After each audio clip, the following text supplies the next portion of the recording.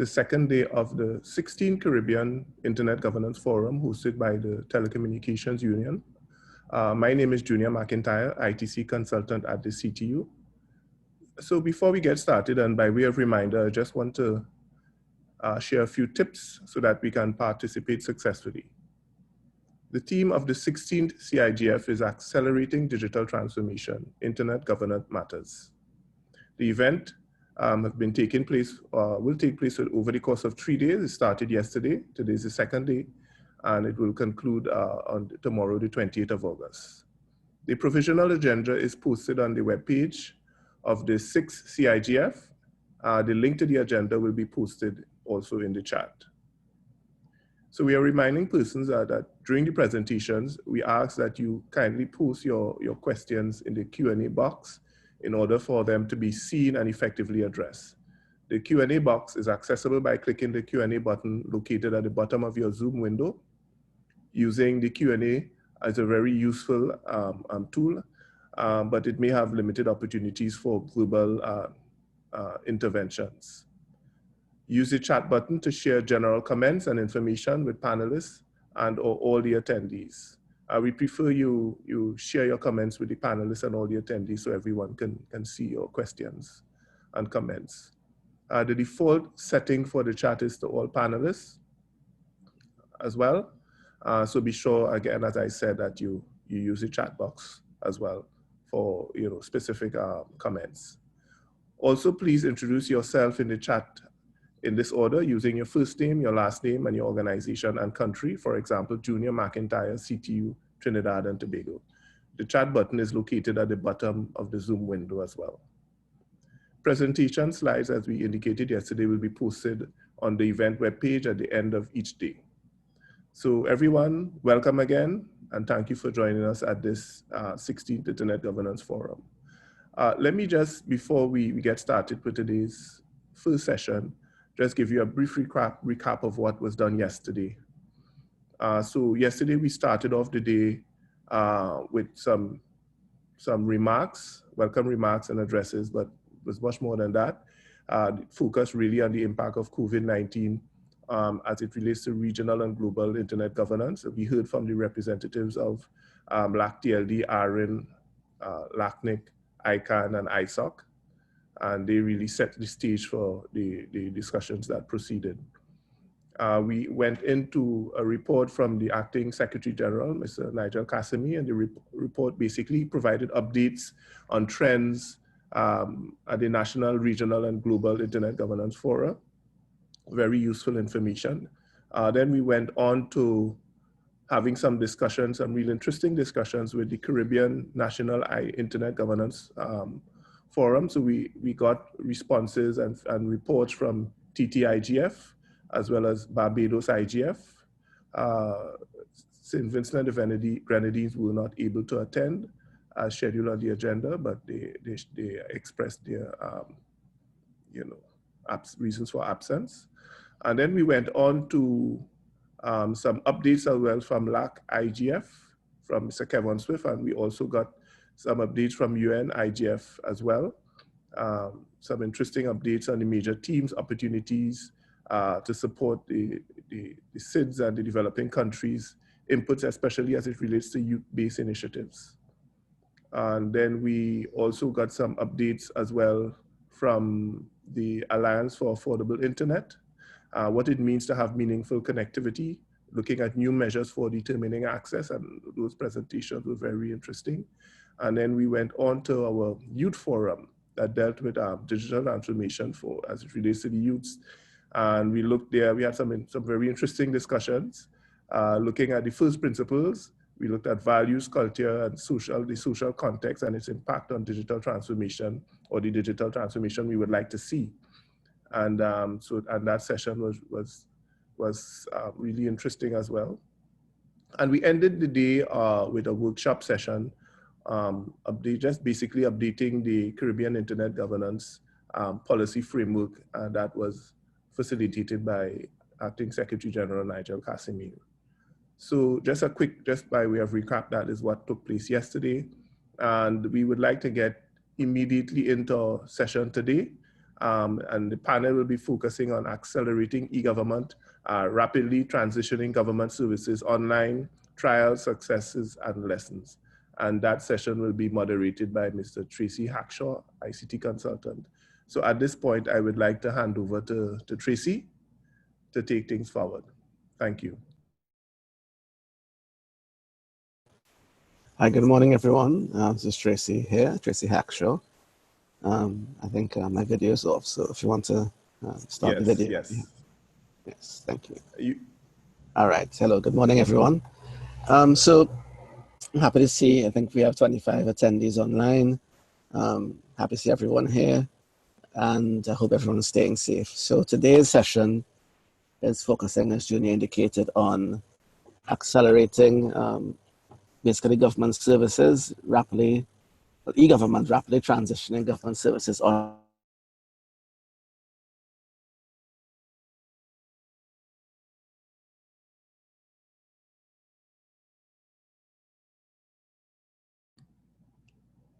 Are we hearing? No, he might have lost sound. Yes, his probably his bandwidth is on his side. His video is frozen as well. Yes, it is. So it's certainly on his side. No, I think somehow I lost the meeting. I'm back. Yes. Hello? Yes.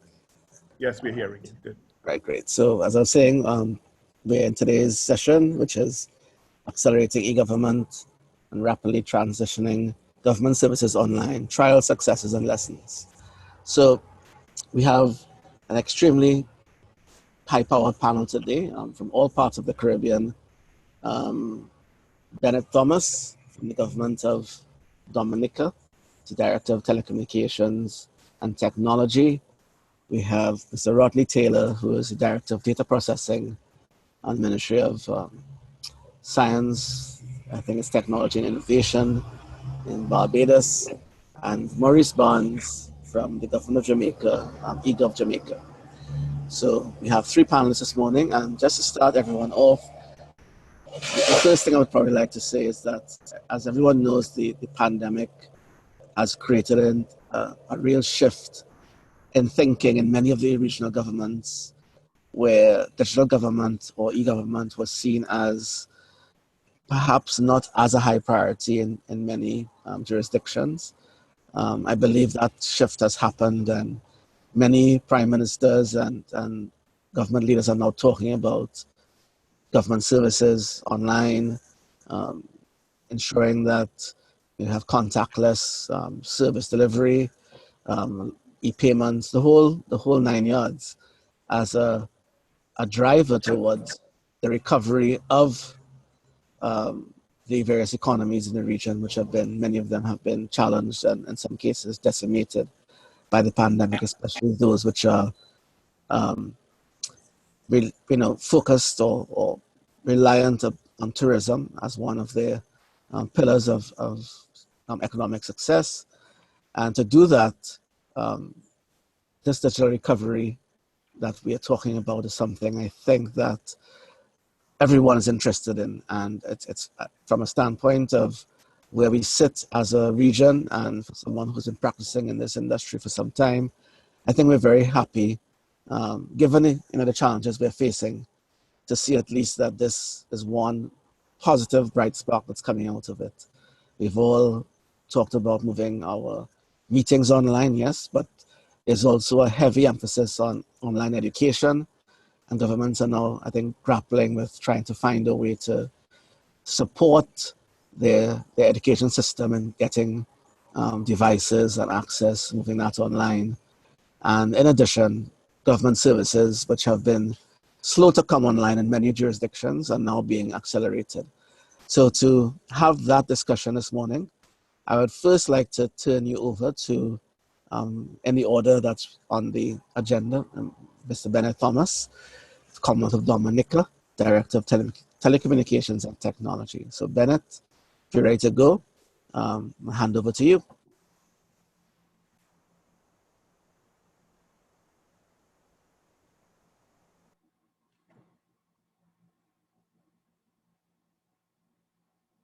Bennett, you may be on mute.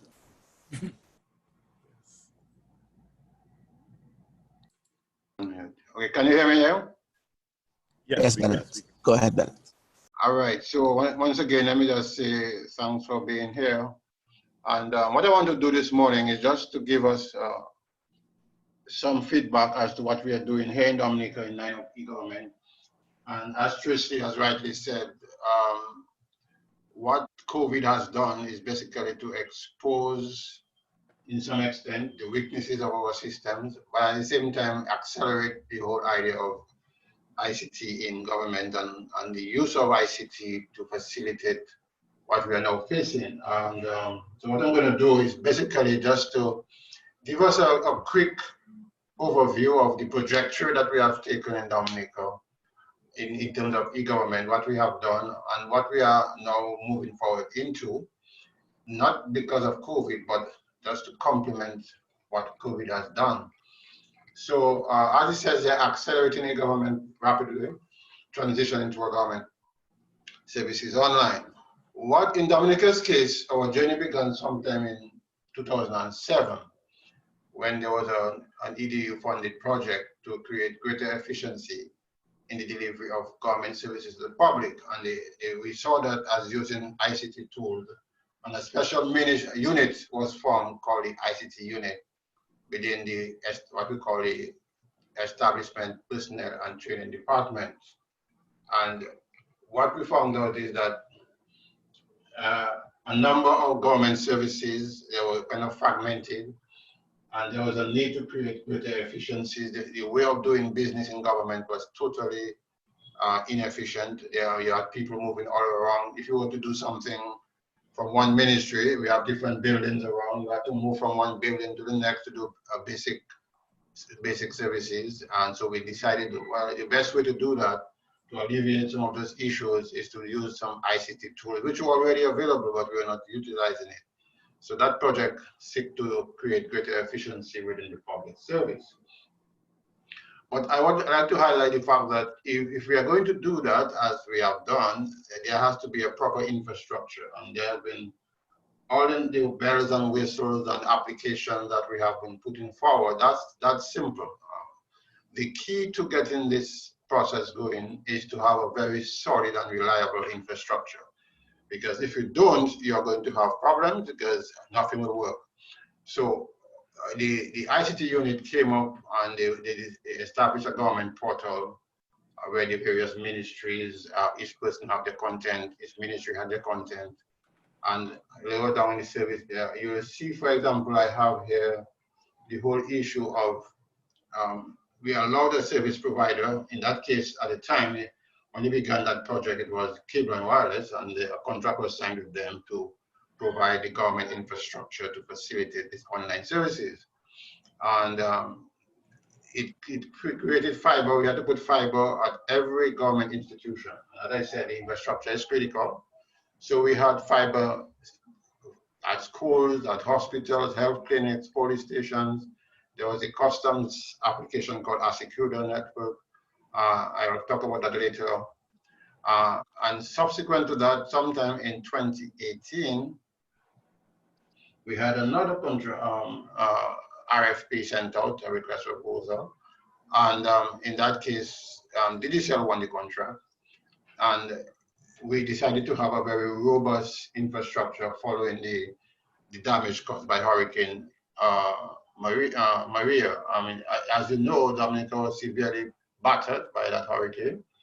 And in a sense, it was something like a new experience with basically starting from scratch. And in that sense, we could come up with something better, a better rebuild, as in what we call building back better. So in the new proposal that we put forward to facilitate this whole online ecosystem, we found out that, look, if we lose the fiber, then what happens? So we had to put an infrastructure in place, which is critical, as I said, with some level of redundancy and so forth. So we had in the new proposal, we had a multi-layered system comprising both underground and overhead fiber. Overhead because of the topography of Dominica, we have certain areas that are very engineering challenge. So we had underground fiber in the new infrastructure. We have overhead fiber. We have air fiber, which is a kind of microwave type technology. We have 2 data centers. We have 21 VSATs, and we also have cloud services. So we have tried to put a very robust system in place.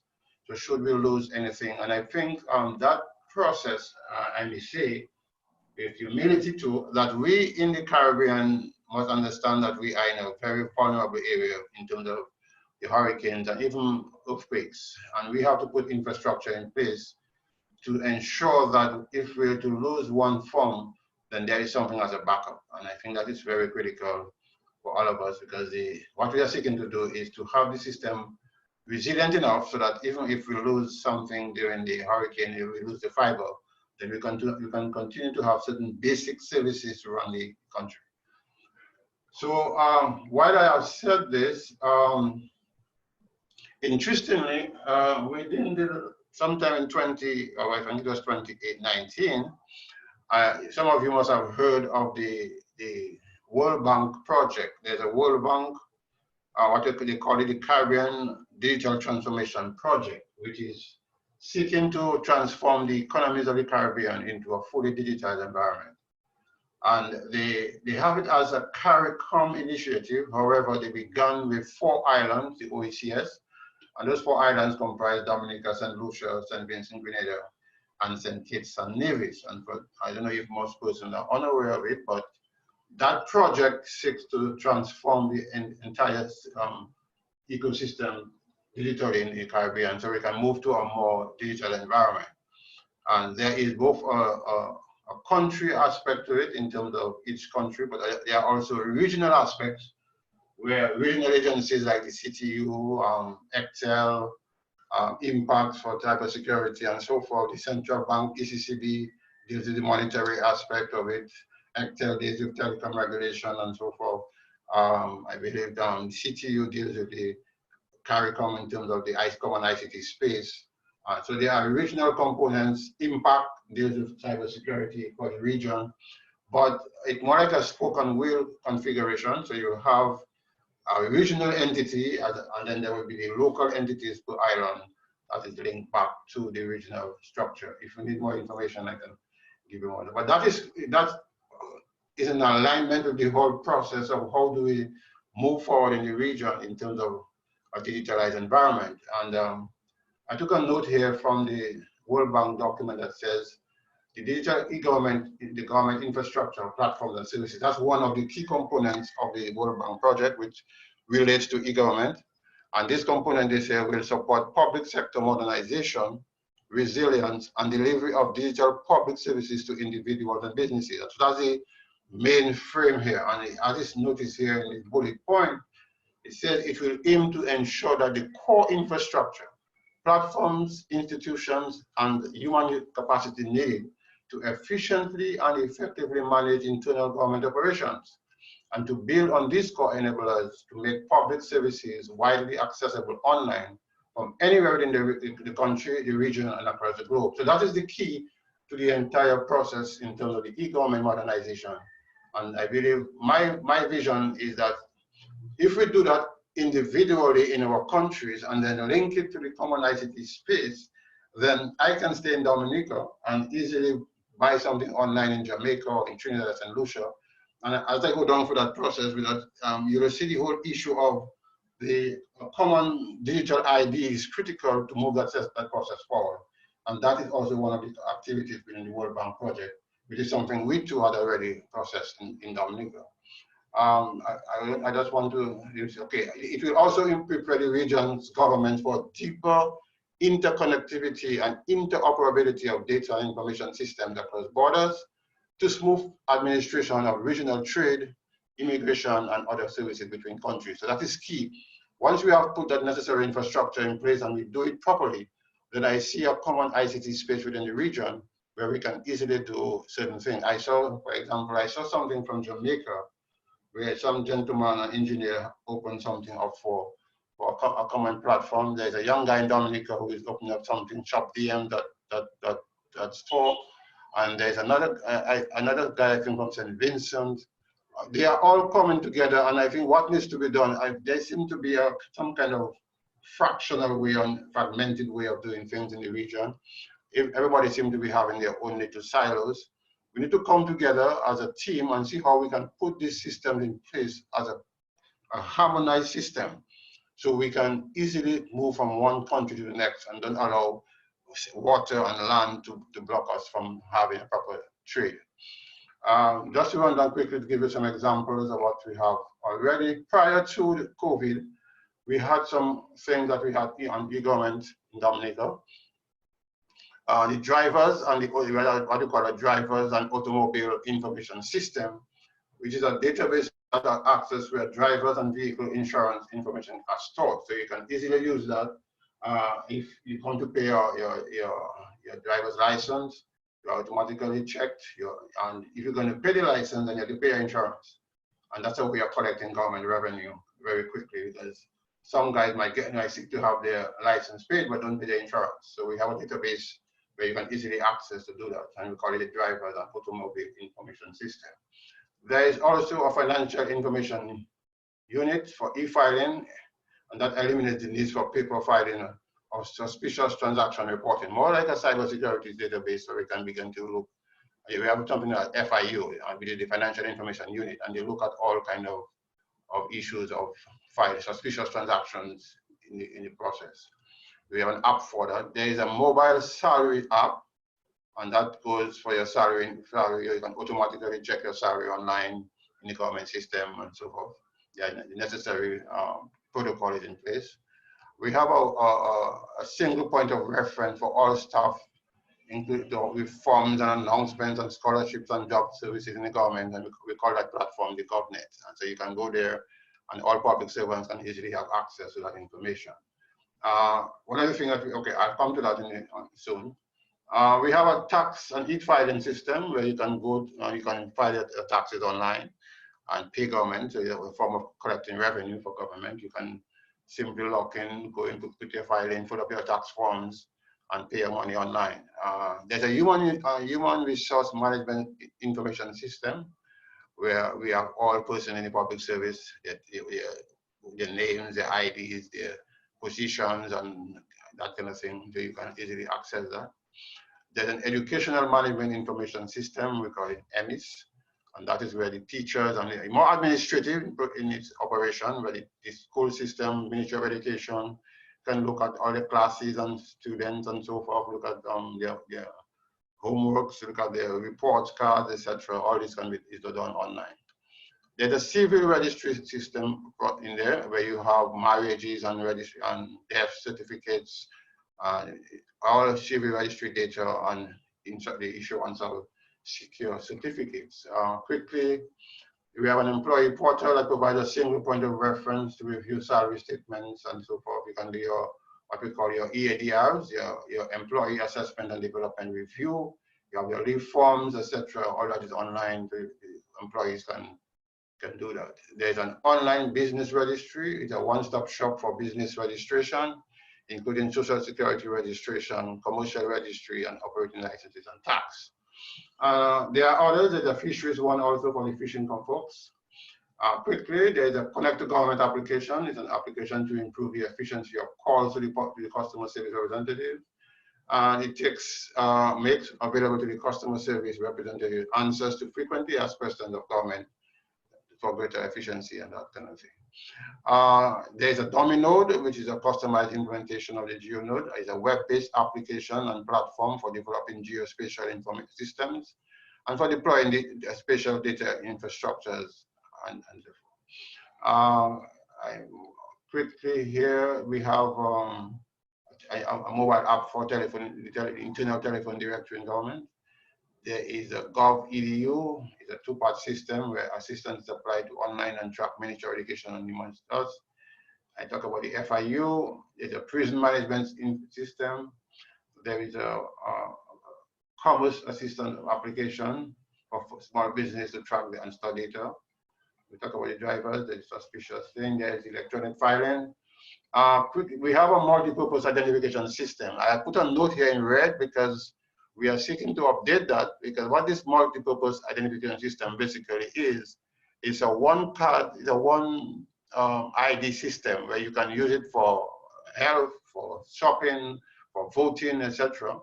In Dominica's case, what happened is that there was an e-grip program running through the region, the OECS, and somehow it was being managed by, I think there was a Freecom as the manufacturer. They went out of business because of bankruptcy, and because of that, that system got held back a bit. So what happened now, this multi-purpose identification system was planning to ensure that I could go to St. Lucia, for example, with my ID, my digital ID, and do some shopping down there. And it easily identify that I'm from Dominica and I make my payment, etc. That kind of thing. I could use it for social security, I can do it for my health, I can do it for paying taxes, I can come to the airport. One system, one system. However, with the issue of Freecom going into bankruptcy, the government here, we decided they wanted to use it also for voter identification for the elections. And because this thing was off, they came up with a new system just for voting, but it's able to be, it is backward compatible to this system. So interestingly, we have not instituted it, but it's something that's going to be done. While we were working on the MPID system, the OECS came up and said, okay, let's see how we can do this in a more harmonized way. And as a result, we came up, they call it the OECS ID. And so the OECS is also looking at that whole process of a common digital ID. And instead of having it in Dominica and so forth, but Dominica has been leading that ID system. So we are working with the OECS desk to ensure that we have a common ID among the island. And that is fundamental for the whole e-government service, because you need to have a common ID to be able to access all this information. I have in fact, I put in the World Bank project here, also has digital ID, and so we are going to just amalgamate them into one. And as we have told the World Bank personnel, critical to this whole e-government infrastructure is a digital ID. And we have a document management system that we're working on, and we had something called Prestige, which I believe is kind of outdated. And so we are looking at either using NewGen or Alfresco to do the same and much more of this document management system. I remember clearly that you have to do too much, there's too much paper, we're looking for a paperless office. And using the NewGen or Alfresco services, we can get from point A to point B. I mean, sometimes the ease of doing business in this country is crazy.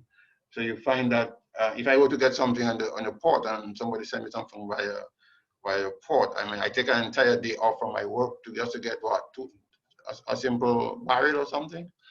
And a lot of the documentation is online, but we have not utilized that service. So this entire document management system with electronic signature and everything can be done. And then when I leave my office, hopefully within 2 minutes, 3 minutes, I should be able to get my stuff. So that's what we are seeking to do with this entire process of document management. We spoke about the civil registry system, and I think for now, I will stop here and entertain any questions you may have. All right, thank you very much, Bennett. That was extremely interesting, and I'm keen to understand, especially your digital ID project. That's perhaps going to be rolled out throughout the OECS, how that will work.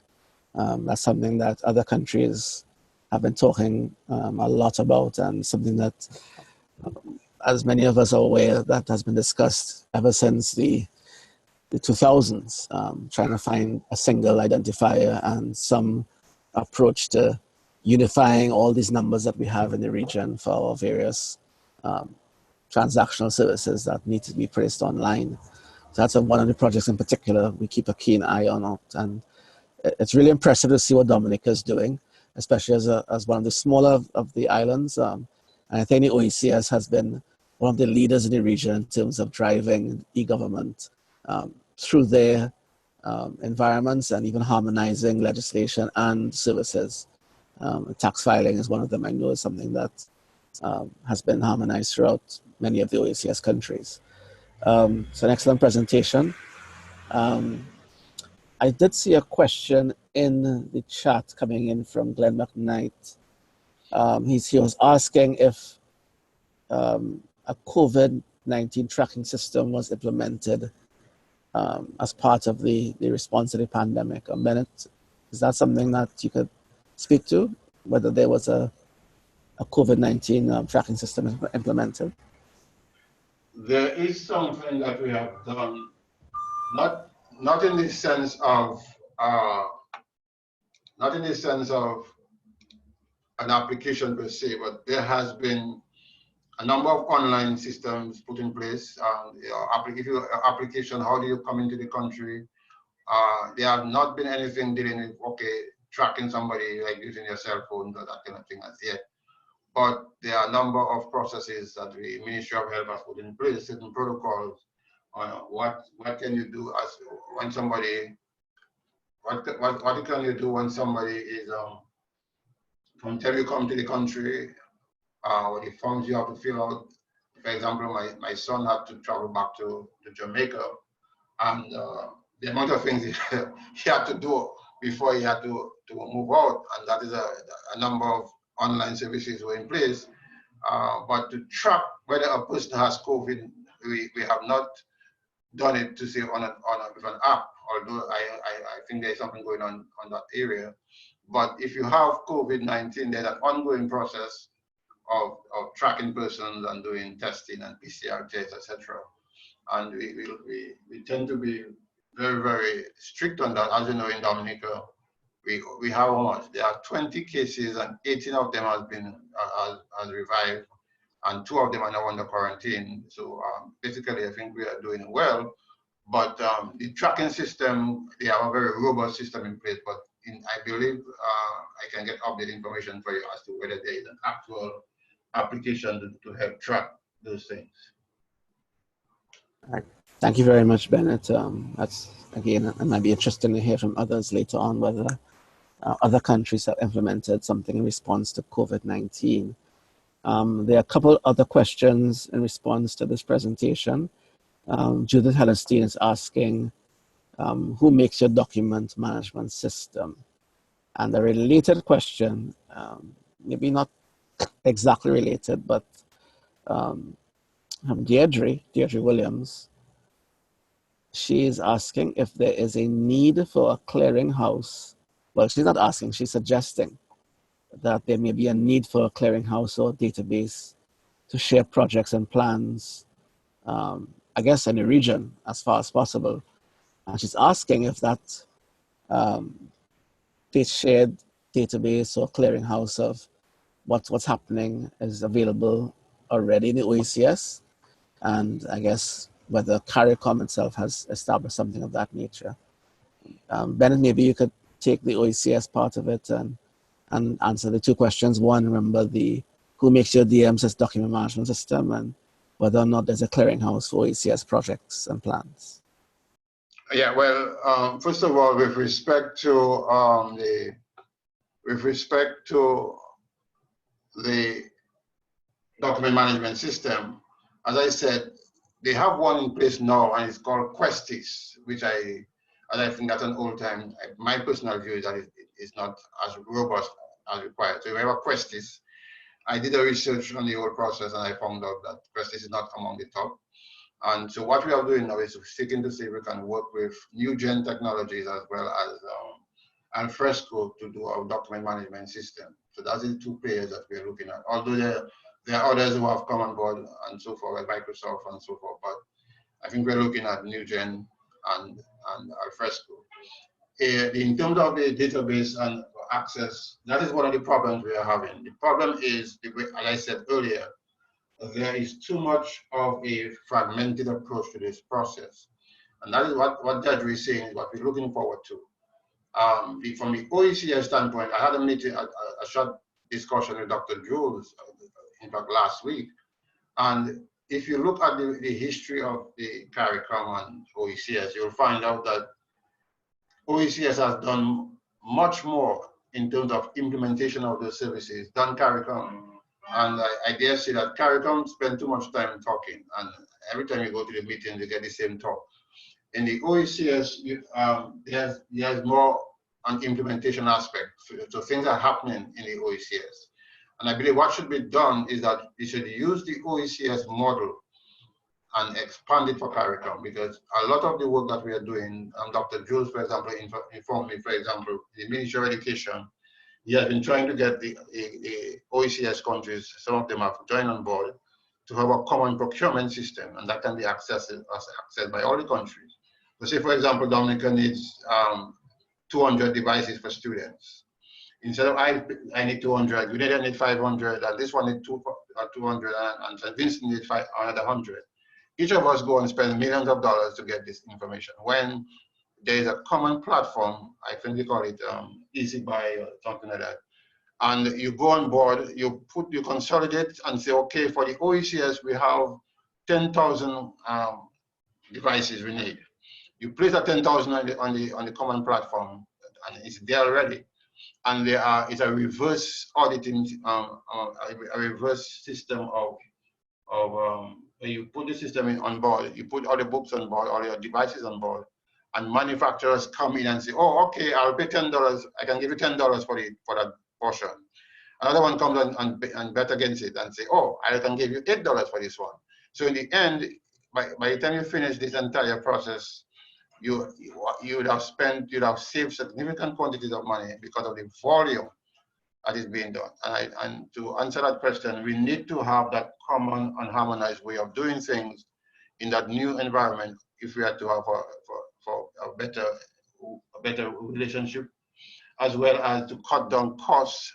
And the issue of using AI for procurement is critical. We need to have a common procurement policy to ensure that we do it properly. And that's what has to be done. And I think the OECS already has begun that process.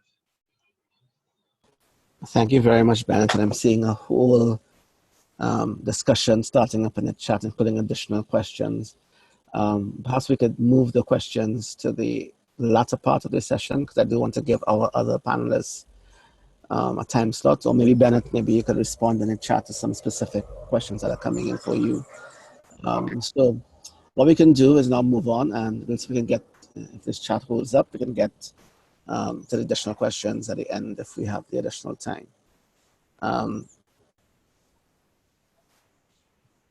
Rodney Taylor from Barbados, Governor of Barbados, Ministry of Science, Technology and Innovation, I believe. Rodney can correct me. Smart technology, right? Correct. Thank you. Rodney, Director of Data Processing. I know Rodney very well, a colleague of mine. He used to, from way back in the IGF and the CTU, he was involved in CTU and the Commonwealth Secretariat. Rodney, welcome, and over to you.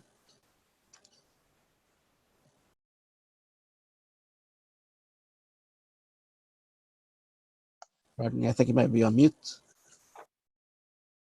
Okay, good morning all. Thank you, Tracy. Can you hear me? Yes, we can. Okay. Good morning all. Start my video. Let's start your video. Okay, good. All right. Let me just go back a bit. Sorry. All right. Can you see the presentation as well? Yes, we can.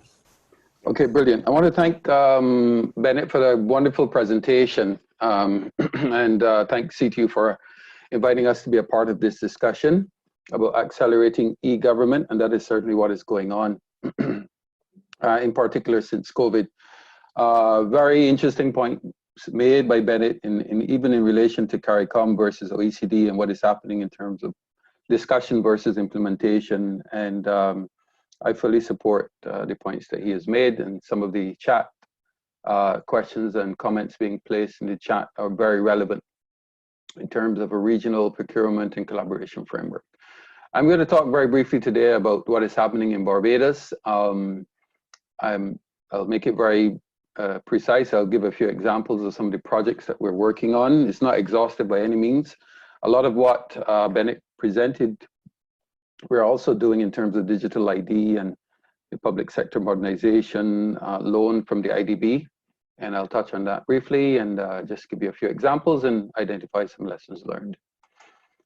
So the Ministry of Innovation, Science and Smart Technology, or MIST, as we call it, was established since the new administration took office in 2018.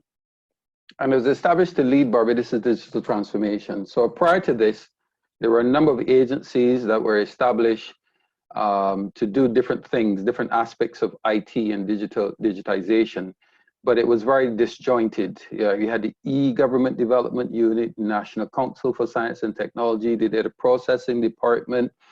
And so the new administration merged them into one ministry with a very sharp focus on implementing and driving digital transformation, not just in the public sector, but nationally. And so it was established, it's being headed by Senator the Honorable Kay McConney, who is also, of course, participates in the CTU regional meetings. And our mission is we've adopted a mission called EASE, which is to make public services easy, accessible, easy, affordable, safe, and efficient. And that is what we're trying to do in a digital context. And while we have amalgamated all of the different government departments, our move now is really to streamline the new ministry and the structure that breaks down those silos of different departments so that we are able to deliver services more efficiently. Our mandate is born out of the government's manifesto, which is one of the policy statements that we fall under, is to build a strong economy, all right? Building the best Barbados together. And the digitization projects are aimed to build new economic planks for growth and development. Okay, she requested, okay. All right, so digitized government in Barbados is one of the key, okay, thank you very much for that, initiatives. Okay, so as Bennett pointed out, we are also beneficiaries of an IDB loan of US $40 million, and I've shared the link in the subsequent slide, and I've also posted it in the chat to provide you with more details on what that project involves. There are two main objectives: to drive government digital transformation and service quality improvement.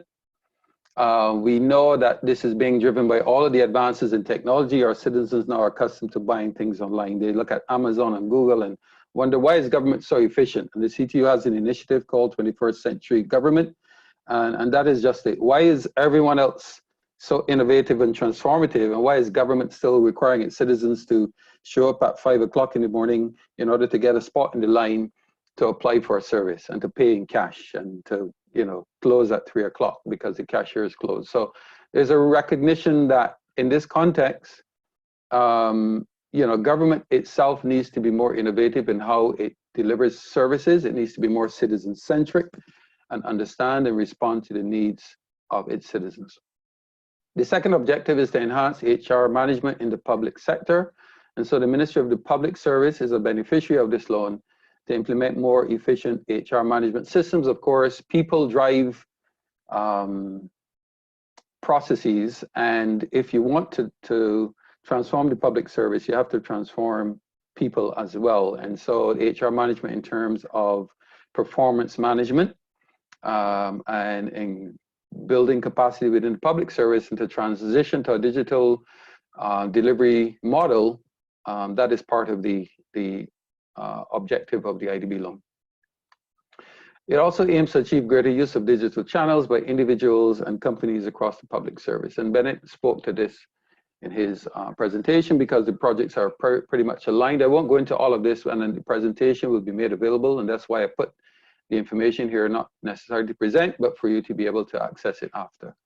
But digital ID is one of the key components as well, and we've started implementing that project. And we actually signed on to a CTU initiative to establish a common framework within the region for digital identities, because ideally, you want to be able to move from one country to the next with your smart ID card or your digital identity, and be able to open a bank account, start a business without having to produce proof of address or bank statements and stuff like that, so that it can certainly facilitate interregional transactions. All right, and we also actually have already implemented the electronic documents and records management system. That's done, and our next task we're working on now is the implementation of an e-services platform That is based on an interoperability framework, which basically means that it allows one government department to share data with another government department, so the citizen doesn't have to produce a document from one that was given to them by one government department, because that department already has access.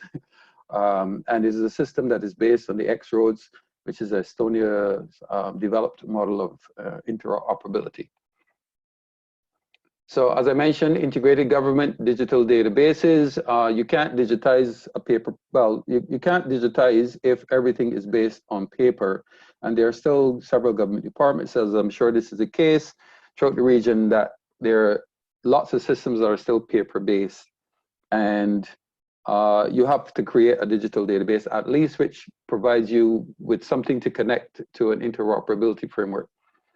So the digitization of those records have started. We've started digitizing things like police records, criminal records, because the application for police certificate of character, which I will talk about later, is one of the services that we made available in short order.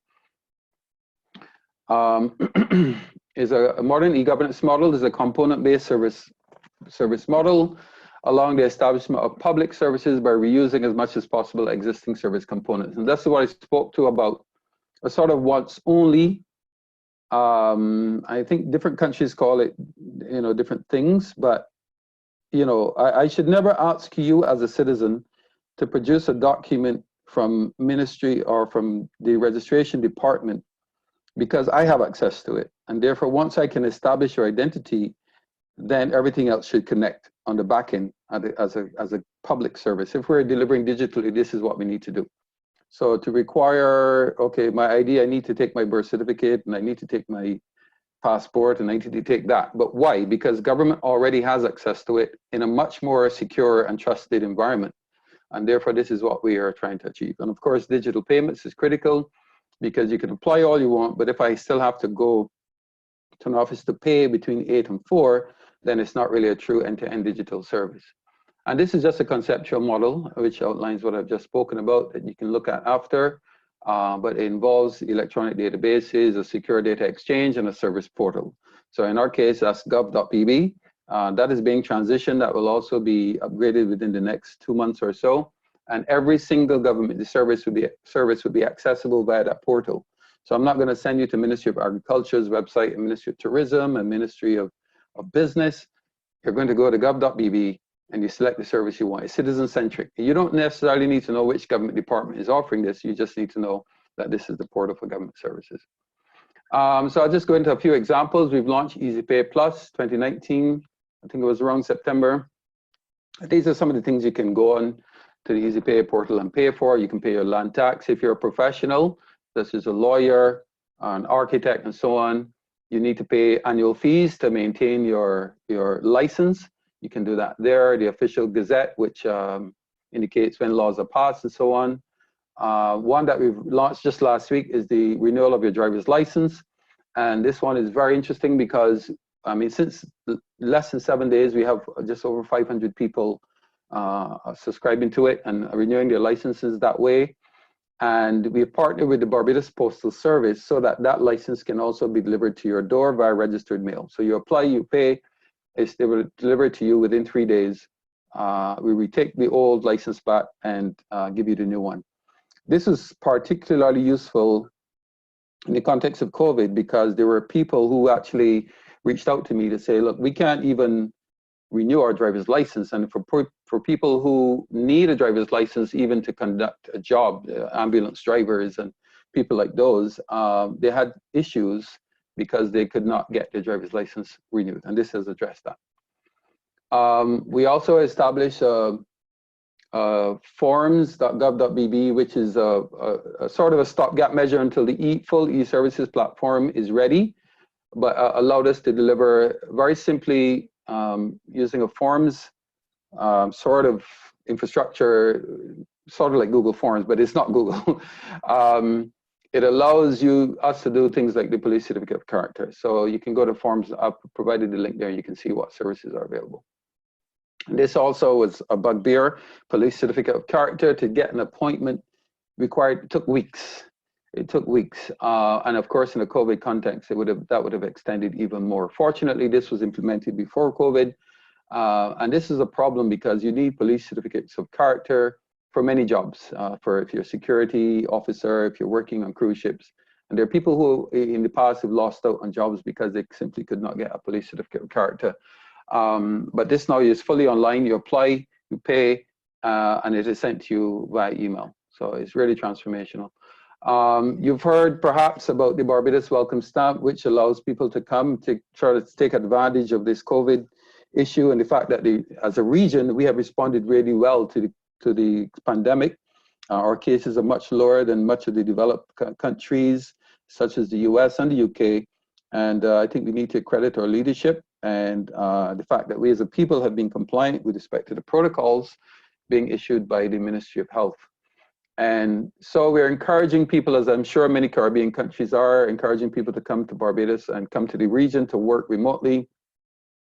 I think if you look at value for money, you can pay a lot less in Barbados, in Trinidad, in St. Vincent and Dominica, enjoy the lovely weather, enjoy the good infrastructure, the fiber, there's connectivity in the region that rivals connectivity in the UK, the USA, etc. So this is a service that we launched just within the last few weeks and have received an overwhelming response from people all over the world.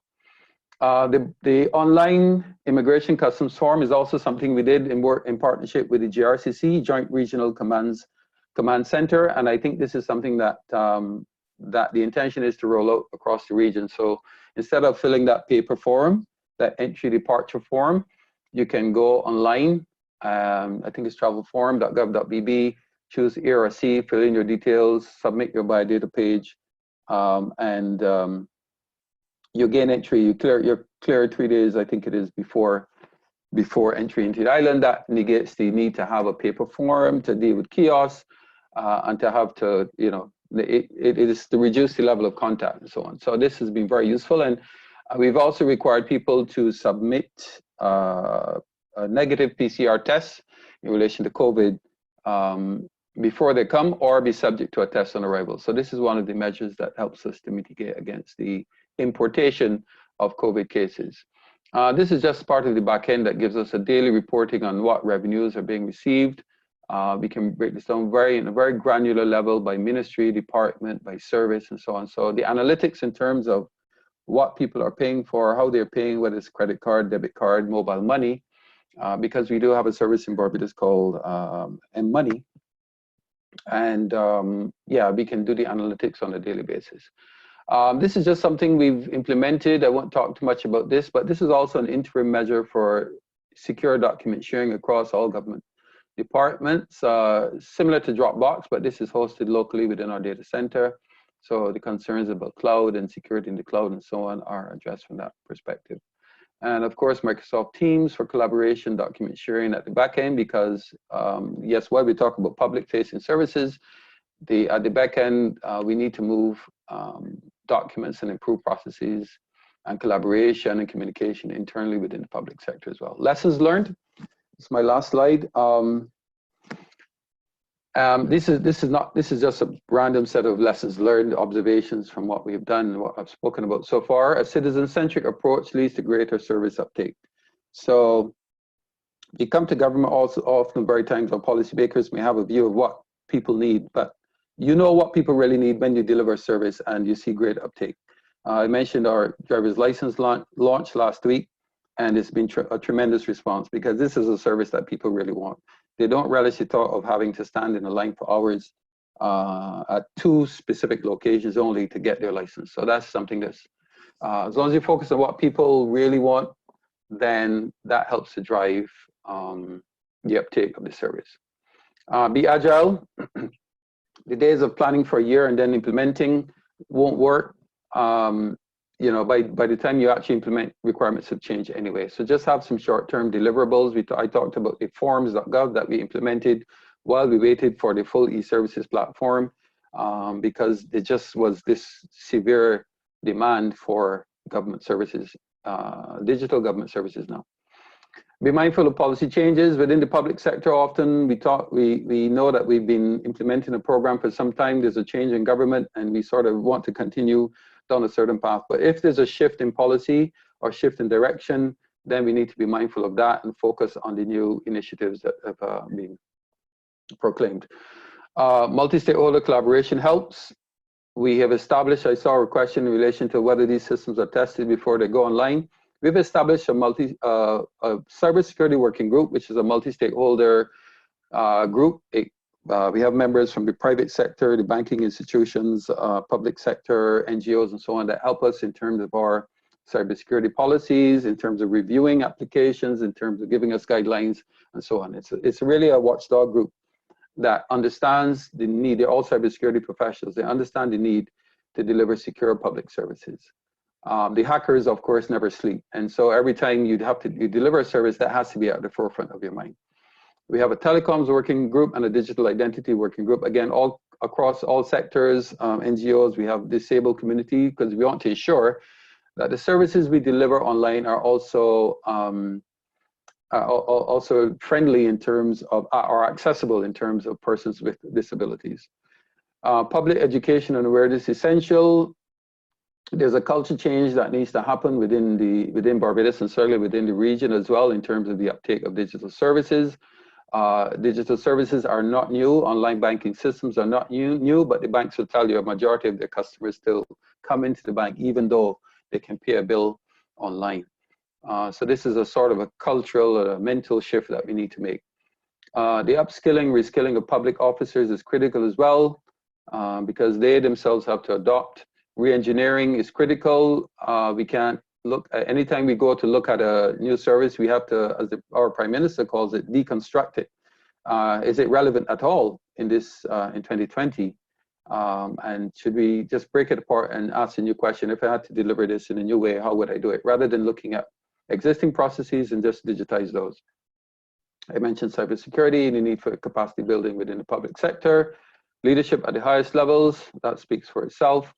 Infrastructure that Bennett mentioned, that we have very good infrastructure in terms of fiber in the region that was tested during the COVID and the remote work, the work from home initiatives. And I think it stood up, for my own experience, it stood up pretty well, but we need to move forward on things. I think they were mentioned yesterday in the CIGF, persons like Bevel Wooding and so on would have mentioned the need for ASNs and IXPs and for caching services that allow us to build more resilient and reliable networks, not having to go out to North America to get back to a service. And that is one of the things I've been pushing for, because there is the demand, yes, for cloud services, because we can spin up infrastructure more quickly, but then what does that do to our own efforts to build solid regional infrastructure? And so there is that trade-off in terms of, yes, the cloud is there and most of it is hosted in North America, Europe, and so on, but we need to build. I don't think that citizens should have to go to North America to access local services. And I think that is something we need to focus on. Digital is critical, and this is my last point. It is not a nice to have services. There are some services that simply could not be delivered unless it was a digital environment. So I mentioned the driver's license. This is not something, okay, it's nice to have it online. No, if you don't have it online in some cases in this pandemic, you just will not be able to offer it at all. And so this heightens the imperative for us to move forward with our digital initiatives. And on that note, I want to thank you for your attention. Well, thank you very much. Thank you very much, Rodney. And I think I love that last point you made. Digital is critical. I think that's a very useful, I think I'm going to steal that catchphrase from you. Digital is critical. That's really sums it up. And I'm quite impressed with what Barbados is doing, like Dominica. Quite a lot of work being done, both from the standpoint of policy. They're seeing a lot of multi-stakeholder efforts, committees and task forces being set up. And of course, we are seeing quite a heavy emphasis on transactional services. Barbados obviously has their payment system working well for them. They have all of their back-end accounting in place. They're able to see all of their transactions. And I'm saying that because in some countries, and I'm going to be hint to my own self, Trinidad and Tobago, we are still not there yet in terms of our financial environment at the government level, where it's all online and able to be fully transparent and able to do analytics. So that's highly important for that to move forward. Given the time, I'm not seeing any specific questions for Rodney yet. So what I can do is we can roll the questions up to the end. Perhaps what you can do is add some questions in the chat now for Rodney, or in the Q&A box if you have them directly, and Rodney can try and answer them, as well as for Bennett if you still have questions. And once Maurice is completed with his presentation, we can probably take a more open approach to it. We'll have Maurice field some questions first, and then perhaps everyone thereafter. So I don't want to do Barbados that, but I did want to give Bennett and Dominica, since the country of Dominica is not often put on the world stage like this. So I think it was great to have Dominica answer some questions live. So with that, I'm going to then ask Maurice if he's ready to share screen. Thank you, Maurice, and go right ahead. Maurice is the CEO of eGov Jamaica, and let's hear from what Jamaica's doing. Thanks. Thank you very much. Good morning, everyone.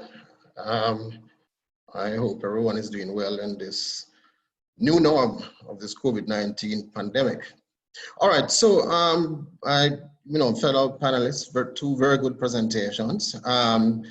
Albeit, Jamaica as well, we all seem to be having, same common problems, which we need to tackle. Certainly, within the region. So for my presentation this morning, I'm not going to delve too much into some of the existing online services, and rather just focus on a particular case study coming out of this COVID pandemic, which has allowed us to move even faster in terms of our transitioning to a digital government. All right, so just to get started, just to tell you, before this pandemic started, Jamaica was on a journey in terms of moving from e-government to digital government. And what you're seeing on screen basically just gives an idea as to the direction that we're taking. Coming up from the bottom, we have what we're looking at as in terms of governance and leadership, etc. We have eGov Jamaica Limited, which is the government company which I head here under the Ministry of Science, Energy and Technology. We also have an Office of the Chief Information Officer, which also resides in that ministry, which focuses more on policy standards in ICT, while eGov Jamaica Limited, our primary focuses on implementation of ICT services and solutions. We passed a law which would see the establishment of an ICT authority, which basically will combine these two entities into one and will be headed by the CIO of the government. That work to transition to this new authority is now currently in place, and it will see the focus of ICT and the digital agenda coming out of this ICT authority, which will, add a greater level of governance, a greater level of focus and coordination in terms of working with all the different ministries, departments and agencies across the government of Jamaica in leading the transformation. From an infrastructure point of view, we have been rolling out for a few years now a island-wide fiber optic network, which will interconnect basically the entire government and also extend that to the security forces, health centers, hospitals, schools, etc. And this is even seen more critical now in this time. And they are actually plans afoot to sort of accelerate the rollout of this network. And I noticed, Rodney spoke about, the use and inclusion of cloud infrastructure. And I also too of the belief that, yes, there are crowd services out there which can be accessed, but we still need to look at our own local build-out of infrastructure.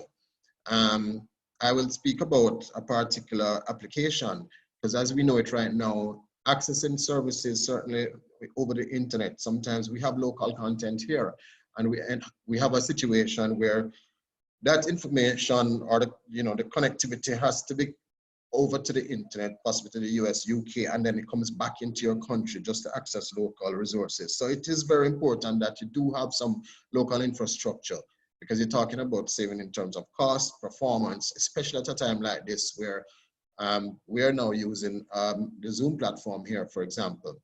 And, so a lot of these connections will have to go outside of the country to come back into the country just to feed you with services, certainly as persons utilize it locally. Zoom does provide for a local connector to actually establish a sort of a local connection, but you still have to access for the meeting management. So it is very important that you have some capabilities and probably augment that with the provision of cloud services as well. So we have that GovNet project, which is currently in train. That is also supported by the IDB through a loan, just over 10 million, which also includes an upgrade to our data center. So we, as part of the building out of our infrastructure capabilities, we'll have a data center for the government of Jamaica, as well as its associated disaster recovery center as well. And this is primarily to serve the entire government of Jamaica, all the ministries, departments, and agencies. We've also established a portal, which is supposed to be a one-stop shop for all government services, which will be placed online. This is currently now being revamped and reimagined to focus not just on providing links to the different websites, but to more focus on a full integrated platform. So we know the challenges, and we've spoken about it in terms of fragmentation, and each ministry departments tending to do their own thing, have their own agenda, have their own roadmap. You will go to one to access one service, let's say, for example, for taxation, and you have a username and a password to log in to access those services. If you also go to maybe a Ministry of Labor and Social Security for additional services, you also have another username and password. So what we want to move towards is one single sign-on. So you have your one single identity, and you'll be able to access all the government's services and sites through one integrated platform. So some work is now being done on that. And as you can see, a unique national identification is critical to this sort of process and provision of these services. We have a national ID project in train. As many persons will be aware that we had some challenges from the legal side in terms of the original law as it was passed. It was eventually ruled unconstitutional, and the government will be going back to the table with that. Nonetheless, the project is very much alive and well. I think it's far recognized that this is something that countries need to have in terms of being able to uniquely identify citizens and residents of your country. We have quite a number of similar services. Barbados would have mentioned quite a few of them. What we don't actually have currently, we are working on online taxes, e-filing for taxes, and online payments. We have a payment gateway, which can be utilized by different ministries, agencies, and departments for making payments for services, fees, etc. We have a single window for trade system, which was recently implemented. Online company and business registration, we also have that in place.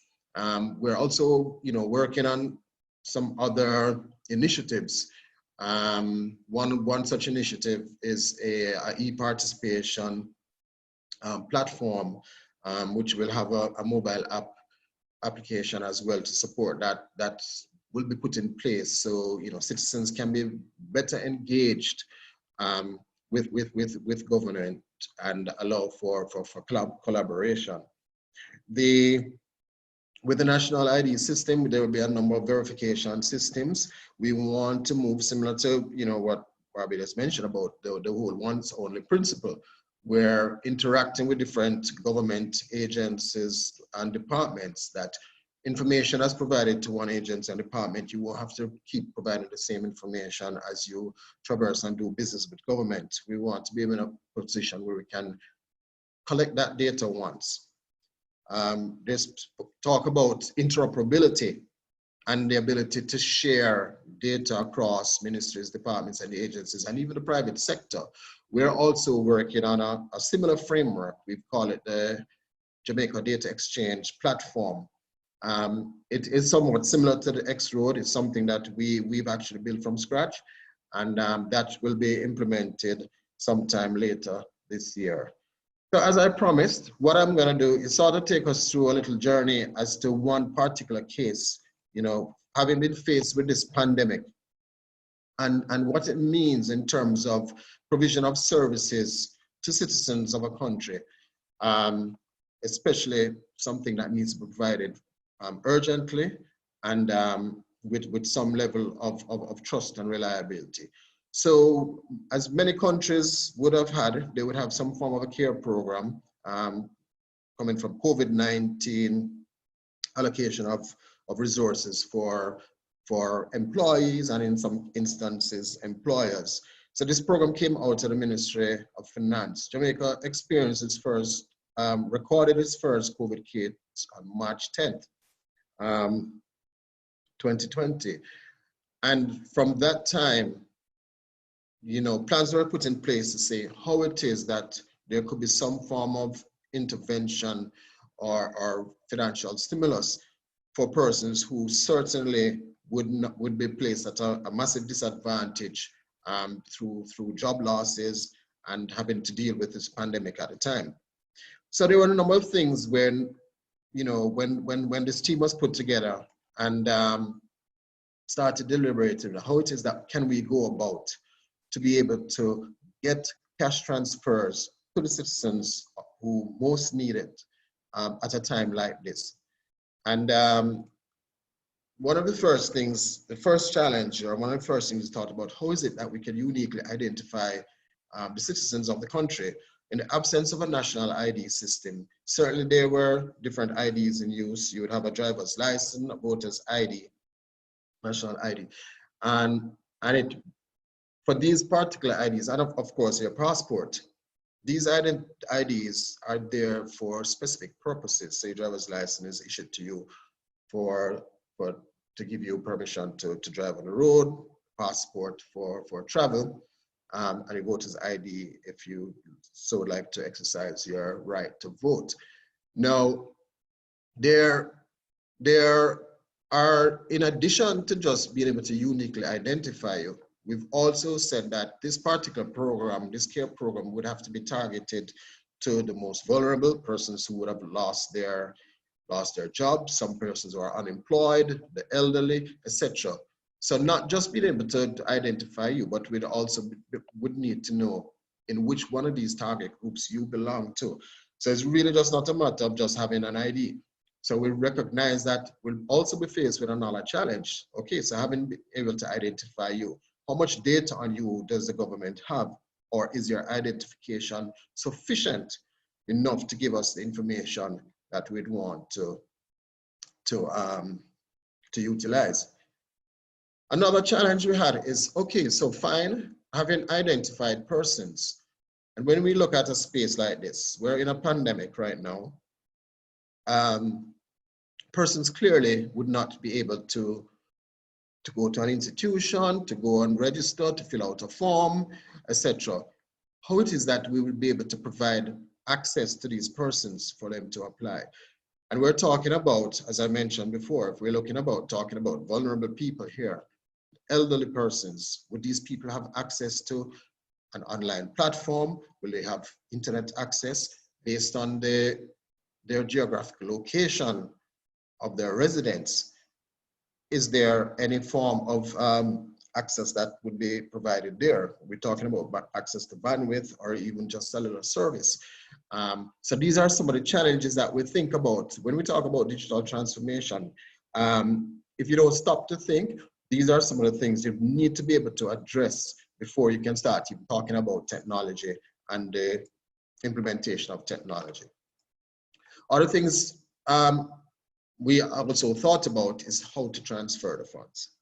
How would these persons get these funds that they're so badly in need of, especially at this time? And not just to get it, we're talking about to get it in a very short space of time. The pandemic was here, business was brought to a halt, people were losing their jobs, people were being laid off, and it was very important and critical to be able to get funds to persons as quickly as possible.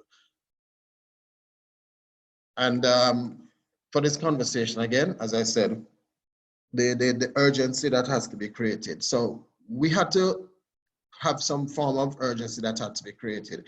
And with this urgency, obviously, clearly, the way that we would have done things traditionally, there's going to have to be some form of modification. And this is really and truly would go to the heart of what is transformation, because it's really about we needed to do something now that we've either never done before or we have to try and do something differently. So having looked at some of these challenges, these are some of the solutions.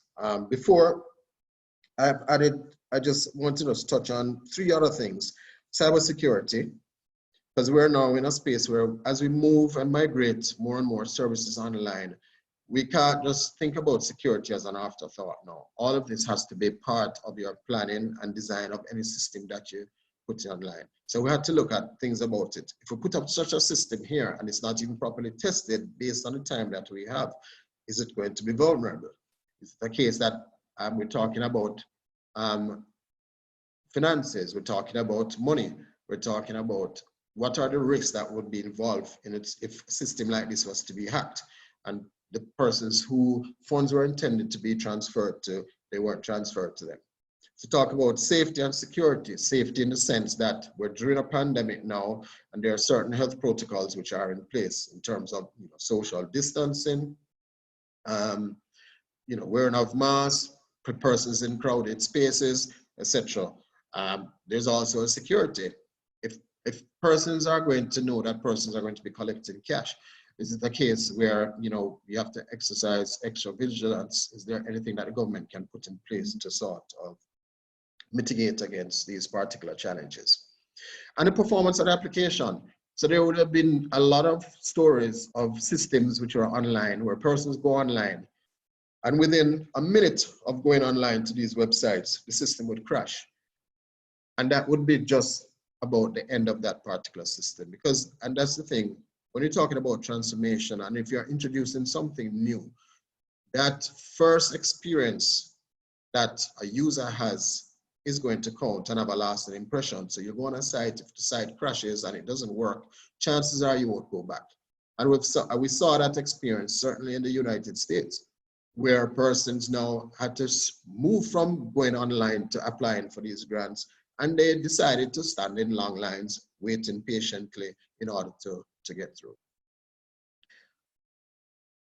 All right, so having identified some of these challenges, and some of these challenges, by the way, would not have been identified upfront, because as you delve more and more and you start working and you start implementing, then you'll start seeing other additional challenges coming to the fore, and you just have to be in a position to be able to react quickly and go back and refine.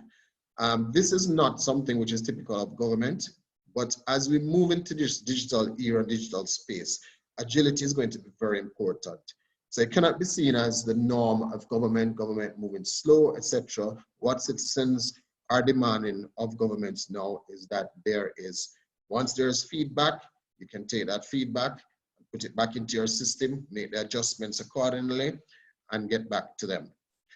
So in terms of our different solutions, what we recognize is that, okay, in the absence of an ID, for persons who were formally employed and filing their returns, the tax administration of Jamaica would have them on record.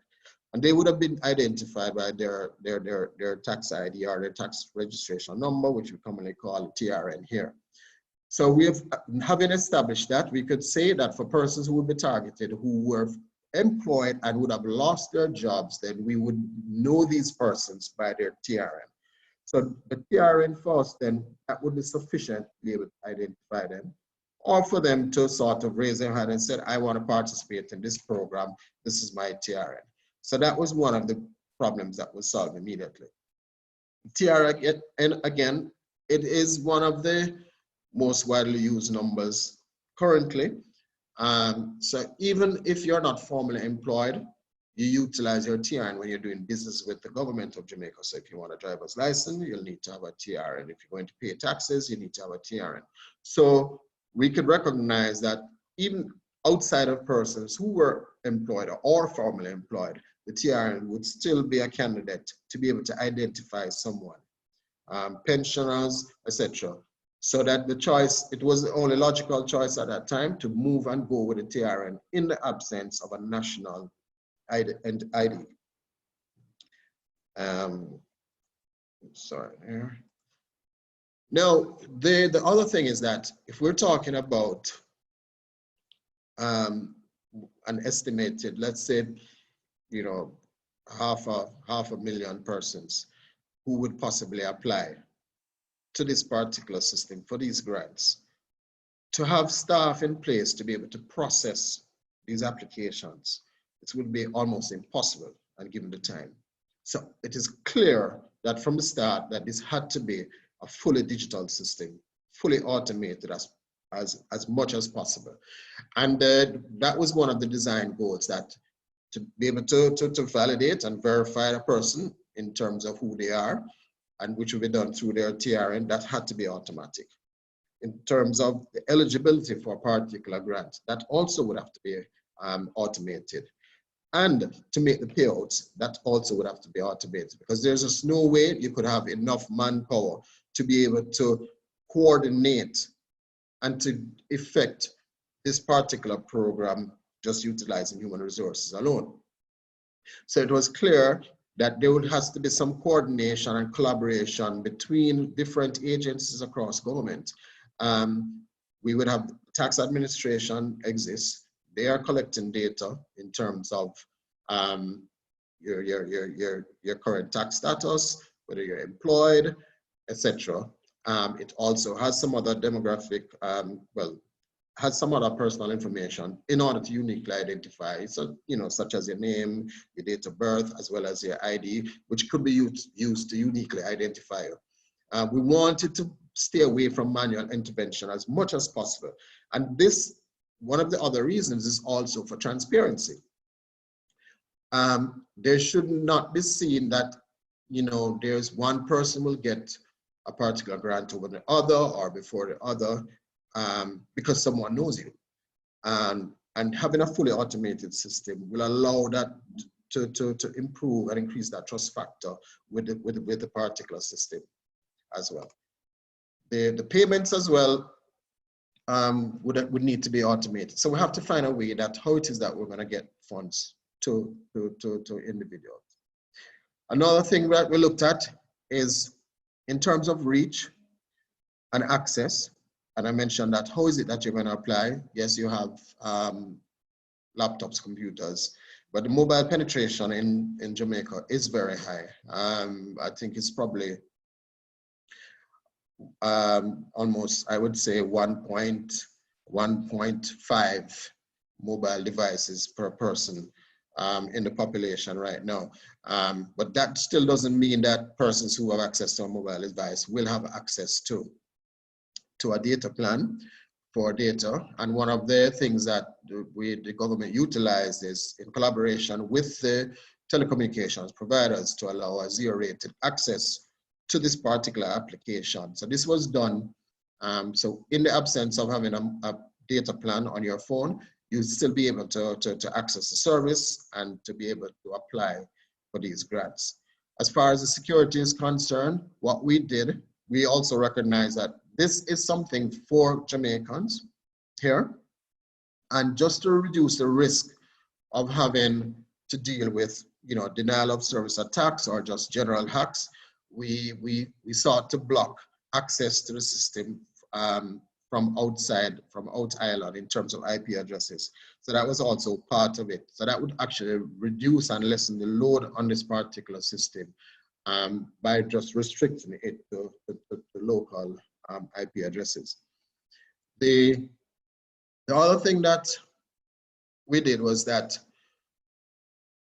in terms of designing the forms, and I think Rodney spoke to this, that digital transformation is really not about taking existing forms and converting them to an online form.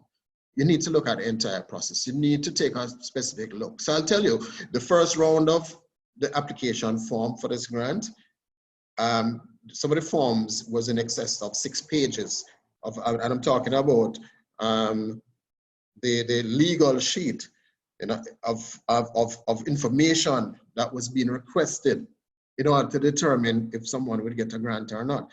And, you know, it was impressed upon the team that, listen, guys, we have to remember that if there's information that government has on these persons, we should not be asking them for that information. In addition, we should not be asking for information which is not going to be utilized in determining whether a grant is going to be given or not.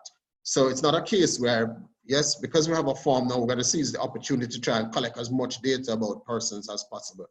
And that's not the purpose of this. And it shouldn't be the case that, you know, persons would have to be given information which is not going to be utilized for the purposes of which. We now have a data protection law in place. The data protection law speaks to things like this in terms of how data is collected, the purpose that it is used for, etc. So even with that in mind, we took the decision that we would collect the minimum information required. And in collecting the minimum information, what this also does is improves and increases the experience for the user in terms of how quickly one can apply by just giving the minimum information and just leading to an overall better experience and interaction with the application. The application, basically, for simplification, it's easy as a 1, 2, 3. So we wanted to get something that would be along those lines, just 3 steps. 1, who you are, how would you like to receive your payment, and the final screen, confirm the information that you've submitted. And it was as simple as that. You put your name, your identification, and your date of birth or something which certainly you would know, and that gets validated in real time. Your application is accepted, and you're given a confirmation as to the receipt. The other thing that came out is that we recognized, again, we did not, the issue that we had about persons in terms of access and the whole digital divide is that we built a system that would allow not just you, the person who is applying, but anyone could apply on your behalf. So it wasn't necessary that you're applying, that you'd have to go and create a username or create a password to remember a password to come back. We allow the system that once you have the information on the person who is applying for the grant, you can just put that information in and the applications will be accepted. Because at the end of the day, when the payments are going to be made, if it's associated with a bank account or if it's associated with a remittance company, in which we gave that option, is that it has to go to the account in the name of the person who is applying. Or if you're collecting by a remittance, the person who's collecting the funds must be the same name, reference number, etc., as what the application is. So that would have mitigated against the possibility of that kind of fraud.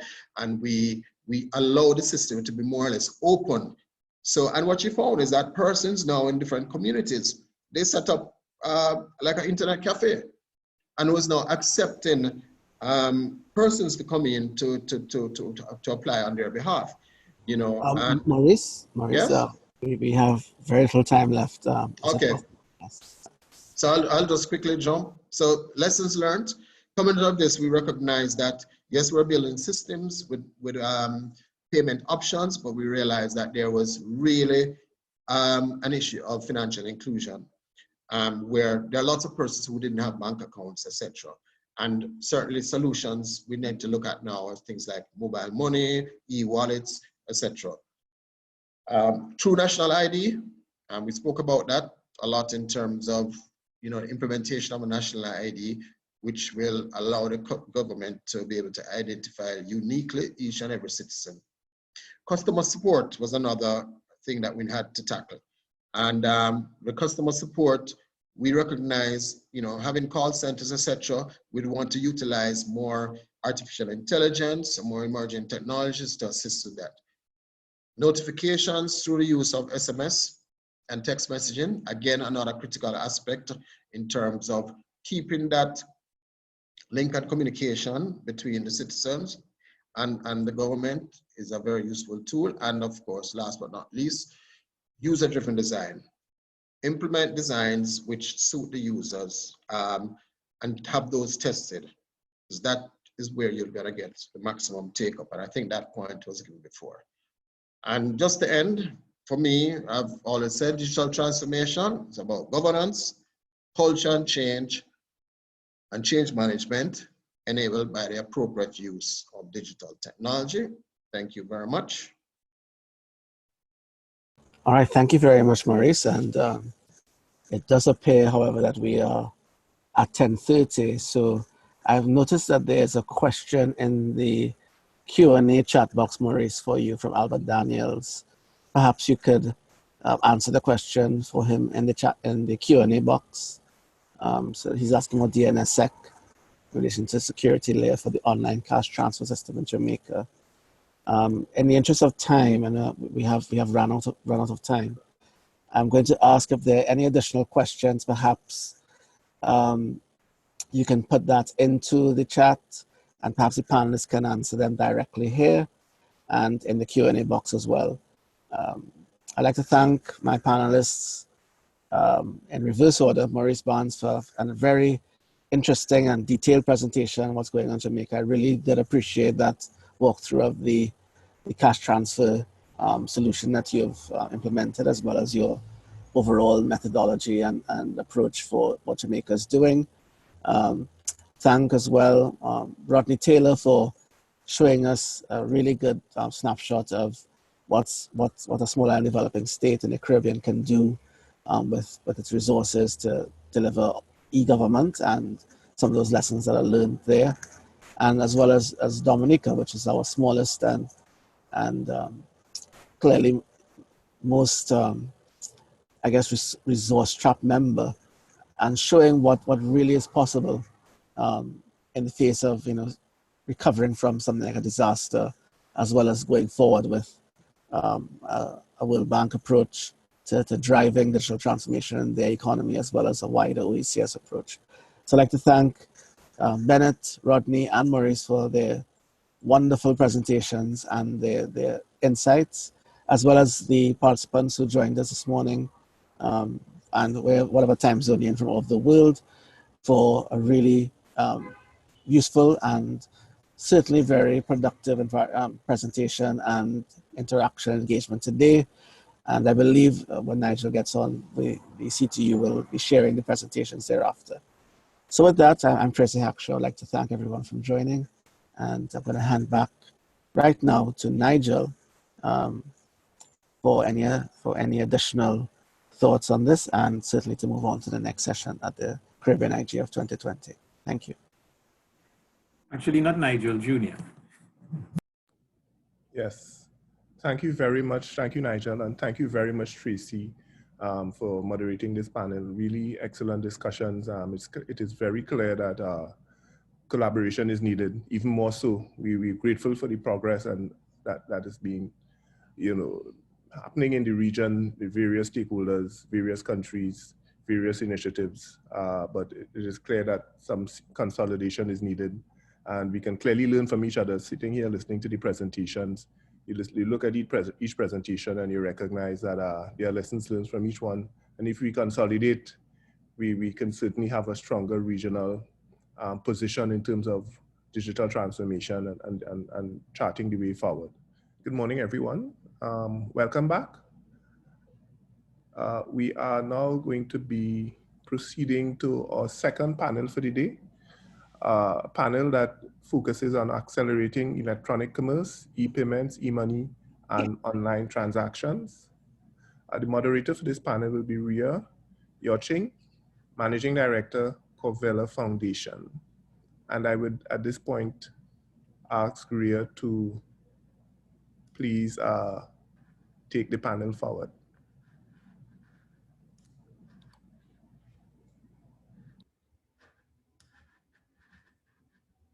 Ria, are you hearing me? I am. Are you Okay, hearing me? Yes, yes, great, great. All right. Good morning, everyone. I hope you had a successful break. I just want to say welcome to everyone. And we are on to our second panel for the day. And I want to say that the panel before with the examples from Jamaica, Barbados, and Dominica were exceptional in setting up what is really the nexus of this entire discussion. And then, of course, moving on to the other panels where this becomes the feeder to some of the other panels going on.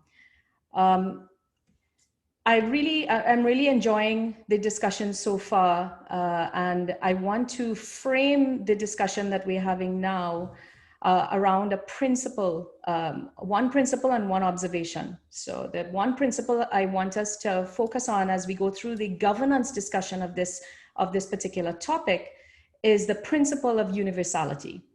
And I think the Jamaica discussion set that up really nicely. And that is when we're talking about digital financial services, when we're talking about electronic commerce and so on, we have to be able to talk about the universal access, the financial inclusion aspect, and so on. So that's the principle under which we want to discuss this topic.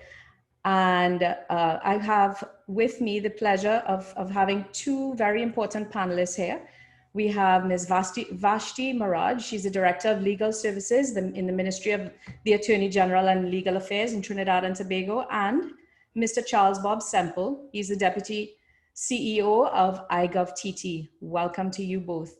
So continuing on for our objective. So our objective here on this discussion is to talk about some of the innovations, observations, and imperatives that are required as we move forward to the next stage of accelerating electronic commerce in the region. And I want to steal something that Yassine said yesterday, or the title of his presentation, which was Meaningful Internet. So let's talk about this around the context of meaningful acceleration of electronic commerce, e-payments, e-money, and online transactions, and so on. So the second pillar that I want to discuss here is this whole pillar of shocks. And if we look at the Caribbean, our greatest innovations come out of our greatest shocks. And I'm really, really pleased to see the acceleration of many of these exercises and initiatives over the last few years. And that is of no surprise. In this particular area in economic transactions and electronic payments, this really started 10 years ago. This is the 10th anniversary of the Haiti earthquake. So if we take a look at just a very, very largely successful launch in Haiti on Chocho Mobile, now turned Moncash by Digicel, we can see that out of that very major shock came a very successful launch and an active player. It remains our longest mobile player or digital money player in the region right now, quite successful. And subsequent to that, the interest around digital payments and e-commerce really started. And over the last 5 years, we've had several starts and several stops. I think the greatest incubator of many of our mobile services actually came out of Jamaica. And many of our failures And I will use the word failures loosely because I think out of those failures came many, many learnings. Certainly those learnings that have been incorporated in some of the observations that were displayed in the presentation earlier. So Hurricane Irma and Maria, of course, platformed us into a level of urgency. And with that urgency came some toying with the ability to use electronic payments for certainly things like cash benefit transfers and so on. And certainly Hurricane Dorian was a very big eye-opener. The acceleration went even faster. And of course, when we talk about the kinds of shocks that we experience now, there is no disputing that the shock or the exogenous shock being faced by the region right now is one of such significance that there was no longer a sequential view to playing around with some of these services. There had to be a very focused, very accelerated, and to use Rodney's term in the last panel, a very iterative view on how we take on this subject, because no one is looking for perfection. We are looking for survivability right now. But over the last 5 years, there's been a lot happening. And at my last count, I had reached around $300 million being pumped in the region through various funds and donor agencies and different agendas. And that's an impressive amount. And in the last 6 months of this exercise, we can see that there has been a far greater acceleration and trial and mobilization of efforts in this area. And I just want to highlight a few of those because I think it's important to identify and acknowledge some of the stuff that's actually going on. If I forget any of the platforms, please excuse me. I mean, I don't have an exhaustive list, but I mean, there's a lot going on. So in Jamaica, the CARE program is exceptional in the area of cash transfer systems for the economic stimulus. We Pay, that was birthed out of Trinidad, did actually have a couple of interesting sectoral interventions over the last few months.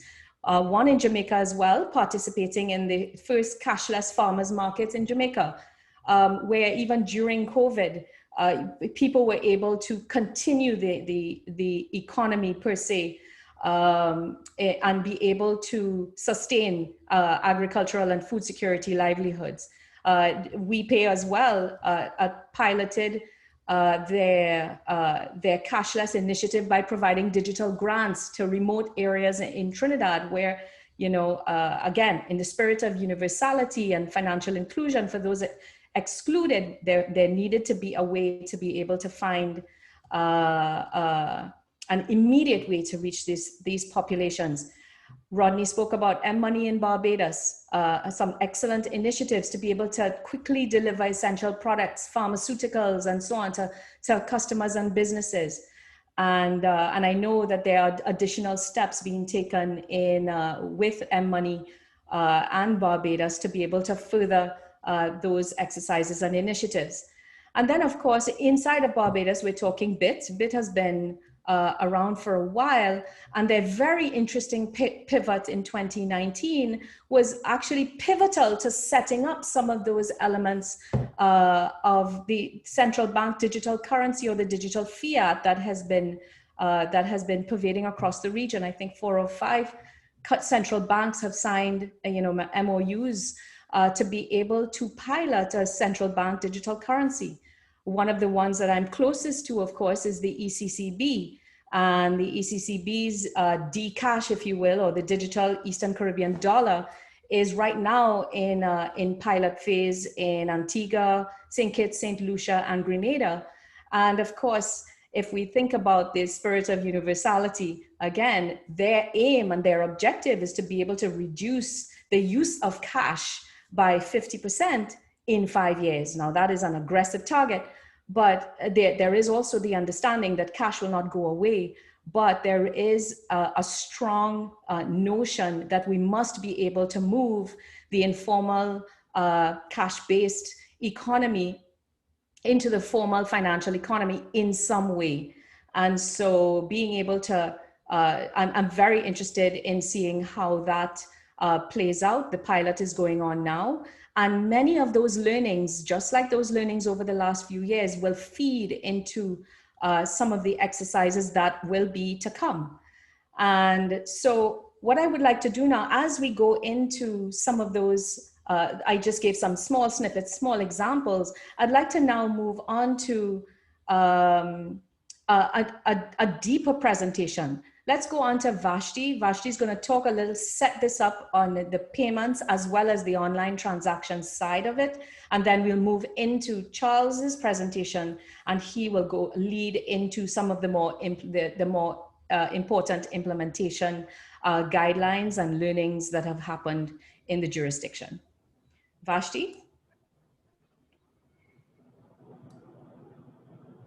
Hello. Hi, Ria. Thank you. I think your IT team needs to allow me to start my video. Okay, there you go. Hi, good morning. Thank you for the introduction, and thank you for putting it into square context within the Caribbean.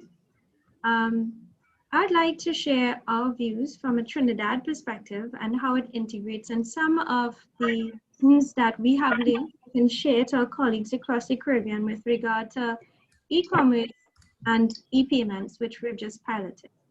So let's go.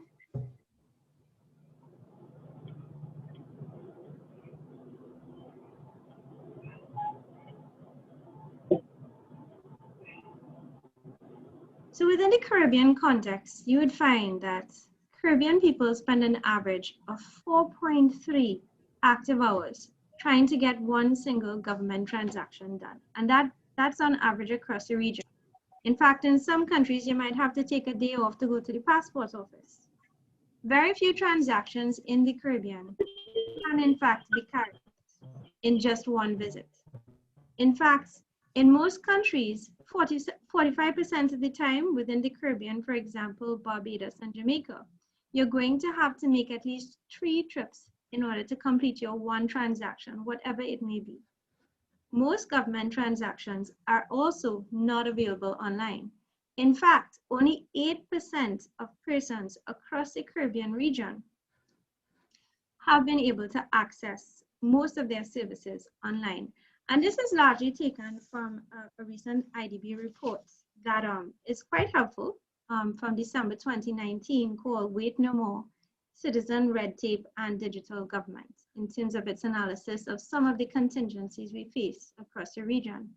And where you put it into very good context just now with regard to the advent of COVID.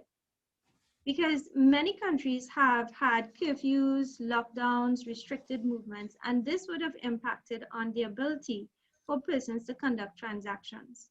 But what has compounded that is that when businesses and governments even try to move online, there are gaps in digital access and processes, which would even limit the people who are able to access the services. So I put it into context, and I'd like to share what we have done in Trinidad in terms of piloting online payments and some of the lessons that we've learned that we can share across the region.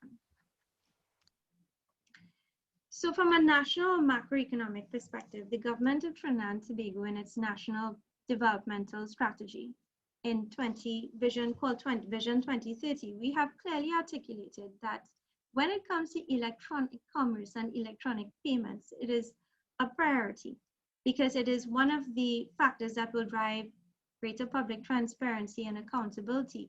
And it is also one of the critical components in ensuring that there's transparency within the government. This is dovetailed with our national ICT blueprint, or national digital plan, in which the government will undertake initiatives to address digital financial services in addition to e-transactions and e-payments. So our ministry, the Ministry of the Attorney General and Legal Affairs, has piloted electronic payments. And it's a process that would have taken a lot of years because it involves taking what you traditionally know and try to change that, the entire business process from beginning to end.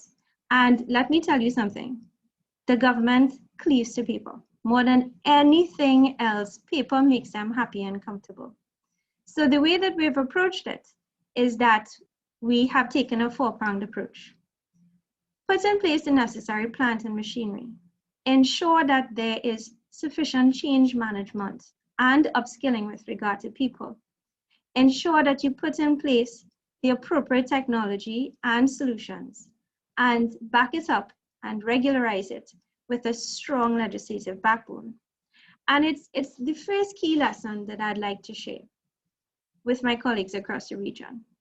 The key driver to change and the key driver to the implementation of electronic commerce and electronic payments is having that drive from the very top. And in that regard, we've had the Honorable Attorney General who has taken it upon himself to be that digital champion, because on mornings when you come to the ministry and you see people lined up outside and they will be there for many hours, it doesn't mean that you're popular. It means that there's an urgent need to re-engineer your processes. We've also had the fortunate disposition to have a very progressive and forward-thinking Registrar General who has not only looked at getting best practice solutions, but has also had a very smart team who would have been continually doing their process reintegration and even developed in-house apps. And we have a dynamic and very, very, very enthusiastic intellectual property controller. But as you would have indicated, the greatest precipitator to change has been COVID. And I also have a permanent secretary who thinks that, the greatest solution and excuse right now is COVID. And the time is now. So that being said, what we did is that we understood that even on a yearly basis, in the Registrar General's department, you have over 140,000 transactions. And the IPO has patents, that continuous patent applications, and that would be amassing to 70% of their daily business. So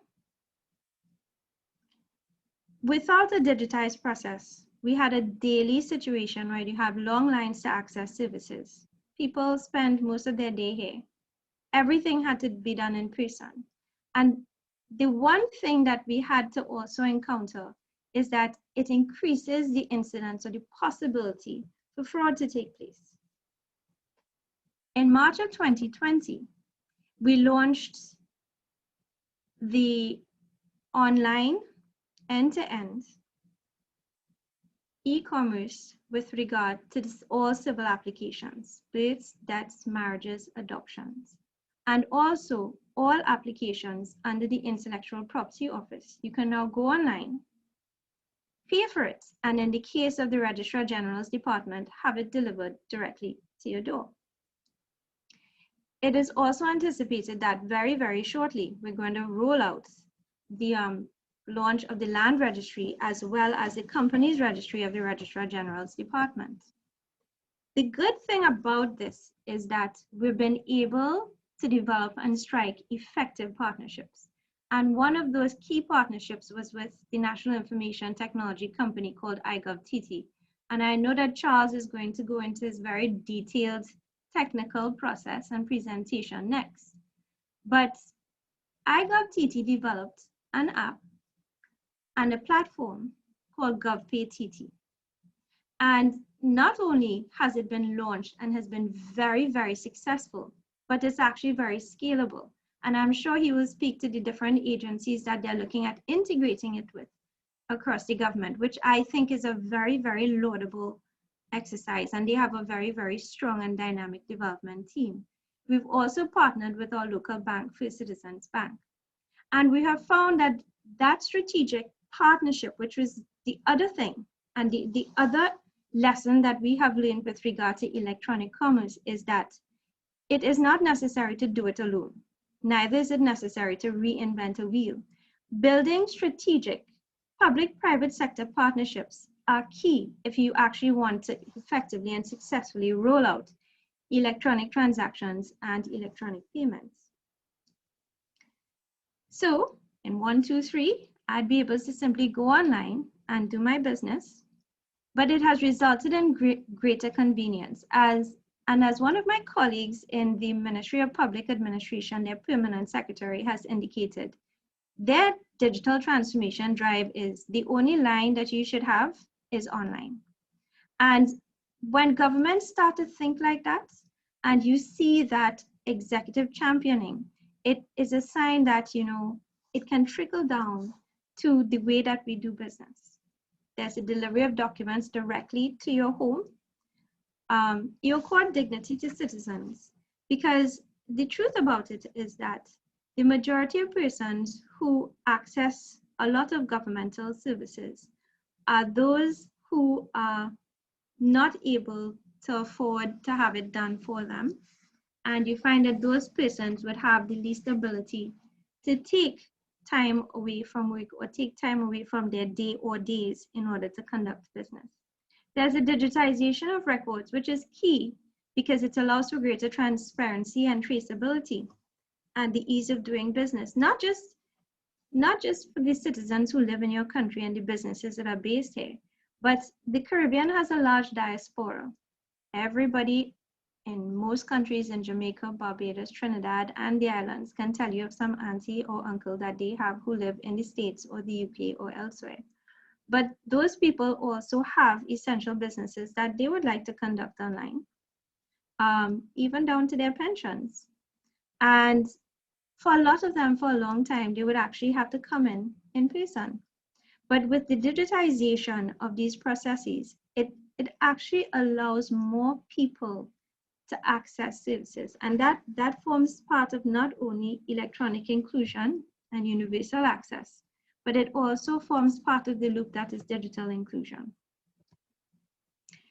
As well, with the Intellectual Property Office, not only have we been able to allow greater convenience, but you're able to inculcate greater best practice standards, because what we did is that there's no need to reinvent the wheel. The Intellectual Property Office has collaborated with the World Intellectual Property Office to utilize the WIPO file solution, which is scalable and integratable and used by many countries within Latin America and now Trinidad. There's greater transparency, and transactions are not only traceable, but they're easily retrievable and accessible. What we've done is backed up our processes with the necessary legislative infrastructure, because the truth about it is that, and this is one of those key and critical things that I'd like to point out as one of our lessons, when you digitize things, you open yourself up to new opportunities, but also new vulnerabilities. And the way to mitigate that, yes, is through appropriate information security and information security standards. And we have been doing our penetration and vulnerability testing with regard to our systems. But there's a need for standardization and ensuring that you have set rules and regulatory regimes to back your systems up. So we have improved fraud prevention laws, follow the money legislation. We've undertaken a land reform package. And we have also, to ensure that everyone reads from the same book across the government, collaborated very closely with the Ministry of Finance Treasury Division to develop the financial instructions for public monies collected by a credit card. That means that every single department that now decides to go online and offer e-payments using the GovPay TT solution that we've developed will be able to seamlessly integrate it into their systems, because you have the rules and guidelines that are in place.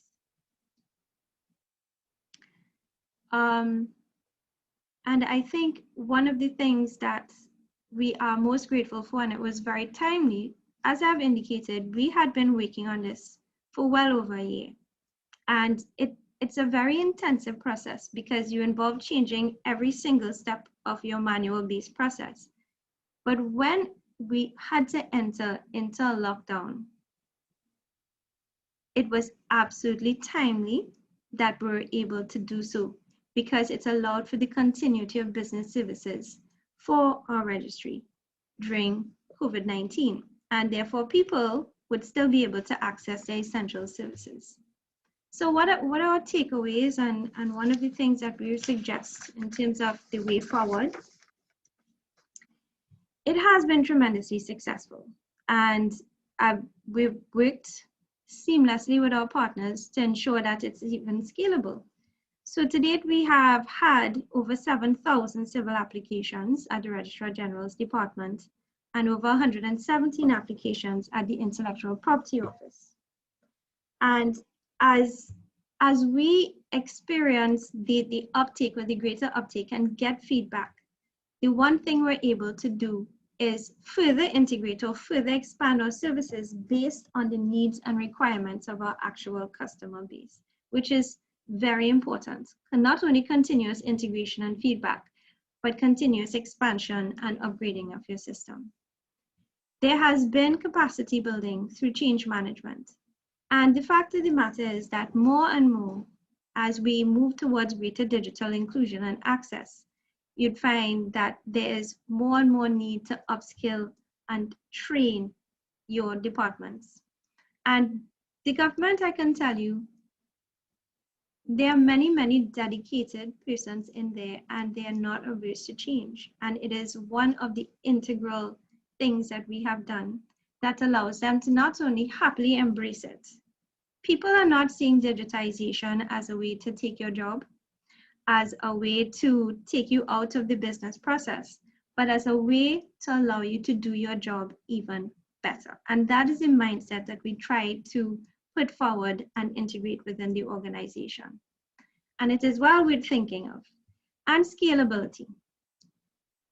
It has been developed in such a way that the iGovPATT platform can be integrated across different ministries, agencies, and departments. But you know, the one thing that we have to accept and embrace, and I laud the Caribbean Telecommunications considerably for this, is that there are many, many initiatives that put forward having a common base, because there are many synergies. For example, the Caribbean Single ICT Space or common government. Because even though we are different countries with different histories sometimes and different backgrounds, most of the Caribbean countries have a common law base. All of us have that really, really old Exchequer Act that we'll all have to change and upgrade. But technology is something that isn't specific to one country. It is scalable, it is shareable. And one of the things that we can do is share what works and also share lessons learned. And scalability is not just across the government, but can be done across the region. So I'm gonna stop here and give way to the chair and my other panelists, who I'm sure have a lot to add. I thank you.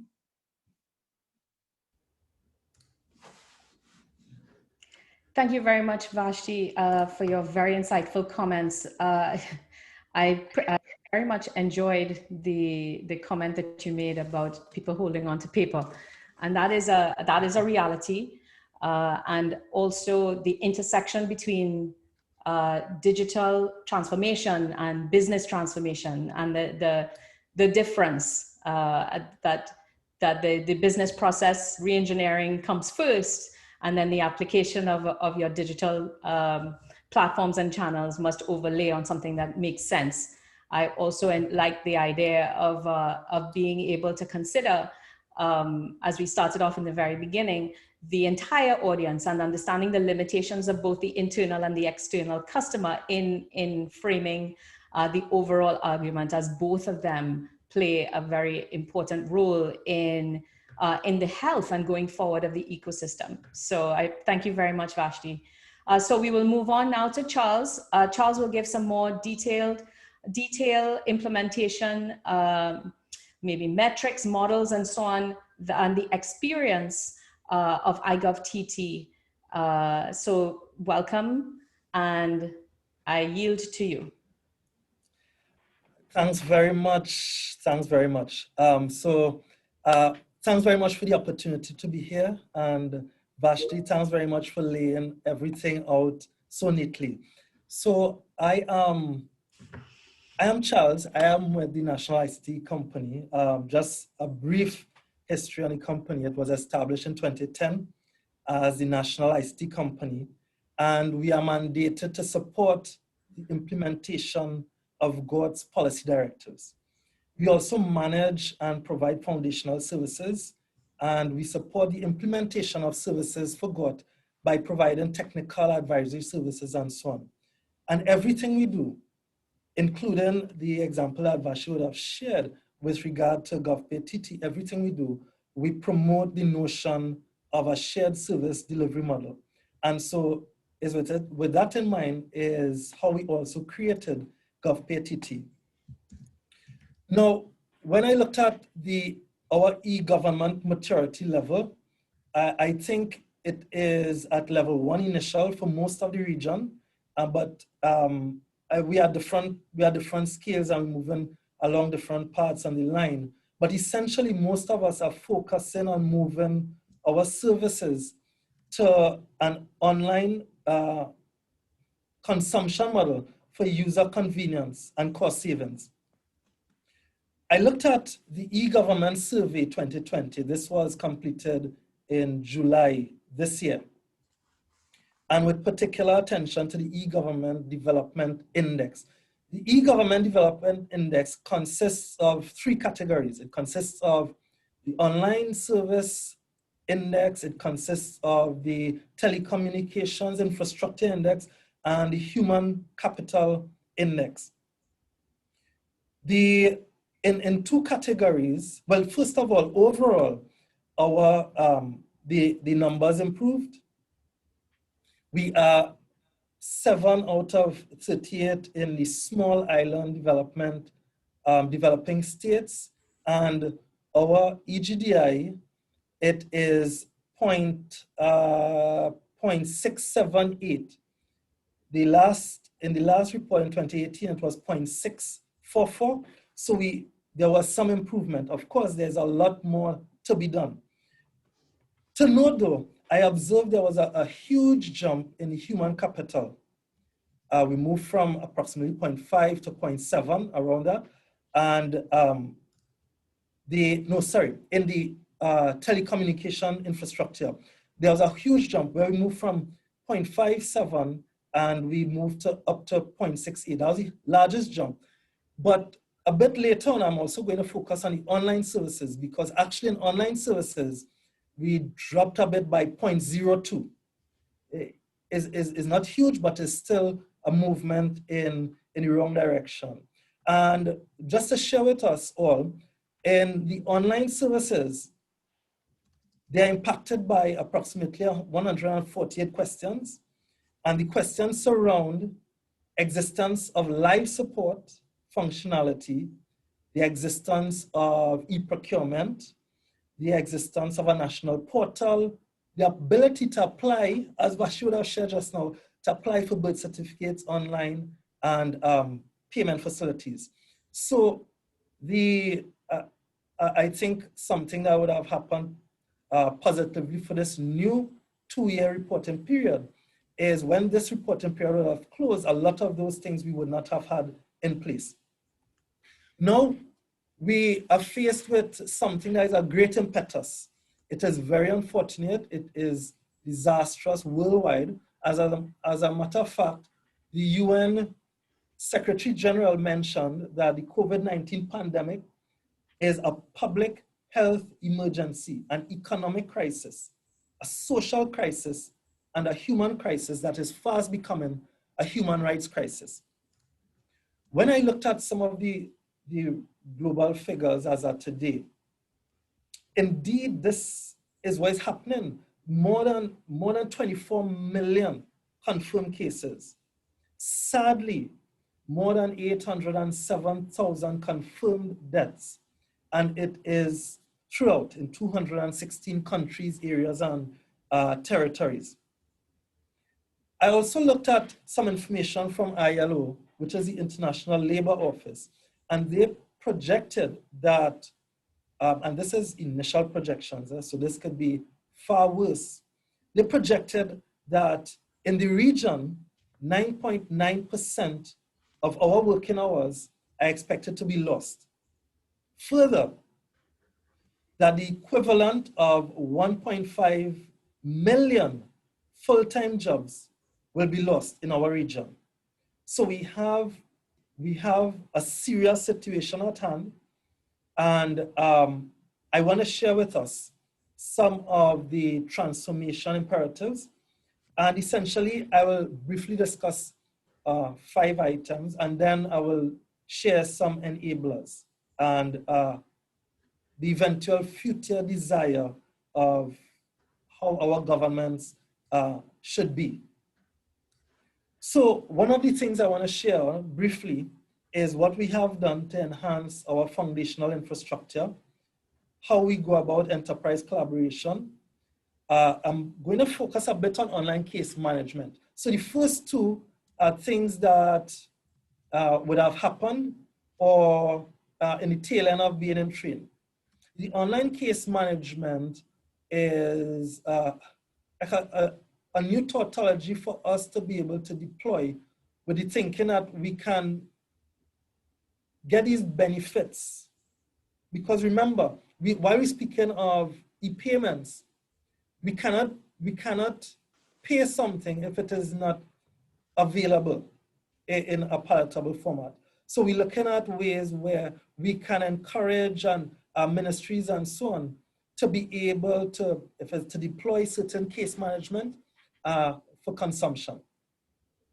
The adoption of digital identifier, and we'll end with e-payments.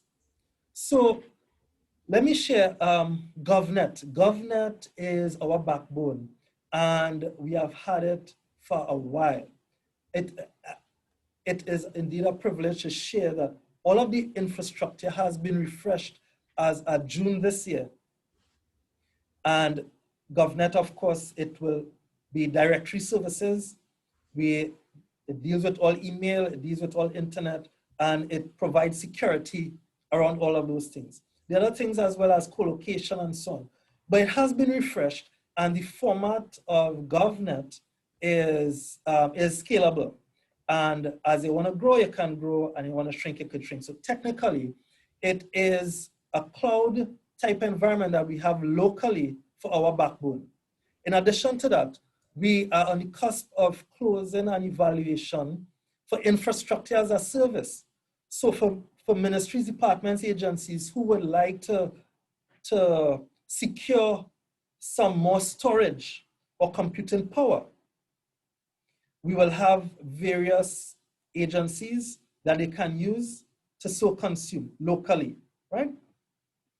Now, for the enterprise collaboration, this morning we have been shared with Microsoft Teams, so our email is managing GovNet, but we have an enterprise agreement with Microsoft, and from that, we consume the benefits that are derived in Teams, and I believe while unfortunate, what the pandemic has done is accelerate our hunger and thirst to utilize these types of tools, because within these tools, we can share documents, not only share, but we can collaborate. We can all work together on one document. We can meet in certain groups, we can chat, and we can have social networking within Teams.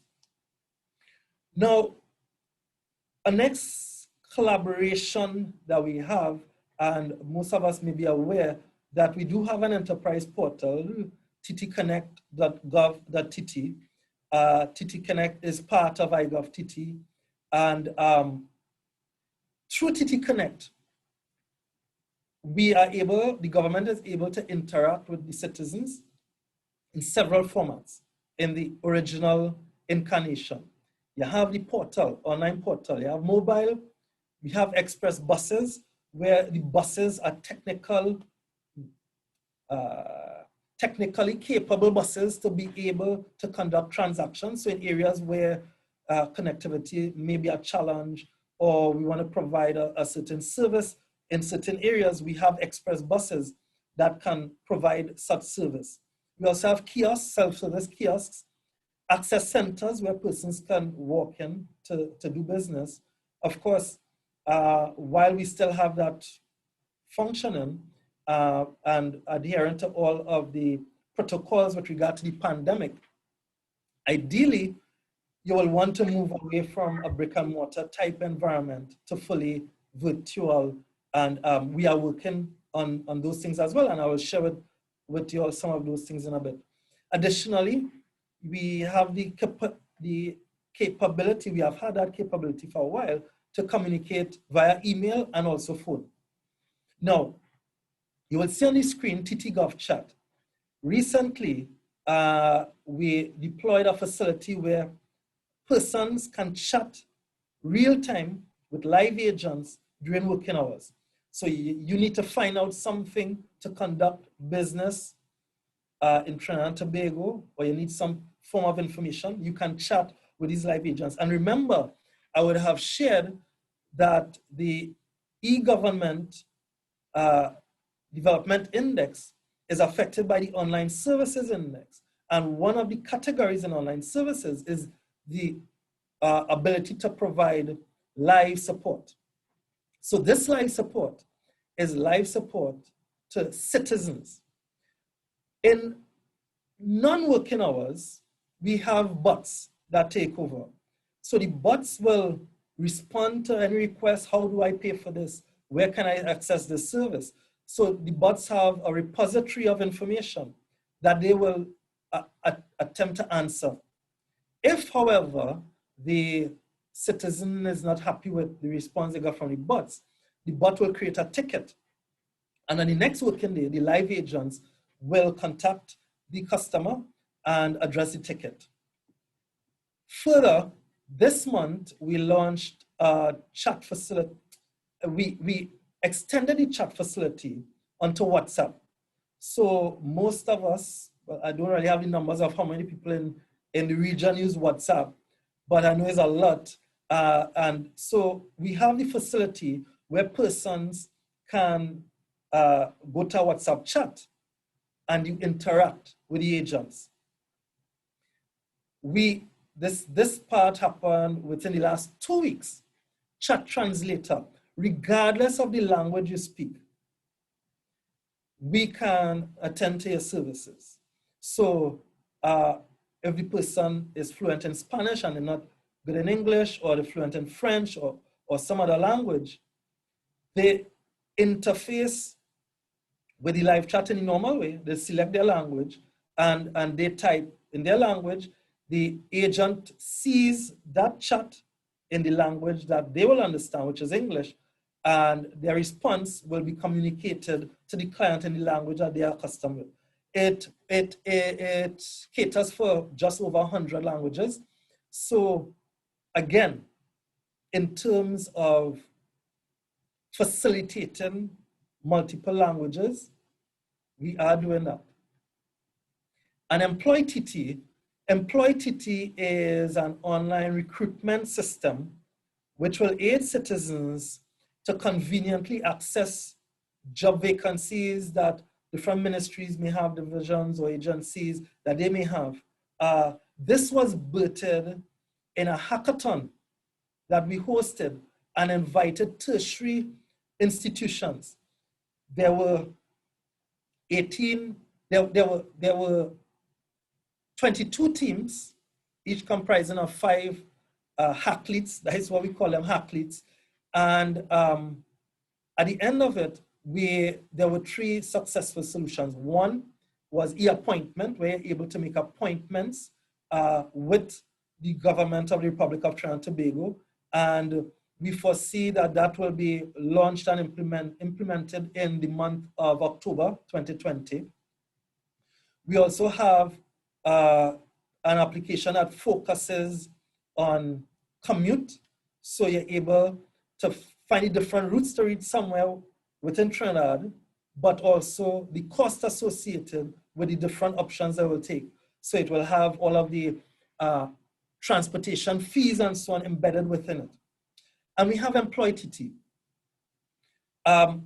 This makes applying for positions simple, quick, and it is traceable. That is on the side of the one who's applying. On the back end, with the ministries and so on, the ones who are consuming it to send forward in terms of their job availability and so on. You know, if any of you would have had the experience of filtering applications, it can be a tedious task, especially if they are upward of 300. What the solution does, based on criteria that you would set, it filters all of those applications and furnishes it to you in ascending order by your desire. So essentially in milliseconds, you can now do something that you would have taken, in some cases, a couple of weeks. I would have mentioned the online case management.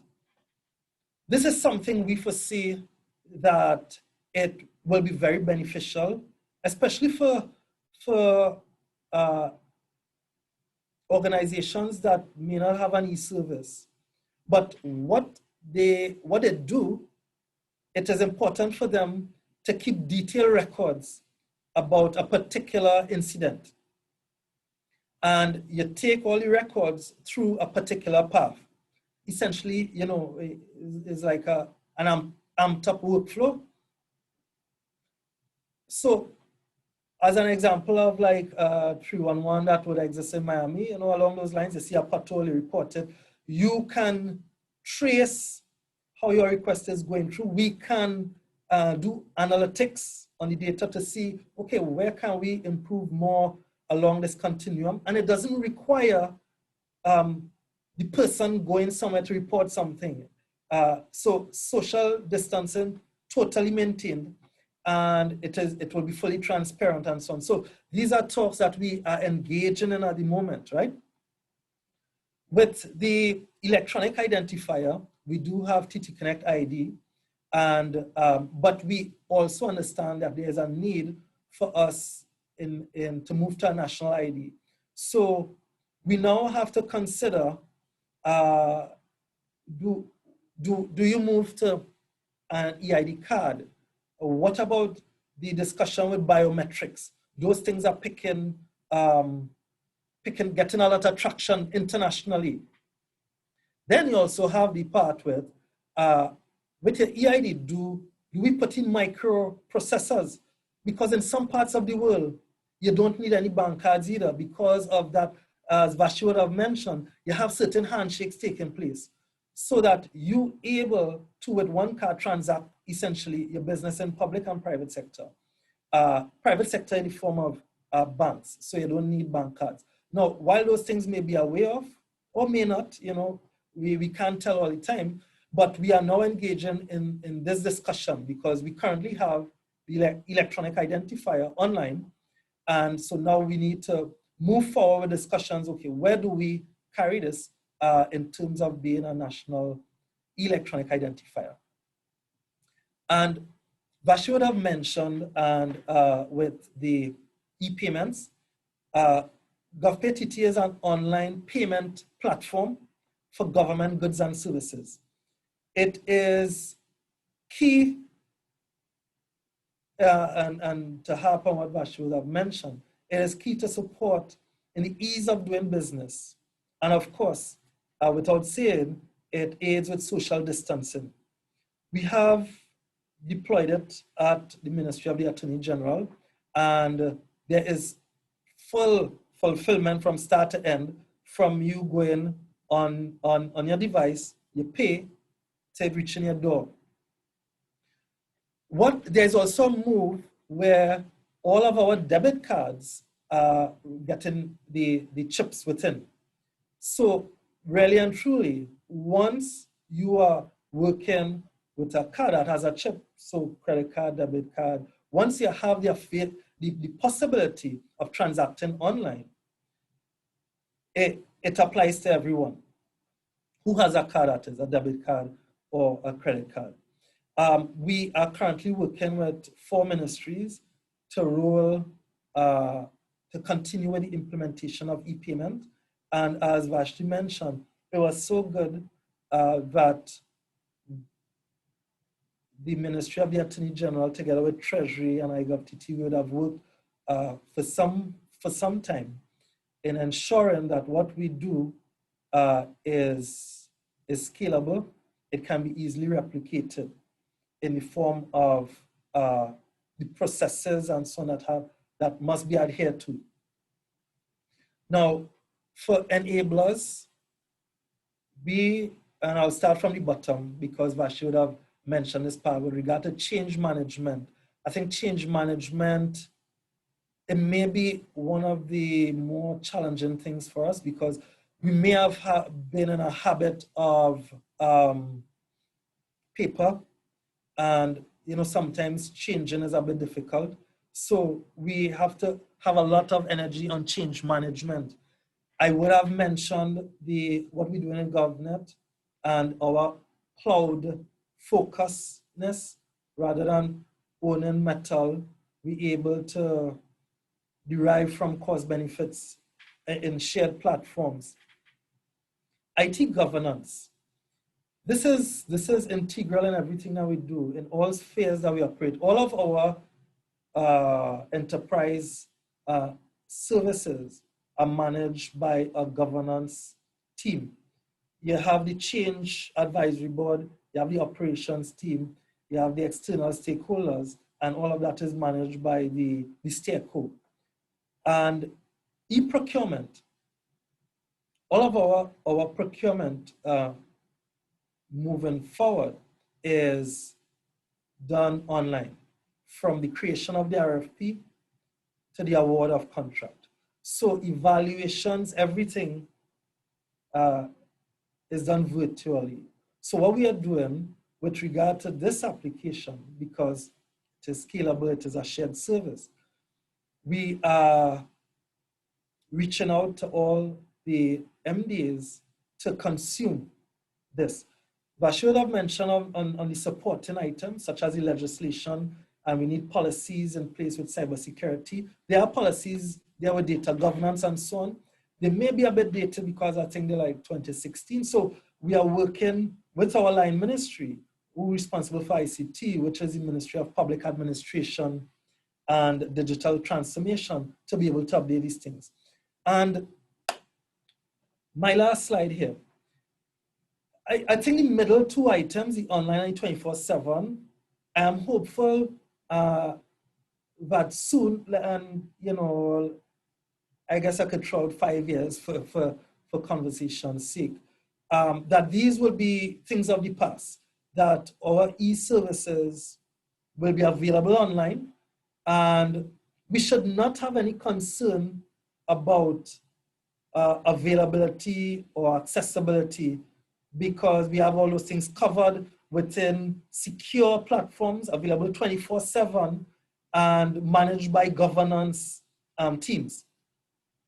Beyond that though, I think we need to move a step forward to predict what services Charles will want to consume, because I'm seeing Charles' pattern in transaction with the government. And that is where now we become intuitive, and rather than waiting for them to request a service, hey Charles, there may be this service that you're interested in, feel free to consume, and we are here to assist.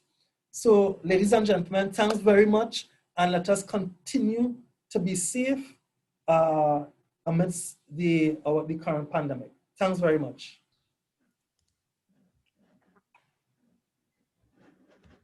Thank you very much, Charles, for your very insightful presentation.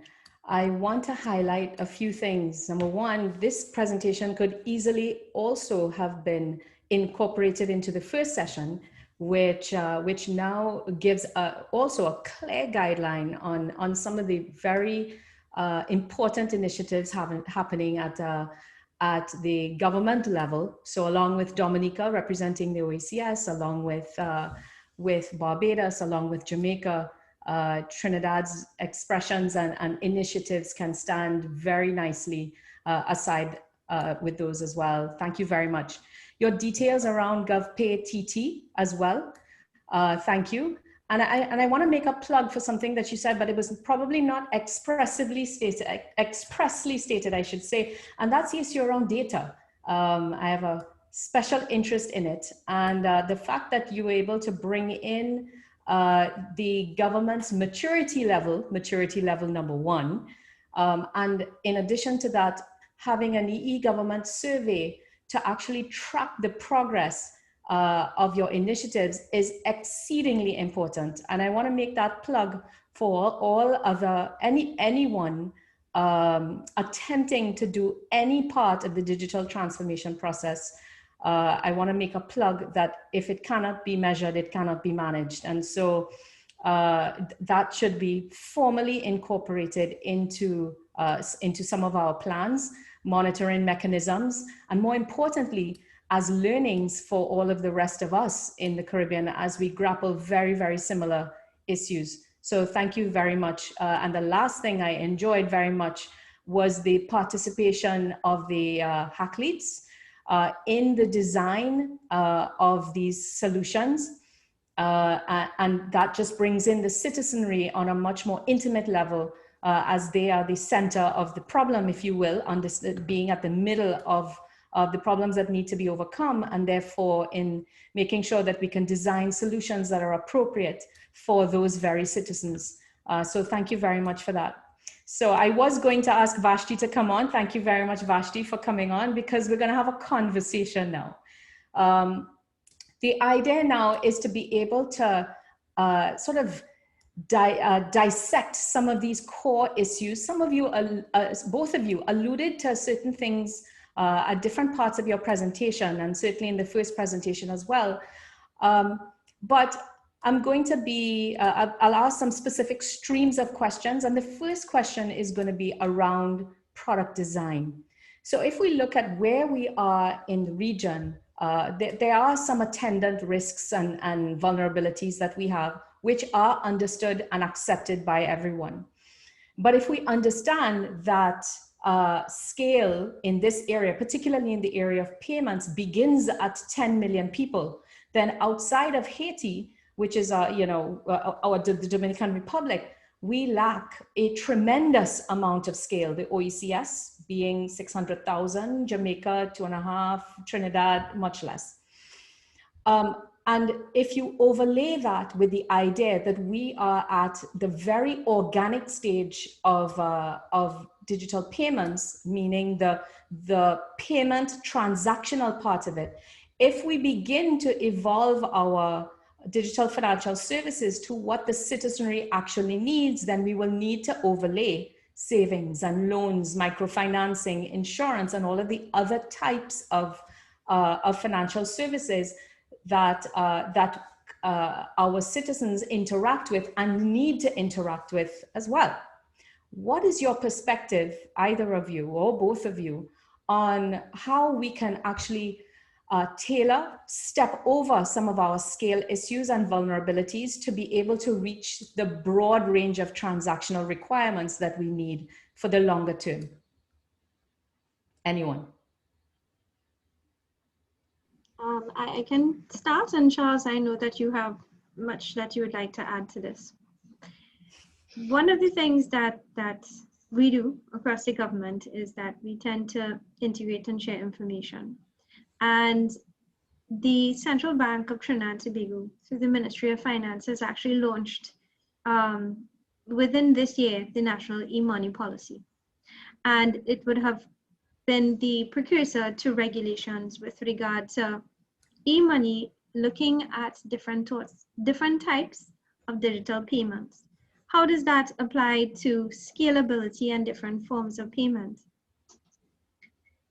Not only do we have online payments where you can go online with a credit card, Charles would have alluded to it, you now have the introduction of Visa debit. So a lot of people who could not afford to get a credit card, once they get, and the banks are changing out the cards with the pin chip technology, they will now be able to use their regular debit savings card and be able to do a transaction online. But then that does not also include the people who don't go to the bank, the people who hide their money under their mattress or wherever in the kitchen, or because there's that lack of trust and confidence or sticking to traditional measures. And that is why one of the things that my Attorney General was very keen on in one of his very first questions is, I want them to be able to go and stand up at a lotto booths and be able to, or any other different avenue, and be able to pay of not just lotto booths, but even like using traditional methods like SurePay or other providers. So one of the things we had to consider, and Charles is going to go into further details with this, is that in developing the technology, you want to make sure that you can have multi-channel delivery with regard to payments, so that you address the widest cross-section of persons and they will be able to make payments or access government services and make payments for government services in any medium for which they feel most comfortable. And that would therefore cater to the banked as well as the unbanked in the attempt to factor in digital inclusion with bridging that digital divide. Charles? Yeah, but I agree with you, Vashti. Essentially, you mentioned it clear there. Our take with the initial GovPTT, we focused on online transactions. And what we are doing now is continuing to build on that, because we know it will take care of not only credit card holders, but we knew that the bigger part is the debit card holders. We generally have a lot of debit card users. And because it is now being chipped, it means we can access online. We know there are facilities in place, as you mentioned, agencies that can be used to be able to address the unbanked. If, however, there is the need for us to look into how we can expand on GovPTT to also cater for that, that is something we can do, but it may add value in terms of what you mentioned, they're partnering with existing institutions who have that reach and capability. You mentioned like the lotto booths, or it could be the TT post offices and so on, where there is an area that they can go into transact in cash format with government. So in terms of addressing the unbanked, I think that is one of the things we need to do. And there we also have the challenge with persons who may be so remote, they don't have access to any internet. So they may have a debit card, but they don't have access to any internet at all. So those are some other things, and I will take your lead, Ria, in terms of if to speak on those items as yet, or I will just follow your lead with regard to that, because that is our next discussion in terms of the ones who are remote, and what is our vision and how we have been trying to address that gap. So I'll just say that part of this discussion, and I think it sets it up for the next panel as well, so you don't have to go too deep, really is there are two issues. There's the unbanked, of course, and then there's the underbanked. But if you interlace that, the level of unbanked or underbanked, as it overlaps to the level of unconnectivity, lack of digital connectedness, there is a high correlation. And so I think where you may be going and where the next panel will probably be going is how are we able to apply the principles in an unconnected environment where we know that there is this direct correlation to be able to arrive at that inclusion, financial inclusion, and digital inclusion as well. So, so your point is noted. I'll go on to the next question now, and it actually, so both of you talked about it. It surrounds legislation and regulation. of course, there are major gaps. There are major, I think Maurice set it up very nicely. There were gaps in identity legislation. There were stops and starts. Even though legislation was enacted in 2016, you called it obsolete, and very rightly so. So there are continuing efforts that need to be put in place to be able to help avoid those gaps in policy and regulation, but also be able to take into consideration emerging gaps that may have, of course, be not foreseen, that even in this environment is now front and center to us. Now, there are 3 countries that I'm aware of, the Jamaica, Barbados, and to a new extent, the OECS, led by the ECCB, who are playing around very formally in regulatory sandboxing. My question is, what would you do to be able to accelerate some of these fintech developments, or some of these regulatory and policy gaps and needs inside of a sandbox environment, but without the wait and see approach that is happening now as we live in a COVID environment, and more of a cohabitating, almost a symbiotic approach to regulation and policy? Anyone? Maybe Vashti, this is your baby to start, to kick off. That would be true, right? Regulatory sandboxing, yes, Jamaica, I know Barbados and Trinidad to some degree, because we are looking at it very closely. And as I've indicated, we have developed and approved our national e-money policy that contemplates broadening our horizon. And that is the first step towards putting in place the necessary regulations. But one of the things I could tell you, not just in regulatory sandbox and digital finance, but when you look at most ICT legislation and even legislation that you may develop with regard to digital payments in terms of regulations, one of the things that we know and understand and accept is that technology changes every single day, and you cannot legislate for every new technology. The one thing that we do when we're drafting technology legislation is do it in broad terms, using what you call a light touch approach, where you allow for market regulatory forces to also have an impact through voluntary codes or industry practice. But when it comes to technology legislation, you draft it so broadly that you cater for present contingencies or what you're trying to encourage and promote now, and it would be wide enough to encompass any future developments.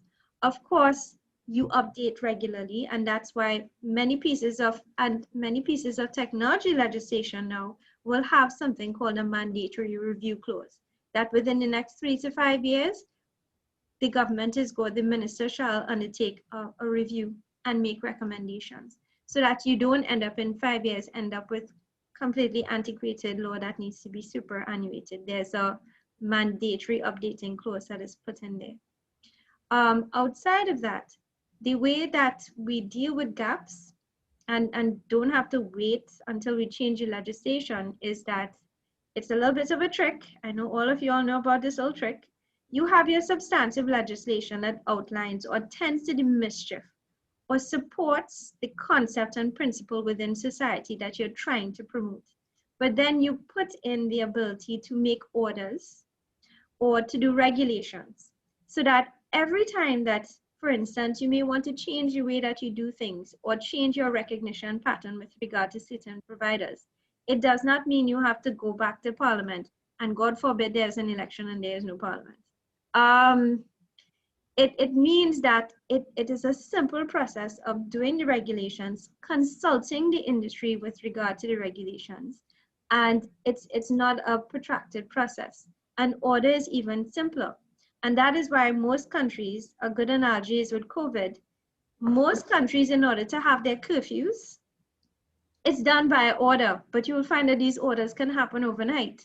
So you still reserve certain abilities to exercise certain powers so that you don't have to go back to the board, every single drawing board, every single thing that you'd like to change. And it adds to the versatility of any degree of legislation that you develop, technology-wise. I don't know if you may have anything to add to that, Charles? No, I'm good, Vashti. You are the expert there. I am good. All right, thank you very much, Vashti. So I'll go on to my next question. And this is something that both of you spoke about quite a lot. And that talks about the public and private sector commitment or the stakeholder engagement that is required to push this thing along. The truth is, as you know, commitment is a very varying term. And I remember having a discussion once with a private sector entity whose agenda is, of course, to make money. Absolutely nothing wrong with that, with a very clear and explicit understanding that the financially excluded is just too expensive to attract. And so if we understand the principle of universality, then we understand that, of course, there has to be a broad commitment by public and private sector and important roles around commitment across the entire spectrum of development, of coordination, of legislation. I think, Charles, you highlighted, or rather Vashti highlighted the cross-border, remittance opportunity. There's multiple regulatory, policy makers, central banks, private sector, citizens as athletes to be able to play a role in providing oversight, championing, to provide, regulatory boundaries and so on. I make that particularly, so I draft it particularly as a mouthful because it is a mouthful. How would you continue? And I want you to frame this now in the context of the Caribbean, because it's very important as we look at the single ICT space and the opportunity as is currently played out in the OECS, to be able to have these cross-border remittances, cross-border payments, cross-border opportunities to be able to, again, accelerate the e-commerce opportunity. How would you consider approaching these stakeholders in your efforts? Anyone? Well, I will piggyback on something that Mr. Selby Wilson would have asked. I know with the creation of the Caribbean Development Bank initiative, we were supposed to be able to have a way where we can facilitate these transactions and intra-payments and remittance or settlement among Caribbean nations. I think, and I'm saying this because of the amount of work I saw it is in Trinidad just to get certain things moving. Sometimes it takes a while, right? And so I imagine on a Caribbean level, as we would have all experienced, sometimes it takes even longer. I think the establishment of any bodies like this, we need to be able to give them enough teeth and latitude to be able to effect change. Sometimes we set up committees but they're restricted. So one of the things is not just setting it up, but you would have mentioned earlier where we need to measure progress. And as we measure progress against milestones we're supposed to hit, okay, why we didn't hit that one? What do we need to do? Oh, we need a ministerial forum so that we can have a regional discussion. But again, it would require us as well, Aria, to be totally committed behind these things, right? Because they are challenging. Certain changes, it's sometimes like it's molasses, you're encouraging to go uphill. And it can be painful, and sometimes we tend to feel, I'm not sure if, how long again, we have been trying at this for 5 years or 7 years and so on. But I think initiatives like that, we need to keep them alive and let them, they have a voice in terms of bringing it to the fore. And how can we be of assistance? So we will have champions. Vashi would have mentioned we have the AG who is a local champion. Our minister is a champion for technology. How about if we have all the champions in all the regions with ICT and payments together in one area, and the bodies like this able to present to them the progress they're making, some of the challenges we have in, and we formulate a way to overcome it. It will still be challenging, but I think those are some of the things that we need to do, because this one is a big one and is not really, and I know if we were working on e-payments for years and it only happened this year, I can only imagine something that is regional in nature. Indeed. Vashti? Charles, you're tapping into that inner CPL with that champion business, you know. What that is why you made me smile there. I agree wholeheartedly what Charles had indicated. You see, it is something that it's a very personal question, Ria, because you know they refer to the Caribbean, a generation of Caribbean people as barrel children. And that was after the World War, and we still have, because of the diaspora, a large amount of persons who rely on remittances from external countries, and even like remittances between countries, because we do have a lot of intra-Caribbean migration for work and other reasons, more so because of CSME. Remember, we have skilled professionals that move in between countries. Ria is in the OACS now. But, you know, as a result of which there has been then, and there is now, a continuous need to look at ways in which to facilitate cross-border remittances. And this is even more so in the wake of COVID and other natural disasters that occur in the Caribbean. In the case of Haiti, you would have referenced the hurricane, and the earthquake which would have initiated the use of the M-Wallet. So because of that, there are certain solutions that we can look at. As we are aware, most countries have their national banks, but the regional financial carriers within the Caribbean tend to have presences throughout the Caribbean. So you would have your RBL, you will have your Scotia, you will have your Republic. And what happens is that a lot of people tend to trust their national banks. And one of the things that we would try to encourage, therefore, is getting through public-private partnerships, the banks on board to facilitate that cross-border transactional value that you can simply go online. Do you know a fun fact? Not until I think within the last decade can you take your Republic Bank card or your Scotia card from Trinidad and go to an ATM in Scotiabank in the BVI or within the SVG, St. Vincent and Grenadines, and now it works. And that means that there's greater interconnectivity with regard to the banking system that will serve some people well. But what about those people who don't? There are other solutions that I think are up and coming and are very pertinent. A lot of people use the remittance carriers, and we do have local remittance carriers that are effectively used.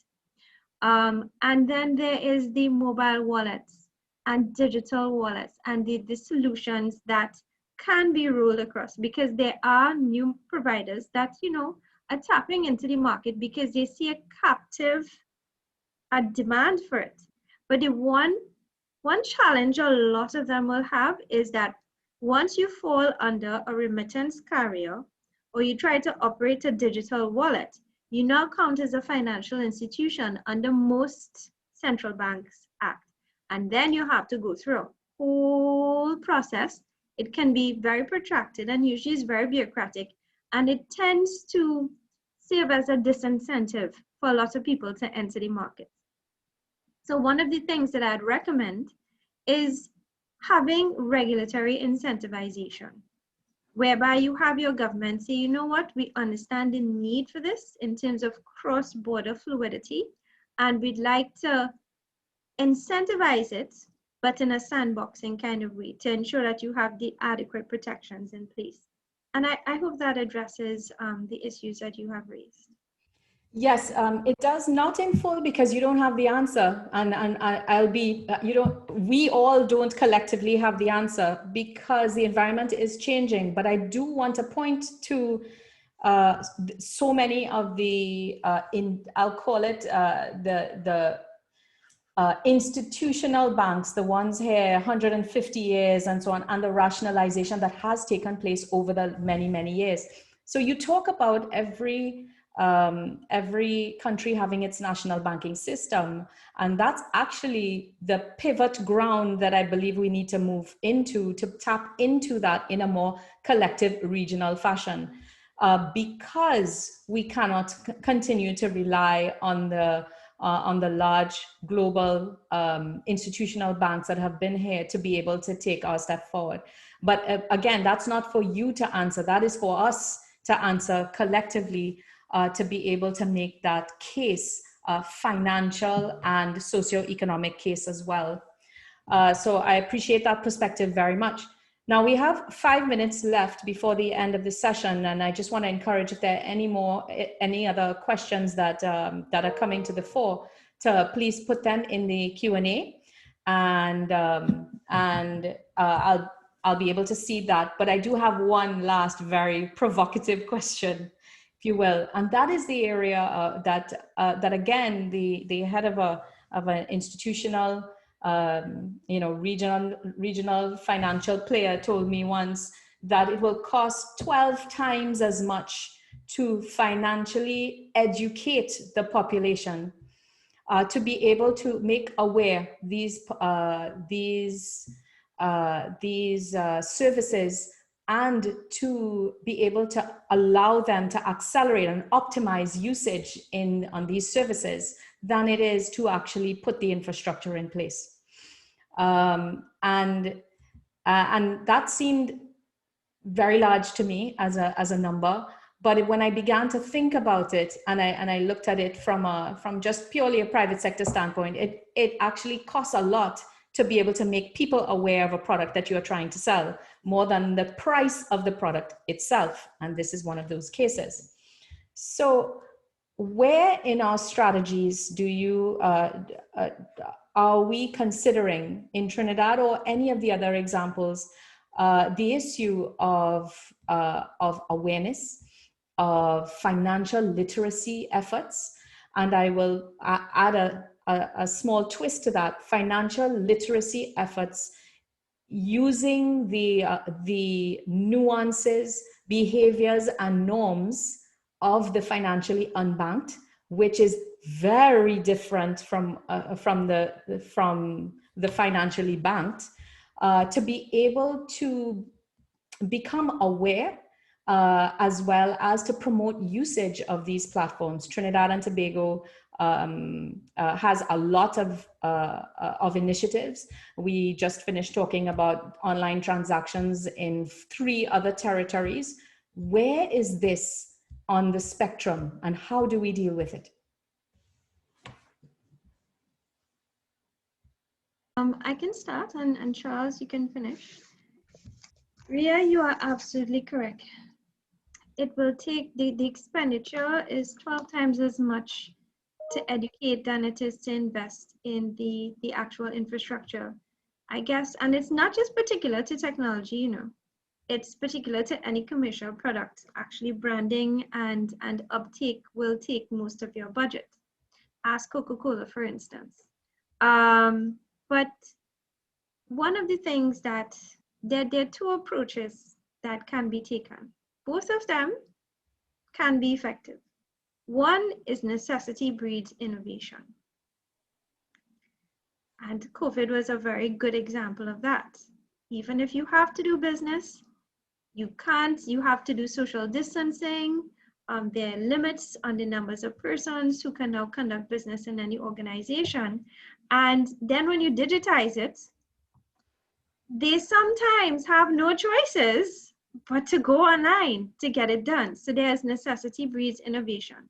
Because if it didn't occur and you launch electronic payments, there's still a possibility that you will still end up with lines outside of people who are going to have to line up to pay.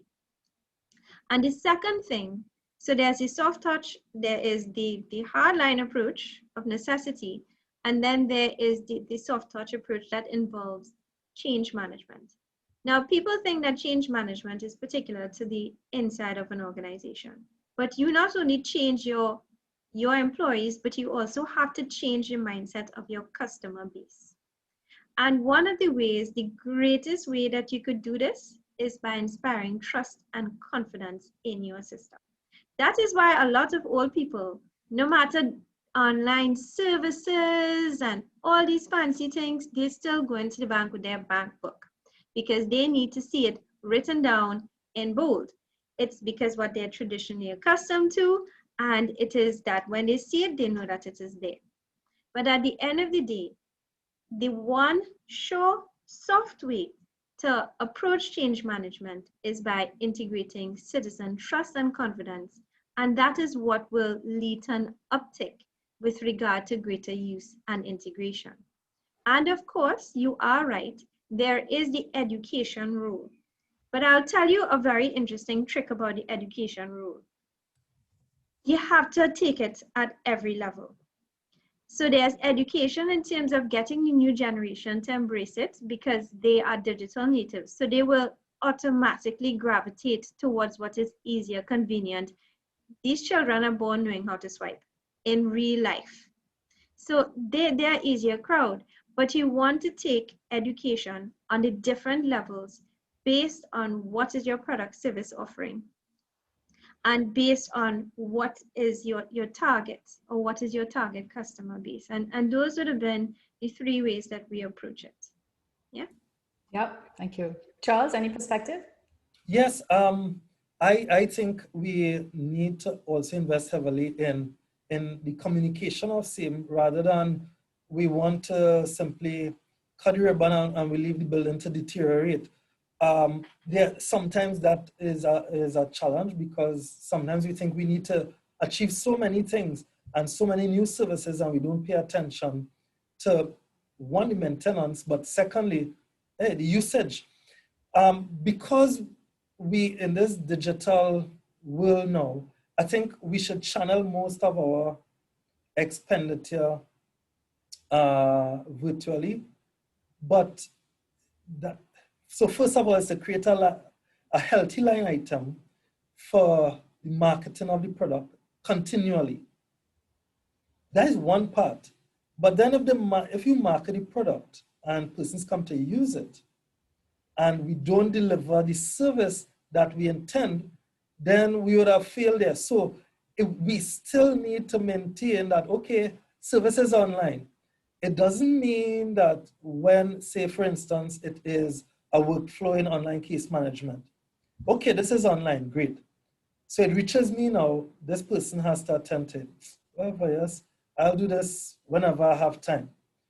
You're also defeating the entire system from, because we haven't changed. We haven't really made the change to, as the ones who providing the service to truly provide a good service. So I would say it's twofold. I would say, one, we need to really put this thing as a serious budget line item rather than focusing only on cutting the ribbon, maintenance, and the marketing of it. But secondly, we need to ensure that when the citizens come to use something, that we exceed their expectations. So we may have told them, okay, this will take 2 days. Let's try to do it in a day and a half or 1 day. Because what happens area, I have observed, especially with like e-tax, I'll give you this example. The number of persons who keep saying, wow, this service was real good, is now because of their experience. You now have individuals marketing this for you by telling their colleagues, hey, I filed and I got my return in 3 weeks. What, serious? Let me try it as well. And so it begins to spark the fire. But if we market something and the service is, suboptimal, then we may be defeating ourselves. So I would say we go with a two-pronged approach, and we budget it, we focus on maintenance and the upkeep, but we also focus on service delivery and exceed expectations. Thank you. Thank you, Charles. That was actually a very good synopsis as you ended off there. I want to say thank you wholeheartedly, both of you. This was an excellent conversation from my point of view. I hope that the listening and live audience was found it equally as useful as I did. I want us to continue trying to accelerate in this area. The charge is to continue to do it in a very cohesive manner as much as possible. Because the environment demands it. And on that note, I want to say thank you again, and I want to send it right back over to the Master of Ceremonies. Thank you, everyone. Thank you very much, Ria, Bob, and Vashti. Excellent presentation. Excellent panel discussion. And I would also like to commend everyone for excellent work done. Both sessions today, this morning, were excellent. Again, I would just say, looking at each country's development track, that we are actually seeing a tapestry for common frameworks, conceptual models, best practices for collaboration among our members across the Caribbean being shaped and framed. And we need to leverage that. We need to jump on that bandwagon, so to speak. All right, we are at different phases and stages of our digital development, and that is true. But as compared to our global community, we are indeed at the early stages, as we all recognize, in terms of our digital maturity across the region. And so there are some commonalities clearly from us that we can learn. All right, so it makes sense. It makes sense for us to collaborate in a manner that will cause us to leapfrog into 21st century government that the CTU has been promoting for a while now, and recognizing that the future is in fact already here. So again, I want to reiterate the fact that we don't need to compete, all right, but we need to really work with each other, rather work as a collective, all right, combine our unique capabilities. We heard all these things this morning, and lead the region into a more global competitive position, all right? So, I mean, I'll just end by simply saying we can achieve more together, all right? And if we want to extract that as a nugget, we can. All right, so folks, thank you very much. Excellent. Thank you very much. Yes, good afternoon, everyone, and welcome back to our afternoon session of the 16th Caribbean Internet Governance Forum. This morning we had two quite interesting panel discussions which focused a lot on government services and the development of digital government around the Caribbean. And this afternoon we'll be taking a more direct look at infrastructure development, and in particular this first panel. And then after that we'll get into our workshop session where we look back at the Caribbean Internet Governance Policy Framework document and the amendments that we've been trying to formulate. And in that vein, I'll just remind everyone, please, to look at in preparation, to look at the editable document in Google Doc format that we've posted online. I shared the link again in the chat this morning, and I'll probably post it again during the course of this session so that anyone who might not have seen it could have it and help inform our workshop session this afternoon. So as mentioned, our first panel this afternoon will be focusing on infrastructure, and the topic is Accelerating Caribbean Internet Infrastructure, IXPs, Autonomous System Numbers, and Network Autonomy and Resilience. And we have a wonderful panel of speakers, and they will be led through their paces by our moderator, who is Mr. Bevel Wooding, ARIN's Caribbean liaison. And I'll invite Bevel to take the floor now and basically introduce his panel. Bevel? Thank you very much, Nigel, and Good day to all those who have joined us online. I think this panel that we're about to begin, Accelerating Caribbean Internet Infrastructure, IXPs, ASNs, and Network Autonomy and Resilience, actually flows very well in the general theme of this year's Internet Governance Forum.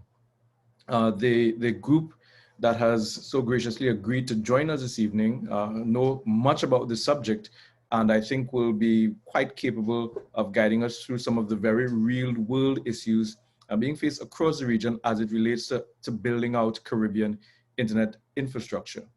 I'm being joined this afternoon by Mr. Junior McIntyre, an ICT consultant at the CTU, Mr. Kevon Swift of LACNIC, whom you've met before and who played a key role in yesterday's proceedings, Mr. Jean-Sebastien Hamlet from the Collective of St. Martin, French West Indies, and Mr. Brent McIntosh, who is responsible for infrastructure, design, build out, and advisory services under the Caribnog banner, and who himself is a very reputable network engineer and experienced practitioner in the field. So we want to have what I hope will be a very interactive discussion. I will set some context, but the request I made to the panelists is that we will all be sharing very interactively around the subject, and hopefully you, the participants, will also join us in this conversation. I think as many of you are aware, the CTU for some time now has played a very critical role under the guidance of former Secretary General Bernadette Lewis in raising awareness across the region about the importance of local internet infrastructure and specifically about the importance of domestic internet traffic exchange.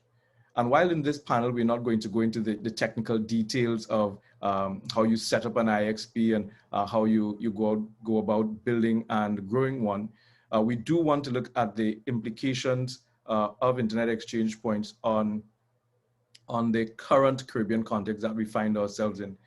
And I think if you consider the almost traumatic move that we've had to make toward getting services online, this subject, accelerating Caribbean internet infrastructure, is actually one of the more fundamental or foundation layer discussions as it pertains to how the Caribbean moves to an accelerated movement to online services and the Caribbean digital economy. That future, that thing that was always afar off that we were hoping for and building toward, has come upon us suddenly as a result of the COVID pandemic. And so if we just look at the traffic patterns globally, and some of the panelists will also confirm that this is what we are also seeing on Caribbean networks, you can see the COVID effect. Online traffic or internet traffic as recorded by Cloudflare, one of the world's largest content delivery networks, shows an upward and to the right spike that coincides with the global outbreak. For the Caribbean, what this means or what this has meant is that we have been seeing the rapid transition to online services, and that is obviously as a result of the public health and safety measures that had to be taken that shut down offices and sent citizens home. But that has also produced a greater reliance and sensitivity to, I should say, the quality of internet services. People are much more sensitive now that everything depends on the quality of that connection: schooling, healthcare, staying in contact with friends and family, continuing business operations, and basically life has moved to a much greater degree to online interactions. And so there's a greater sensitivity across the region as to what is responsible for good and bad internet service, what is causing poor and high quality internet service. And we're seeing that reflected in comments, not just on social media, but demands and requests to internet service providers and also to regulators across the region. There's also been a greater demand for local online services. The era of easily getting stuff from trips to the United States or the UK, the era of easily receiving packages from US-based or foreign-based merchants is giving way to a greater demand for what does the corner store have to offer, and how quickly and easily can I get that without having to endanger myself or my loved ones. People are asking questions: why can't we get more of our government services online without having to endanger ourselves in standing in line? Courts are asking, how can we facilitate online trials and hearings without having to have people go into cramped spaces and buildings. The sum total of it is more local online services are in demand than at any other point in our internet history as a region. This has put a spotlight on the increased requirement for robust and resilient local network infrastructure.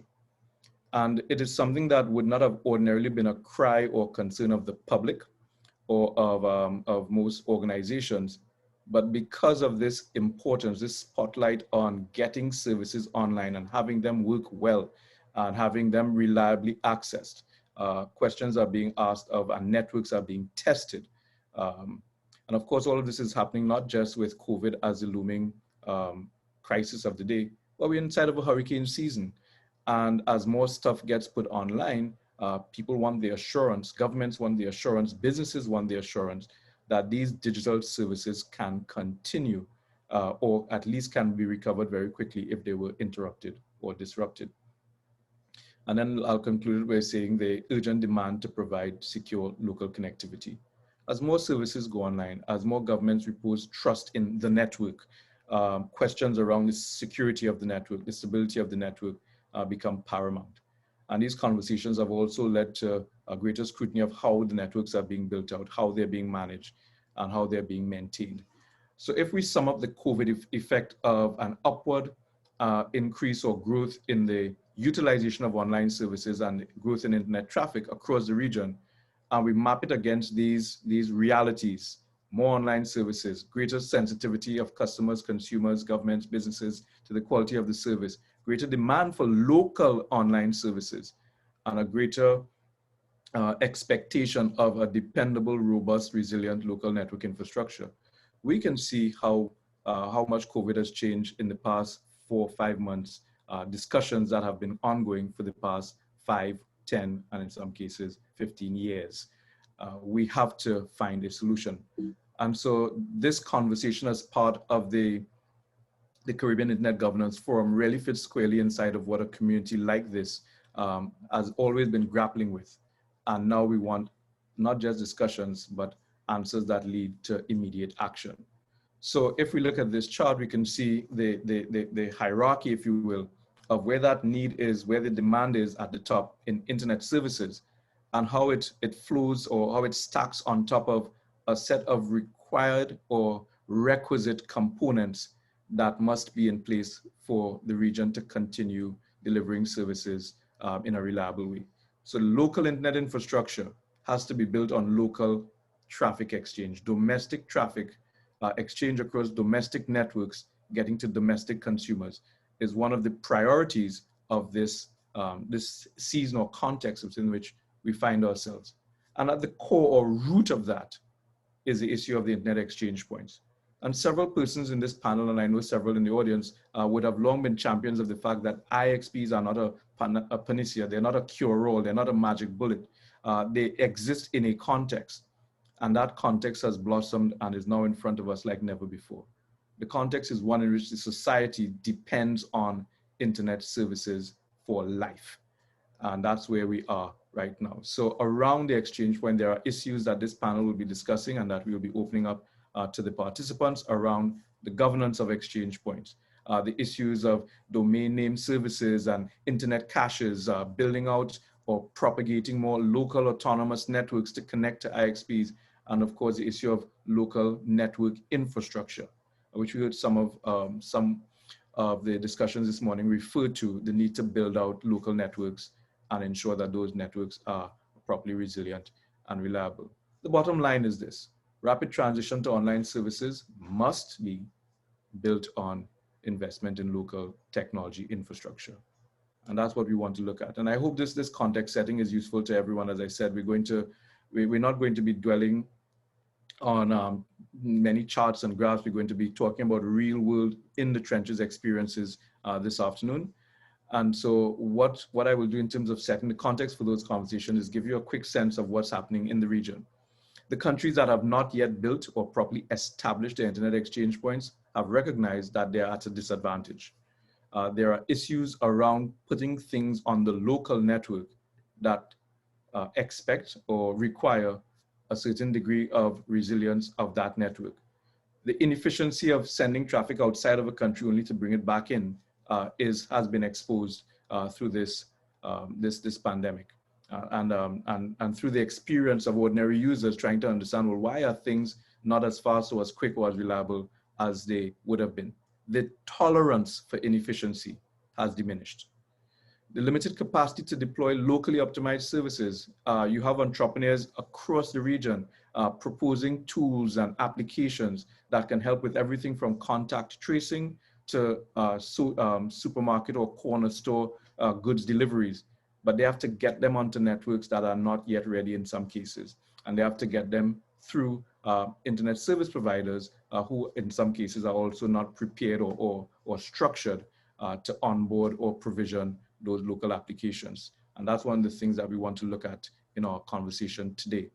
The needless export of capital to countries that already have IXPs, those in the north, in the United States or in Europe, where traffic must be exchanged to get back to a country that does not have an exchange point. I'm sure Brent will mention in his talk the fact that any internet traffic has to pass through at some point an internet exchange point. The only question is if it's a near exchange point or a far away exchange point.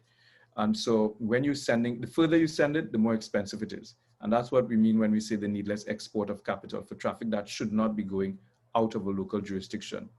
And then of course, the security issue has come up over and over again over the past several months as cabinets put sensitive cabinet data on the internet, as companies start to place greater reliance on the cloud and cloud computing and cloud services. Question marks over, can we keep it local?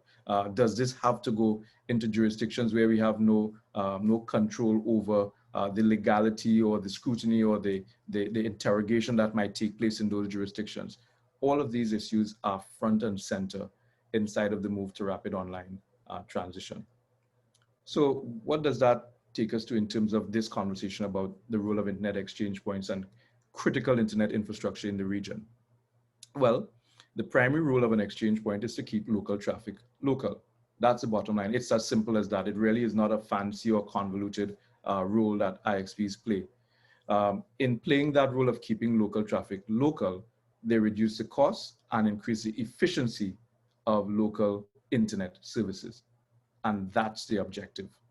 The picture can be thought of like this, as a bending arrow that goes from establishing a local peering facility, an IXP, building out the content that lives on and takes advantage of that high bandwidth factory within country, and the commerce that gets built on top of that. All of these together constitute what many have referred to over the years as the domestic internet economy. And that's where we are now with other aspects of our economy and economic activity shut down or severely constrained. The focus is how can we rapidly stand up a domestic internet economy where local transactions targeting local consumers, delivering local content can be delivered across local networks. And that's where we'll be drawing a lot of our focus today.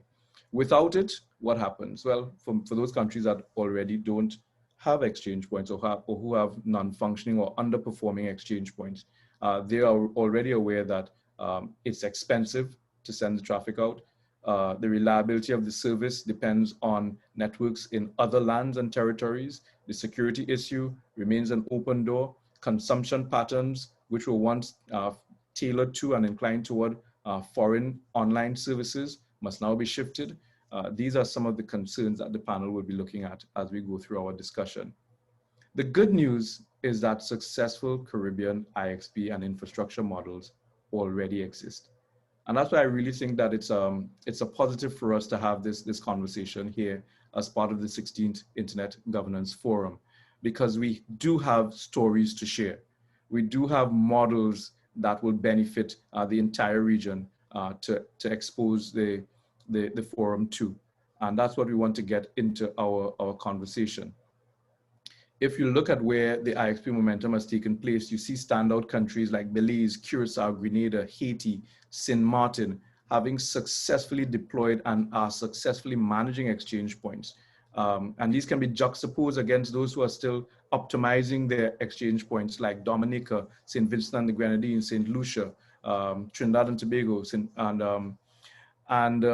and working out what works and what doesn't work. Why do things fail? What causes growth? How do we properly govern and steward the increasing relevance of a local peering facility that allows us to build out local content and local services? That's what we are seeing in this map, or in this pattern that exists. More local bandwidth available to the countries that have functional internet exchange points, more local traffic, spikes very consistent with developed countries throughout the COVID period as a pandemic lays hold, or as spikes take place. Local internet traffic grows. People have the assurance of having local content delivered across local networks. And for those that are struggling, the degradation of the network, the diminishing quality of service when you have spikes in local demand and local consumption. But if you also look at this, this graphic, you can see a picture of the region moving to action. You have a number of in-progress IXP initiatives. You have a number of in-progress initiatives to strengthen existing exchange points and to understand the economics and the management principles of governing the exchange point. And so we want to build on these references. We want to build on these models and build on these examples and experiences as the panel shares. This is the panel discussion at the 16th Internet Caribbean Internet Governance Forum, looking at accelerating Caribbean internet infrastructure. And to get things going, I want Junior McIntyre of the CTU to share the results of a survey that was recently conducted that paints a very interesting picture, I should say, as to the state of play across the region. And then we will move to Brent McIntosh, who will share some tales from the trenches. And we'll take the conversation from there. So Junior, I want to invite you to, and of course we have Kevin Swift of LACNIC and Jean Sebastian, who also have very interesting and unique perspectives on the role of infrastructure, number resources, network autonomy that we want to weave into our conversation.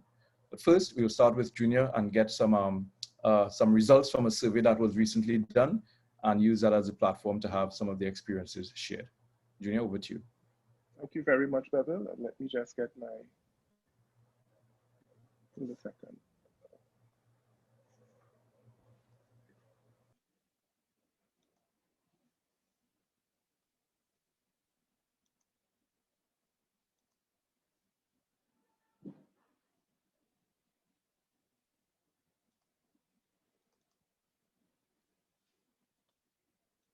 Just 1 second.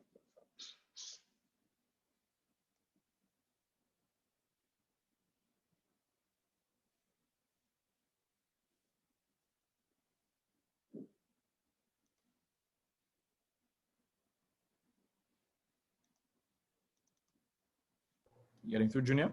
Yeah, just something here. That's just a second, please. Weird.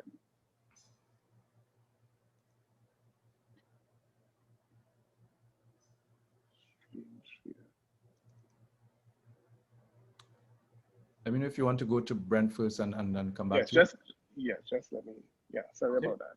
That's okay. All right. So Brent, you want to share with us some of the experiences that you've been seeing out in the field as part of the CARIBNOG team looking at infrastructure and part of your own consultancy supporting network build-outs across the region?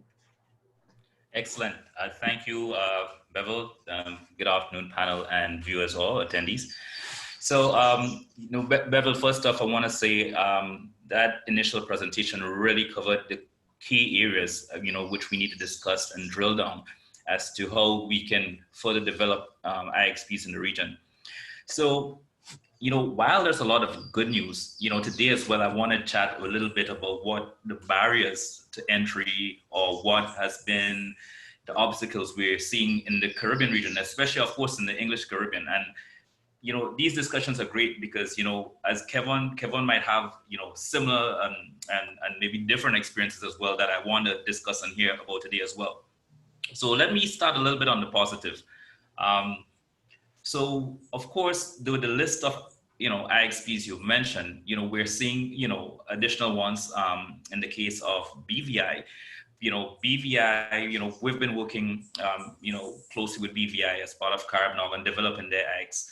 BVI, of course, is a small island, but what was, brilliantly done with BVI is that they studied for the last few years the best way to deploy an IXP. So they would have looked at, the best current operational practices that's required. They built a 10 gig infrastructure.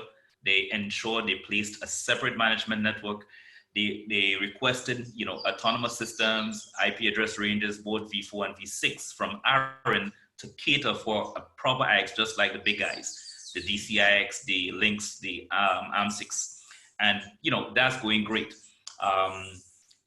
But what has been the challenges in the Caribbean? So the physical was done, critical infrastructure put in place, CDNs contacted, but what has been the challenge? So here comes the meeting with the stakeholders. And, it's very simple things. For example, I am going to join the IXP, but as an ISP, the government has to ensure that they come to us to pay for, a connection to the IXP, So you've been finding a lot of barriers. And what I'm gathering is that there is not, in terms of ISPs, there is no regional, transformational strategy for IXP integration into a core network. And, Bevel, based on the presentation you gave, it's foretelling that part of your digital strategy as it concerns your network core absolutely must have a component of integrating or connecting to an IXP. So here there's great infrastructure being built out, but the challenge is now getting regional ISPs to ensure part of the strategy is to having IXPs be part of their core network. How can we address this? And this is one of the things I really hope we can discuss today. Do we have meetings specifically for Caribbean ISPs? We have ISPX that has no issue pairing in Grenada, but in another island, maybe somewhere far in the north, we're not going to pair. But why is that? Why aren't we all aligned on what we want to do, right? Second thing, as it concerns governments being part of an IXP, with the COVID scenario we're seeing, tablets, thousands of tablets being handed out to schools. Students are going to be using these tablets to access their digital library for their coursework, their school books. But at the end of the day, there is still not a firm, solid, government content platform, that these tablets can access locally. Again, further enhancing the user experience and development of other local school-related content to support, e-learning as it concerns local schools. I think in Dubai, since COVID, their decision was to do full e-learning, full remote school. Google did, tons of developments there to ensure that, all the required content like Google Classroom can all be accessed locally. So that's it for that part of it. Suriname now, they're absolutely seeing the need. Tons of bandwidth being transited through interconnection points in Florida and the US, and a lot of that traffic can be offloaded locally. So the Suriname government has seen the need. The IXP is important. ISPs are on board, but their challenge now is ensuring they build a correct the right size infrastructure to support that bandwidth need. And I want to touch a little bit on cost as well. I've been working through the figures, and it will vary per ISP, but transit costs are not getting any cheaper. Today, a 10 gig internet link from anywhere in the Caribbean to Florida is somewhere in the region of $40,000 US per month. If you do the math, that's ridiculous. That's a heavy cost. You have some ISPs that needs to get maybe 2, 3, or 4 of these links to ensure they have diversity and full network resilience. Yes, but what about an IXP in your local country that can host the same content, the same popular content that you wanna you want access, this is where, that part of the strategy comes into play. We must connect to an IXP to make our network not just resilient, but better performing, giving end users a better quality of experience. Now, that is where I want to touch on Trinidad, right? And this is what we're seeing, because, as opposed from focusing a lot on building out 10 gig net IXPs, multiple 10 gig IXPs, we're focusing on what we're not doing right in the Caribbean now. And that's part of, our strategy to help improve IXs as we work and support the working groups who are building them out. Trinidad. Now, I pick on Trinidad because I think Trinidad has the best use case in the Caribbean, right? We have the AM6 Caribbean that operates out of Curacao, that's serving at peak maybe 28 gigs of internet content, locally, local exchange plus caching. 28 gigs for a very small island, 155,000 people, maybe 70,000, 80,000 end users. Trinidad, on the other hand, has 1.3 million people. And from looking at statistics from ISPs, the Trinidad ISPs together may be already generating half a terabit, 500 gigabits of traffic just from CDNs alone. Half a terabit of traffic, that's huge. But why is this not being shared? Why is this not being served, from the internet exchange? And I think this is one of the bigger challenges. Trinidad has 2 beautiful internet exchange points, strategically located, but I'm seeing a developmental infrastructure challenged by this particular IX or these IXs in Trinidad not being run or not being deployed to serve more local content. And also more CDN type content. Yes, we understand, and it's a challenge in other parts of the world where ISPs, because of their size, are already hosting the popular CDNs like Google, Facebook, Akamai, Netflix, and soon to come, of course, the bigger ones like O365, Cloudflare. But there is still the competitive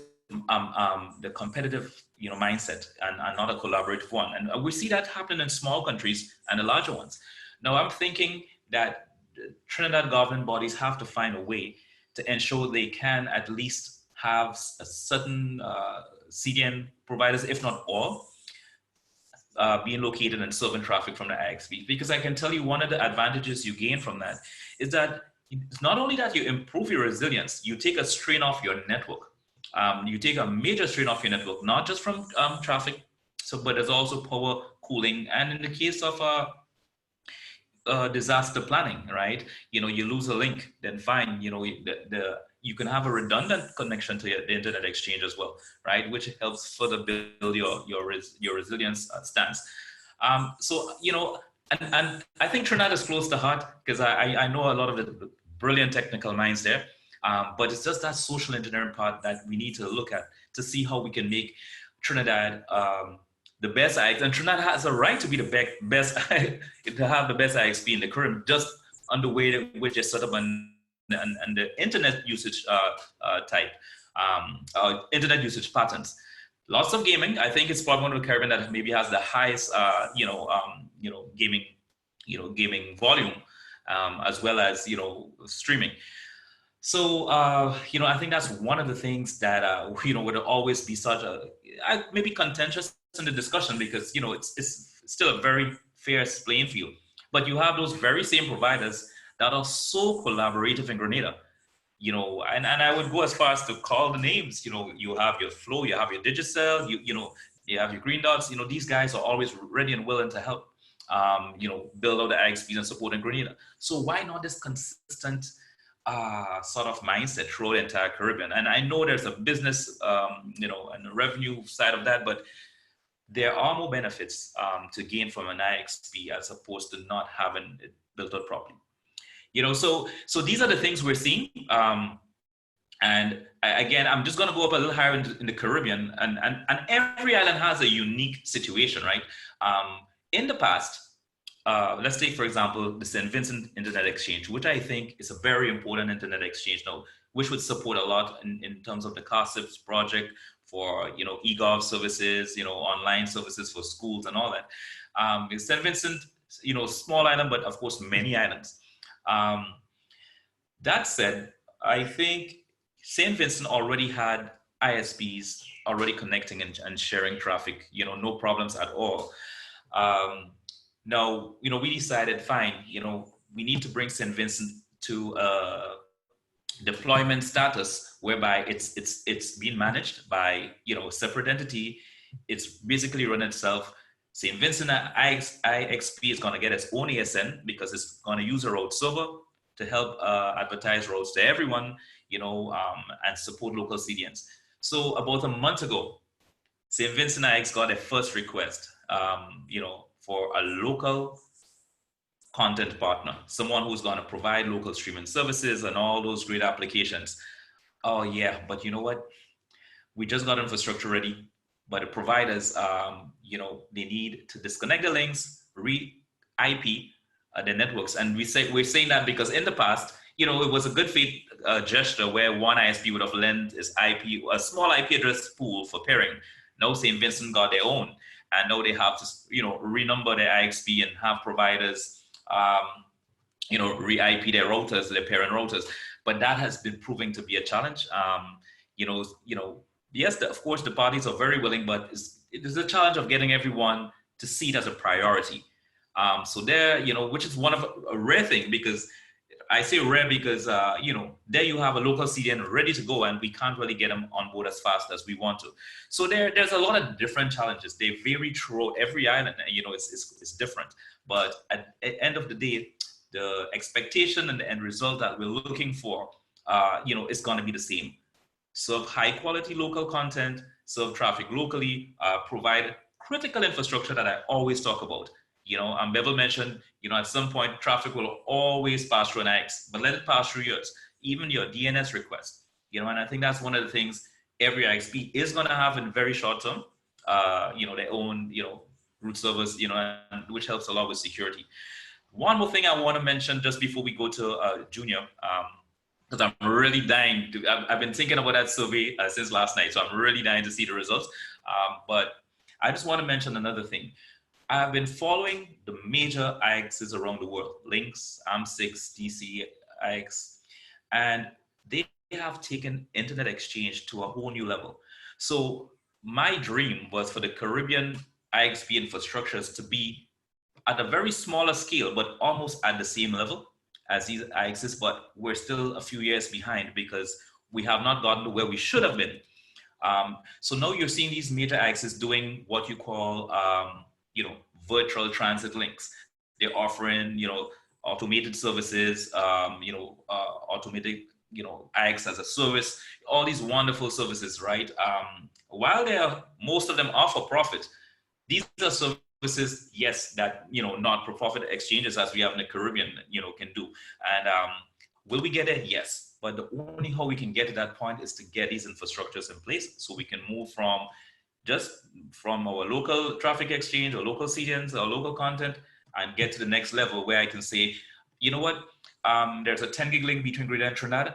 I am a new business partner that has tons of customers in Trinidad. I want a virtual IX link into Trinidad. And these two IXPs can collaborate and provide that service because they're doing it based on a partnership level. DCIX has, partnered with Lynx and other transit carriers, and that's where we want to get to. It's a case where we're trying to help each other develop Caribbean infrastructure. Lots of great things ISPs can do. I mean, we're just scratching the surface here.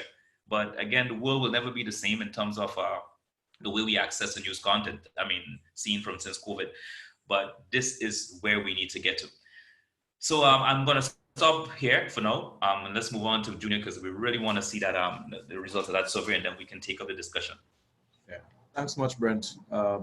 And take a look at the questions that are flowing in, so we can start preparing to give responses. Junior, you're up. We're looking forward to hearing what you've discovered as part of the CTU's recent survey on the state of Caribbean IXP. So over to you. Okay, thank you, Bevel. Great, you all are seeing my screen, right? Yeah. Okay, so as Bevel indicated, the CTU has been a long-standing partner with a number of IXP stakeholders or a number of critical internet stakeholders in the region, including ARIN, LACNIC, CARIBNOG, CARCIP, CARPIF, and our members or member countries.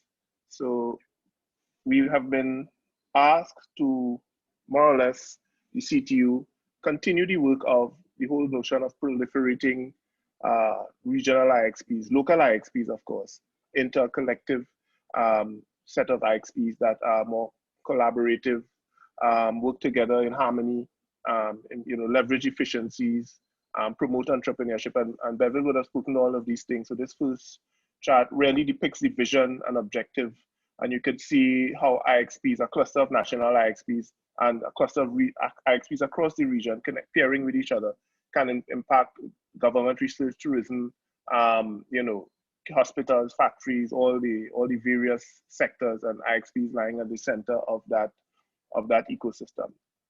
And so what we decided to do as part of the project would be to start with a survey, starting with the first principles to determine where we are, what's the baseline. And so we decided, okay, let's move forward with a survey, administer the survey. And the survey focused on 4 key areas, groupings: policy perspectives in terms of the role of the IXP, technical considerations, growth and sustainability, and measuring the impact. And so when we administered the survey, we reached out to about 15 territories of our members. And the thing is, it was a bit of short notice. So we did well. Within a week, we were able to get at least 6 respondents. And of course, we follow up with the other territories to get their responses. So we got responses from 6 territories. And so that is what you'll be seeing today. The IXPs that are located in these respective territories. The first question that deals with IXP governance was asked in terms of, is there an appointed or dedicated IXP coordinator? And 67% indicated yes, 33% says no. And I will just go through the slides and just share the results without coming up with an analysis, but I'm sure you'll be able to paint a picture and to see some of the challenges that Brent had mentioned, as well as Bevel.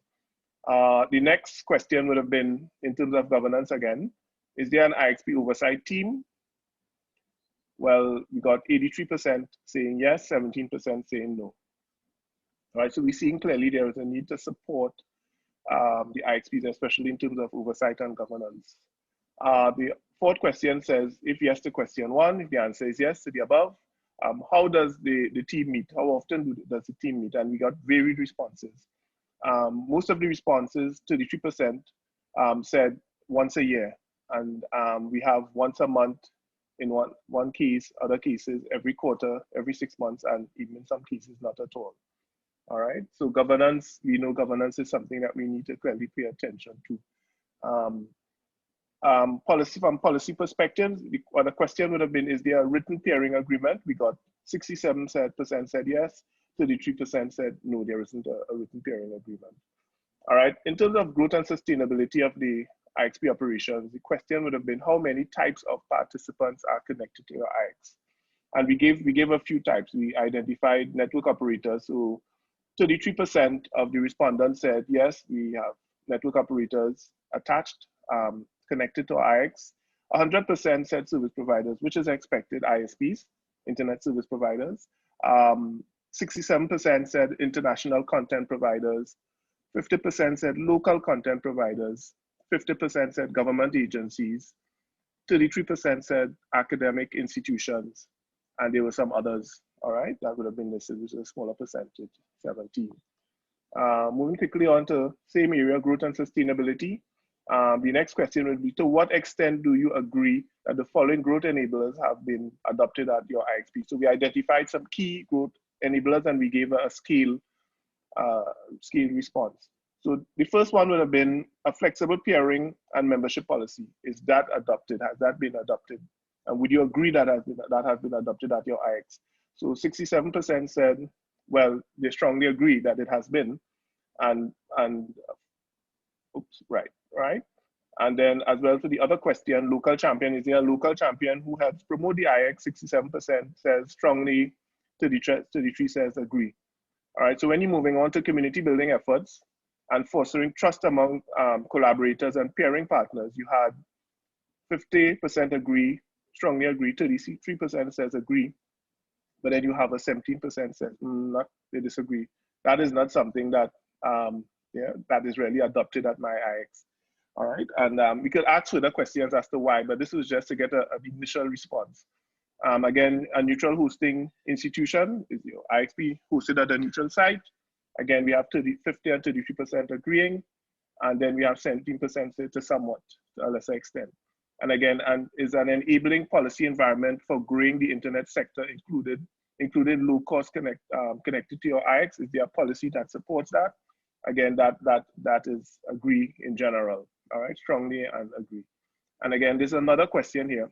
IPv6 compliant do you agree that a growth enabler such as IPv6 compliant as your IXP is at a minimum installed and operating on an operating system? Well, we have varied responses. We said 33% says, well, no. And I suppose we could assume why, all right? And in terms of as fast as the ISPs adopt IPv6, then you will certainly see growth because they are a larger constituent of the IXP hosting. And then you have, to a lesser extent, strongly disagree. And well, you have strongly, you have a disagree and to some extent. So we're seeing a picture there being shaped. Some technical considerations to support Caribbean IXP development. Another question is, which of the following secondary service does your IXP provide? And we have, Looking Glass, we have 100% that says no. Then we have routing services, DNS, root and country level the domains, country level top domains. We have 100%. We have time servers, 50% said yes, 50% said no. And there's some none of the above varies. All right, so you can see in most cases, the DNS root servers and the top level country domains and the root servers have been more or less fully adopted with those respondents in some other areas. So we just kind of sample some areas just to get a snapshot of where they are. All right, results-based measures in the impact of the IXP. So we asked a question around that. The question is, are any of the following indicators used to aid in tracking the growth and impact of your IXP? All right, so we're thinking about sustainability here. And so yes or no questions. Number of root server instances, yes, that is used to track. If that is growing, that is increasing peak traffic at your IXP, 100% said yes. Request to peer ISPs, if you're constantly new requests coming in and CDNs coming in, and say, yes, we use that to track to see our level of growth and impact, and so on. And you could look at the various questions or sections in the questions. Average access speed, that is checked. Brent would have been talking about that. Major local entities with non-local websites. Number of locally hosted major websites. Brent touched on that in his presentation. All right, 67% said yes, that is used to measure and track the impact as an indicator. A number of international content providers present. All right, so we're getting a sense of where we are. So, right, good. In terms of peering dynamics, please read the question would have been, please read the extent to which the following describes the preferred pairing policy positions in peering arrangements at your IXPs. And so it's varied in this case. We have, in terms of strongly agree and agree, we have, yes, the objective is to improve end user experience, to lower transit costs, as Bevel said, to, sender keeps all is to a lesser extent, usage billing to increase revenue by peering. So the questions are nuanced in a way, there's subtle differences, but they have some focus areas just to get a sense and to have the starters thinking about what areas we need to kind of drill down into. Net settlement based on traffic exchange, and you would see, it varies. One of the responses in terms of sell more underlying transport capacity is in most cases somewhat and disagree to a large extent. So that isn't really a position, but you would, and as well as net settlement based on traffic exchange, that also isn't really, to some extent, something that is really focused on in terms of a policy position for peering. And there are more. This is not an exhaustive list. It's just some areas we sampled out to kind of focus on. other peering dynamic would be question, please read the extent to which the following describes your IXP's peering policy or carrier peering agreements. Similar but slightly different to the previous questions. There are no peering arrangements or internet carrier exchange for traffic, so there are no arrangements. So that's 50-50, halfway, the even split. Bilateral peering, that is participants pair with each other according to their own requirements and business relationships. Yeah, that is 80% strongly agree, so that is significantly adopted. Voluntary, multilateral, again, we have 40%. And then, mandatory is really somewhat and to strongly disagree. So that is discouraged. That is not something that is considered at all. So we're scanning the environment. Almost there to the end. This question says, please rate the extent to which the following peering models are practiced, and whether it's closed peering. We have some agreement there, closed peering, ISPs decides who it peers, peer partners are, and it's generally not open to peering opportunities. So we have a 33% said they strongly agree, 33% yes, that's the case, and they disagree. In terms of the rate in terms of the rate or the extent to which the following peering models practice have been adopted, or practice at the IXP. We have open peering. So a lot to do with selective peering is fairly strongly agreed that is practice. Open peering, they're amenable to that, as well as to pair with other Caribbean IXPs. All right, so that is all right. Okay, I think right. So, all right. So these are some questions that we asked to kind of pry out, to tease out responses. Okay. And other question would be in terms of IXP structure, the structure of the IXP. Please rate the extent to which the following describes your institutional and operational model that you have adopted. And we have 50-50 in terms of being an informal association of networks, whether it's university or government agency. That is certainly not the case. Disagree, 50% and strongly disagree. That hasn't been adopted. Whether it's an operator, neutral, or commercial or for-profit company, that is again split even, 50-50. And then an industry association of ISPs. Well, we're seeing strongly agree here. All right, and not-for-profit independent organization, 83%. Okay, so you're seeing some varied responses here. And of course, we have to drill down and inquire. So this just gives us these responses just give us an initial sense. All right, and I think I would have gone through this already. All right. Right, and this question says, please rate the extent to which you agree that any of the following will be beneficial to strengthen your IXPs, and these are future-looking questions.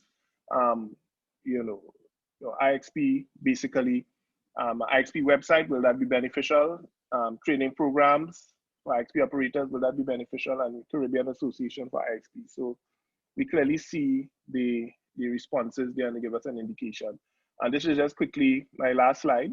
The stages of the project. So we started with a survey, an initial survey, and we intend to follow up with focus group meetings and interactions with the IXPs and the stakeholders that I mentioned from the start of the presentation in the region. And we want to widen that collaboration with some other IXP projects that are on the card.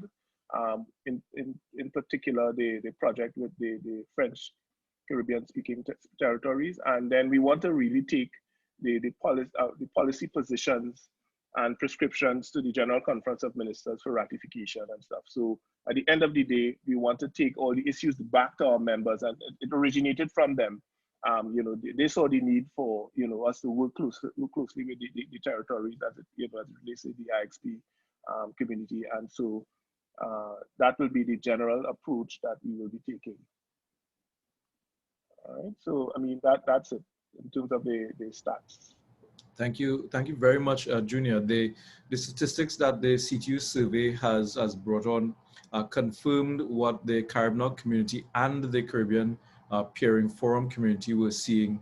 And there are two very important points I want to pull out from what Junior just shared. One is that the IXPs that are performing best, where performance is measured both in terms of traffic growth over the exchange point and contribution to local bandwidth, are the ones with the most diverse membership. So where you have not just incumbent ISPs, but you also have other content providers and content delivery networks appearing at the exchange.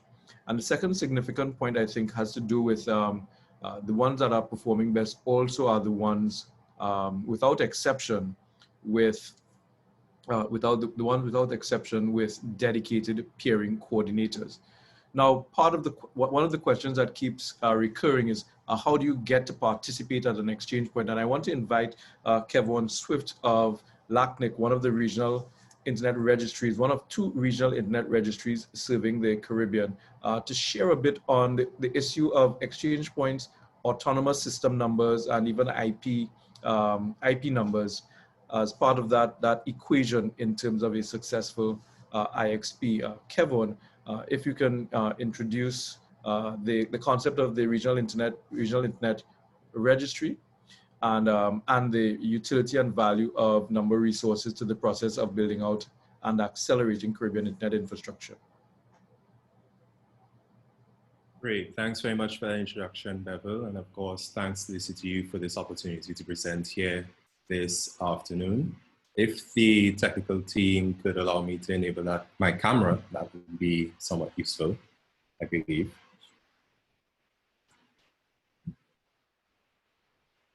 Great, thank you very much. So as Bevel mentioned, I really just wanted to seek the attendees' indulgence in taking a couple of steps back and touching on some of the more foundational concepts to the topic that we're discussing today.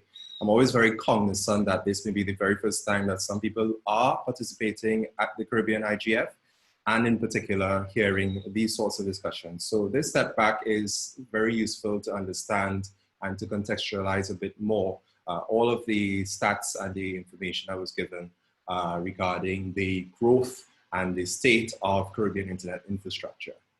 So as Bevel mentioned, I am from LACNIC, which is one of two regional internet registries that provide service to the Caribbean. And this afternoon, I just really want to focus on one of the points you're seeing here on the screen, which deals with network autonomy and the benefits of getting your own internet resources directly from LACNIC. The arguments I'm going to give here are applicable similarly to anyone who wants to get resources from ARIN or in any of the registries, as a matter of fact. And then I just have about two key messages that I wanted to share on IXPs. I think a lot of the information about IXPs have already been covered, so I'm not going to repeat myself or repeat what had been raised before. So resources directly from LACNIC, and when we talk about resources, of course, we are all familiar with the whole idea of IPv4 and IPv6 address space.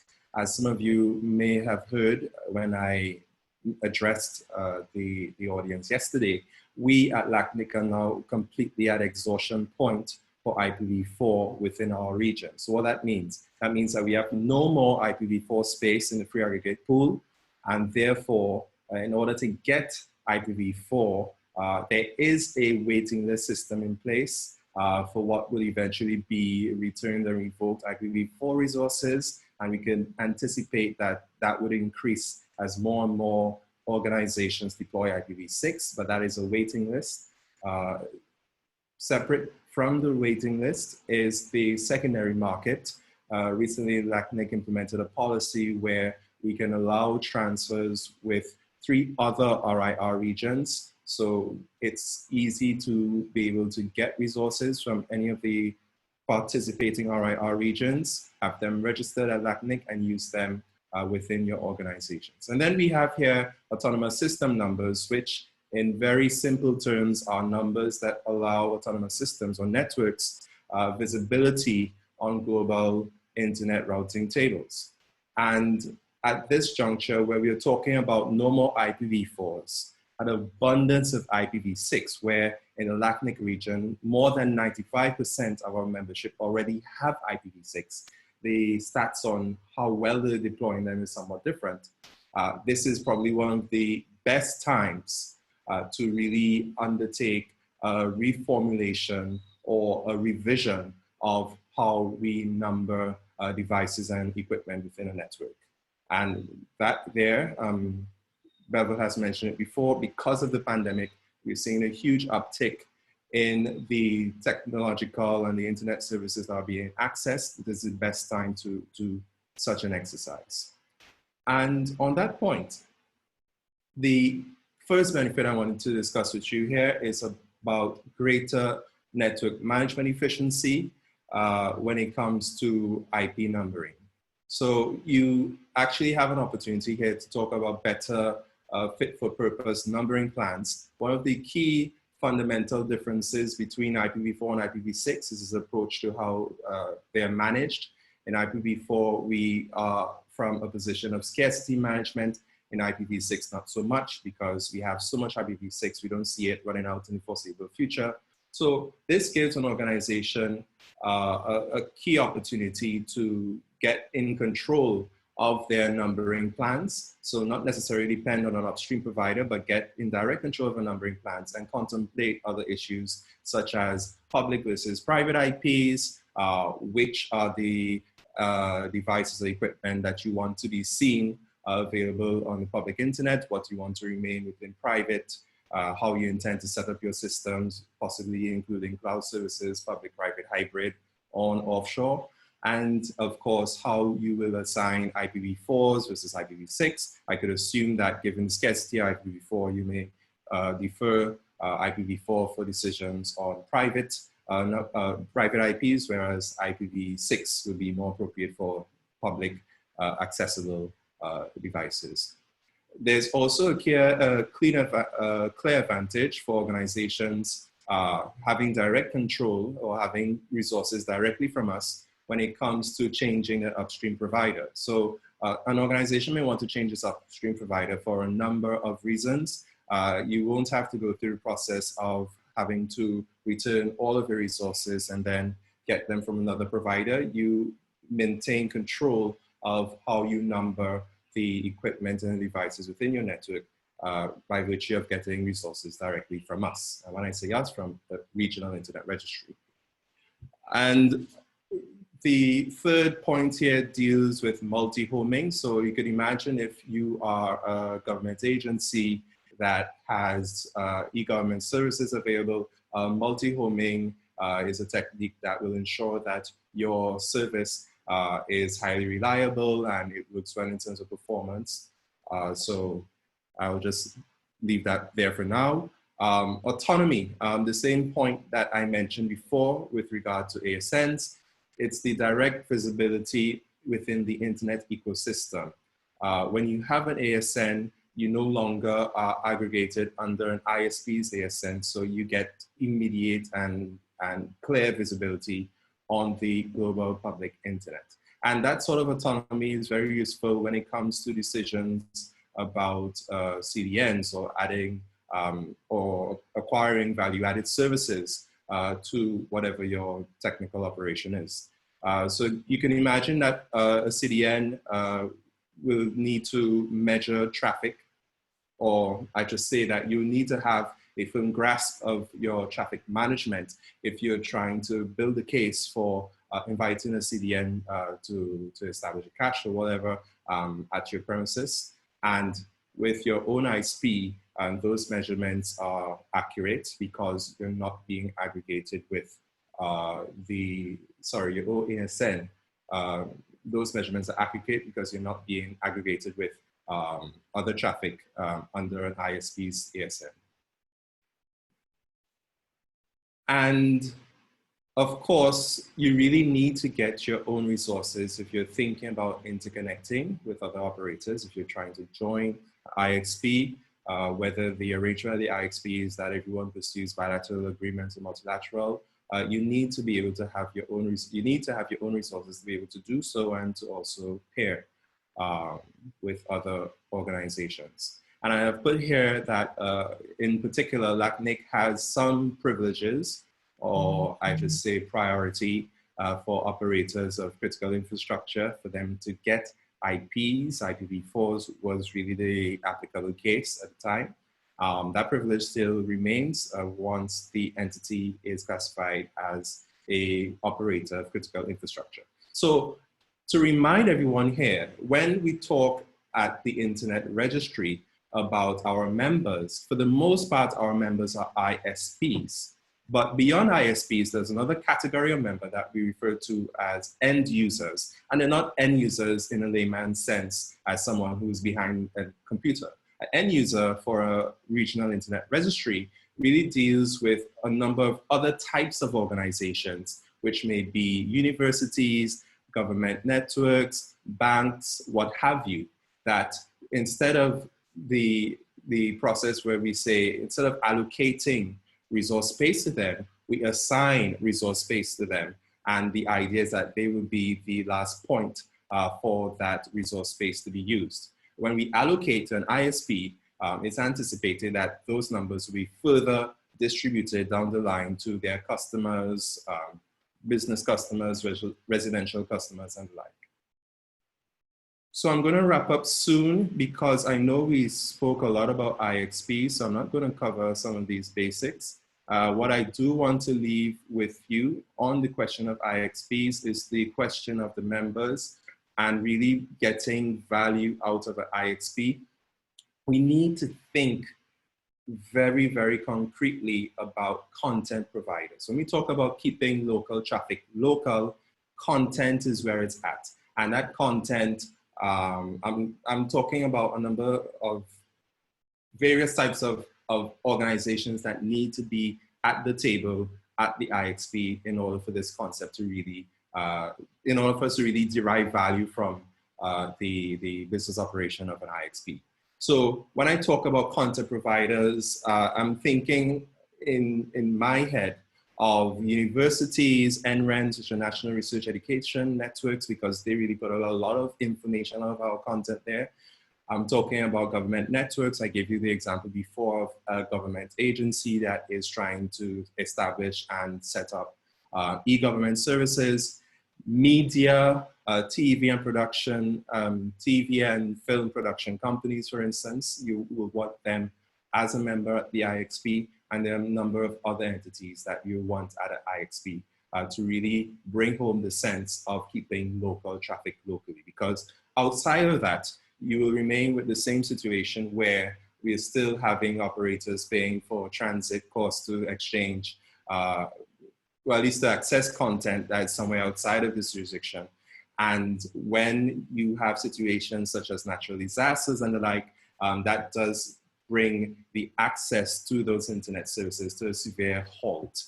When you think of an IXP and you think of local content, in the event that this country, Trinidad and Tobago, were to be cut off from the global internet, you can still have services up and running. And it's very critical in the first steps after a hurricane that we have access to information. We have the know-hows on how to get this, how to get that, how to get assistance from the government. And that is very, very important in terms of keeping that content local. So we're talking IXPs, we're talking about local content. Let us not just think about the great CDNs, the Googles, the Akamais and such. Let us really think about that content base and having that content base remain local and grow locally as well, and being able to be resilient in the face of natural disasters. And without further ado, I think I will stop there because I'm really looking forward to some of the discussions that will come up afterwards. And I am very keen on hearing the intervention from our colleague from the French West Indies. Thanks a lot, Bev. Thank you, Kevin. And as we all are, the issue that you raised about getting more organizations across the region registering for and setting up their own autonomous networks is actually one of the keys to growing successful internet exchange points across the region. You can't connect to an exchange point directly if you don't have an ASN. And ASNs also represent part of the resilience, infrastructure resilience conversation that we've been having as RIRs and as the technical community across the region. So those 2 points I thought were key to those listening in, trying to understand how do you grow at least the local component of the internet exchange point, and of course attracting the foreign content and bringing it closer to home will also be part of that. But there's another aspect of the network and the infrastructure discussion that I'm hoping that my colleague, Jean-Sebastian, will be able to address, and that is the build out of the local networks and all of the smaller parts that connect to ensure that the infrastructure is in place for services to be delivered locally. Jean, if you can introduce yourself and share with us some of your perspectives on the subject. Thanks. Yes. Hi, everyone. I'm Jean-Sébastien Hamlet. So I'm a territorial councillor of the collectivity of St. Martin. So I've been elected in 2017, and my mandate is up to 2022. I'm in charge of new technology and audiovisual. My personal background is an IT background, so I've been developing applications mainly for the public sector. So I've been in that field since 2007, and 10 years after, I decided to be on the other side of the decision makers as a territorial councillor. And I was recently certified data protection officer in 2019 from the Institute of Sciences Po in Paris. So today my intervention is mainly going to be about explaining the challenges we've faced with the telecom infrastructure since the passage of Hurricane Irma. I'm not a specialist of the telecom or internet exchange points, but as a government, we understand the needs of the population. We understand the benefits of considering IXPs and having a resilient infrastructure also for better services to the population. So I'm going to share my screen. I have a little presentation where I'm going to go through what we faced like challenges since Hurricane Irma. And we are pretty proud of what we've accomplished to deploy FTTH on the whole territory. So I'm gonna share my screen right now. While you're sharing the screen, let me just encourage the participants to please post your questions to the Q&A so we can begin preparing for the round of responses from panelists. But also, if you have comments and views, please also feel free to share as well in the upcoming interactive session. Okay, are you seeing my screen? Not yet, just in black.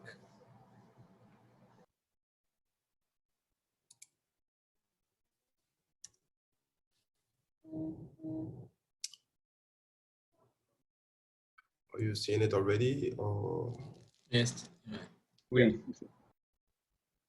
You're seeing it now. Okay, great. So yes, in 2017, it has been a turning point in the history of St. Martin. I'm not going to go really on the social aspect of it. I mean, the passage of Irma in the Caribbean, we saw it was really destructive. I'm going to stick on the infrastructure part because we have made the decision, well, a drastic decision to put all the networks on the ground. Because after the passage of Irma, we had about 90 kilometers of aerial supports that dropped. So the aerial supports were mostly used for electrical wires, but the service providers were also passing their networks on those supports, I guess, to reduce cost and to reach out to the end users in certain neighborhoods. So after the passage of Irma, 90 kilometers of those aerial network dropped. And we as government and also the electrical company, they decided to put everything underground. So that implicated that the service providers that were on those irate posts were out of business, or maybe were cut off totally from one or more neighborhoods. So we faced with several neighborhoods who didn't have telephone services, internet services for quite a while. Therefore, we had to do a census with all the service providers and get them to sit around a table and define a common strategy on how we could put back up those networks, but in a more resilient way. We wanted everything to be on the ground. And we also wanted to make 100% of homes and businesses in St. Martin eligible for very high-speed internet by optical fiber. So that was a challenge for government, a challenge for the service providers, because we decided that no network would go back up on the post, because we wanted the island to be more resilient. We wanted the citizens to get back up quickly or faster after hurricanes or natural disasters, etc. That was quite a big challenge for the service providers, because that implicated a 12 million euro investment, overall investment, that the service providers could not deal with individually. Therefore, they needed government to come up with a plan in order to meet the challenges. So on my slide, you're seeing quickly the aftermath overall on the island, but I'm going to really concentrate on the telecom networks. And so our new challenges was really to deploy that network as quickly as possible, as resilient as possible, to serve the population. So we came up with a great initiative that took about 2 years of consultation with the authorities, the state authorities, with the local service providers in our government administration. And we came up with a solution that, let me get the right term. We came up with a law that, well, we found a law that permitted the collectivity to hold a stake in a commercial company having for purpose the establishment and the exploitation of passive electronic communication infrastructure. That means that that new entity, which is composed of European funds and private funds. So we have as stakeholders 40% of the collectivity, so the government. We have 20% of local operators, and we have another 40% of the CDC, which is a bank held by the state. We got about 6.5 million euros from subsidies, European subsidies, also to start those underground networks. And this company has seen the light about a month ago. And the goal of this company is to dig the trenches for the underground housing for the fiber optic.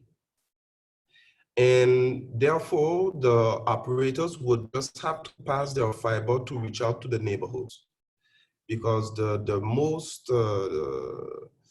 heaviest cost for the operators was really to do the public works. So digging the trenches and putting down the housing and everything for the fiber.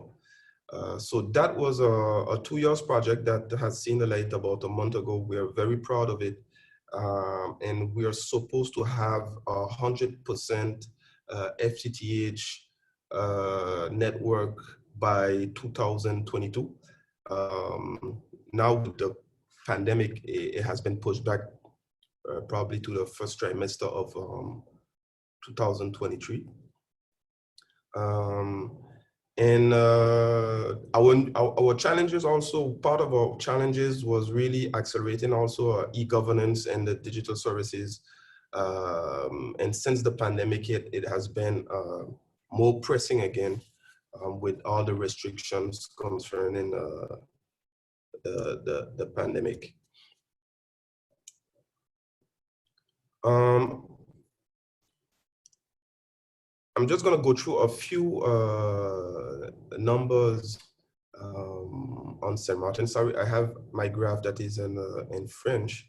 But since the passage of Hurricane Irma, of course, we've had a significant drop in employment.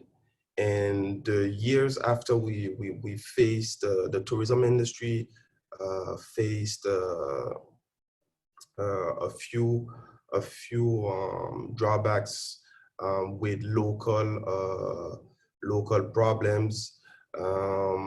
And then in 2020, with the pandemic, we saw that our island that was mainly on the tourism industry got really impacted.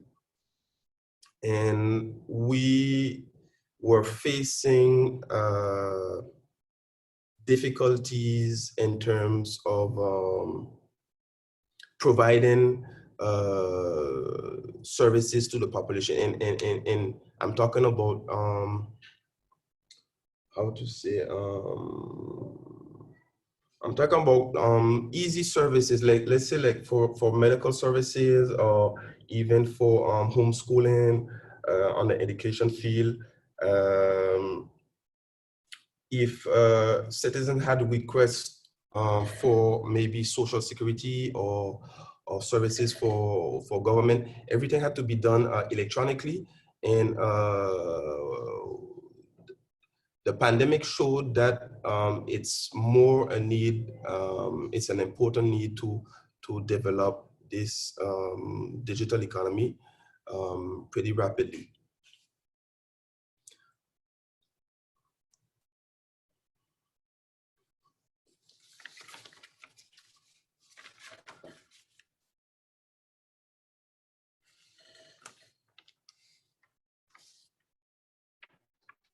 Sorry, I think I had a problem with my mic. Okay.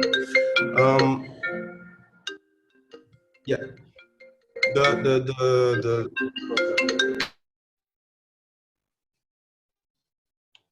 You hear me?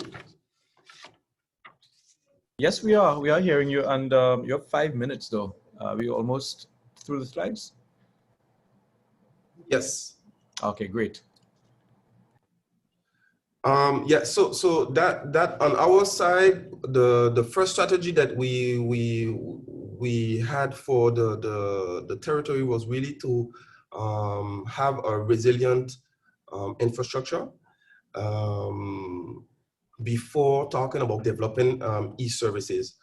The government of St. Martin for the past years has been improving in terms of their internal solutions, internal platforms to deal with their internal procedures, to make it easier to communicate between services and to communicate with the population. We also did a great step a couple of years ago where we went to Office 365 where we have all the administrative agents, all the elected officials that use those type of accounts in the cloud. And that enabled us to have territorial meetings, for example, during the pandemic off-site. We did also a great improvement in reducing costs for paper, since we're using intranets for territorial meetings, for example. So more and more, the government officials are seeing the benefits of the digital transformation. So today, it's not a question of if we're going to that transition. It's mostly when, how, and how fast we're gonna be transiting to that. So I'm gonna stop my presentation at this point. It was really just to show that on St. Martin, our strategy until 2023 is really going to be about having that resilient backbone, FTTH backbone on the island, and in parallel, starting maybe a survey on the type of e-services that we could deploy in different sectors on the island. Very, very good. Let me ask the other panelists to also turn on their videos so that we can take the question from Dexter, which I think is a relevant question, and just have a closing discussion before handing over to Nigel Casimir. Dexter from Trinidad and Tobago, I believe, has asked, how is the marketing push for foreign cloud services versus local cloud services due to lower rates and perceived better security affect the deployment of IXPs and other internet infrastructure in the region? Brent, is that one you want to tackle?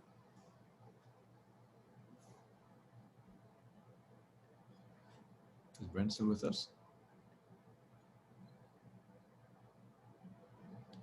All right, so looks like we don't have Brent. Any of the other panelists want to take that question? How does the marketing push for foreign cloud services versus local cloud affect deployment of IXPs? And I imagine Dexter is referring there to Amazon Web Services, Microsoft Azure, Google Cloud, and the like.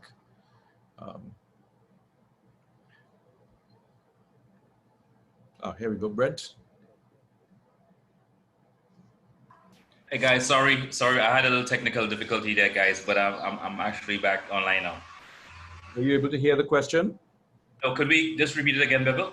How is the marketing push for foreign cloud services versus local cloud services going to affect deployment of exchange points and other internet infrastructure in the region? And I'm assuming this question, which is from Dexter Boswell Innes, is referring to the big push by vendors such as Amazon, Microsoft, Google to governments directly and to private sector. How does that affect the internet exchange point use and utility in the region? Yeah, that's an excellent question. And this is a question that came up tons of times before. The challenge here, well, there are two things. First off, is that the content produced by these large players, these large CDNs, it's going to be tough for us as a smaller Caribbean unit to build out that sort of competent content. But there is a collaborative side of it, right? At the end of the day, these CDNs will always try to push, their content, whether it's over the top or sort of collocate at your IX. So it's a sort of win-win. I think it's a case where, we try in the Caribbean try to build applications and content specific to our needs, and not try to, compete with, what we call the big guys. At least just collaborate and, you at the end of the day, it all comes down to end user habits and patterns. They're gonna access that content anyway. So it's even better if you have it at your internet exchange. So I think that's the benefit we get. But at the same time, we need to sort of build, applications and local content that is more applicable to us. I really hope, that sort of helps. And I hope I didn't stray too much, but again, this is a discussion that, you can chat on for hours, Yeah, no, I think that's a good way to start the response. It's related to a question being asked by Rudy Daniel, what is the view on IXP infrastructure contributing to the current data sovereignty discussion? When you consider that companies, Caribbean-based companies like Belize Cloud, Cloud based in the Bahamas, have been promoting exactly what you're saying, Brent, the location or domestication of not just content, but also services like Google Cloud and Amazon Web Services within the region.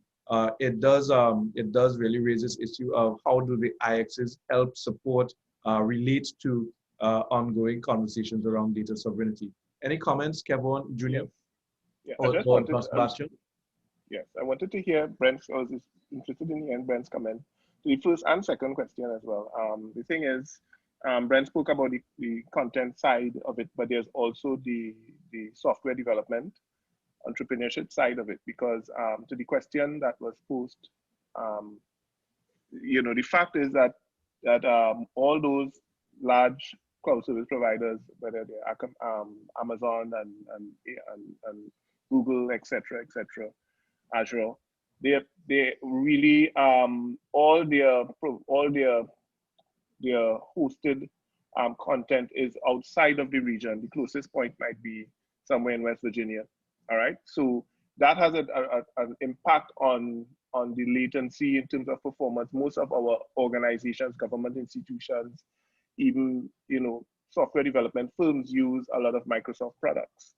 All right, and most of their clients are tenanted and hosted outside of the region. And so that does impact latency, that does impact the performance of applications and stuff. So we need to find a way to, and it's tied into what Brent said, to develop local applications, local content that require local hosting.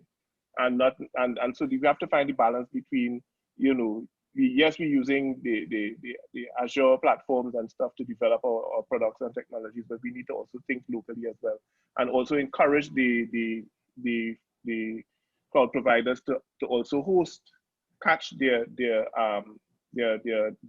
software stack or development stack locally in the region as well. So that's a really interesting question. Okay, so we're now at the 3 p.m. mark. And I think, guys, you all have presented a multi-dimensional look at the issue of Caribbean infrastructure.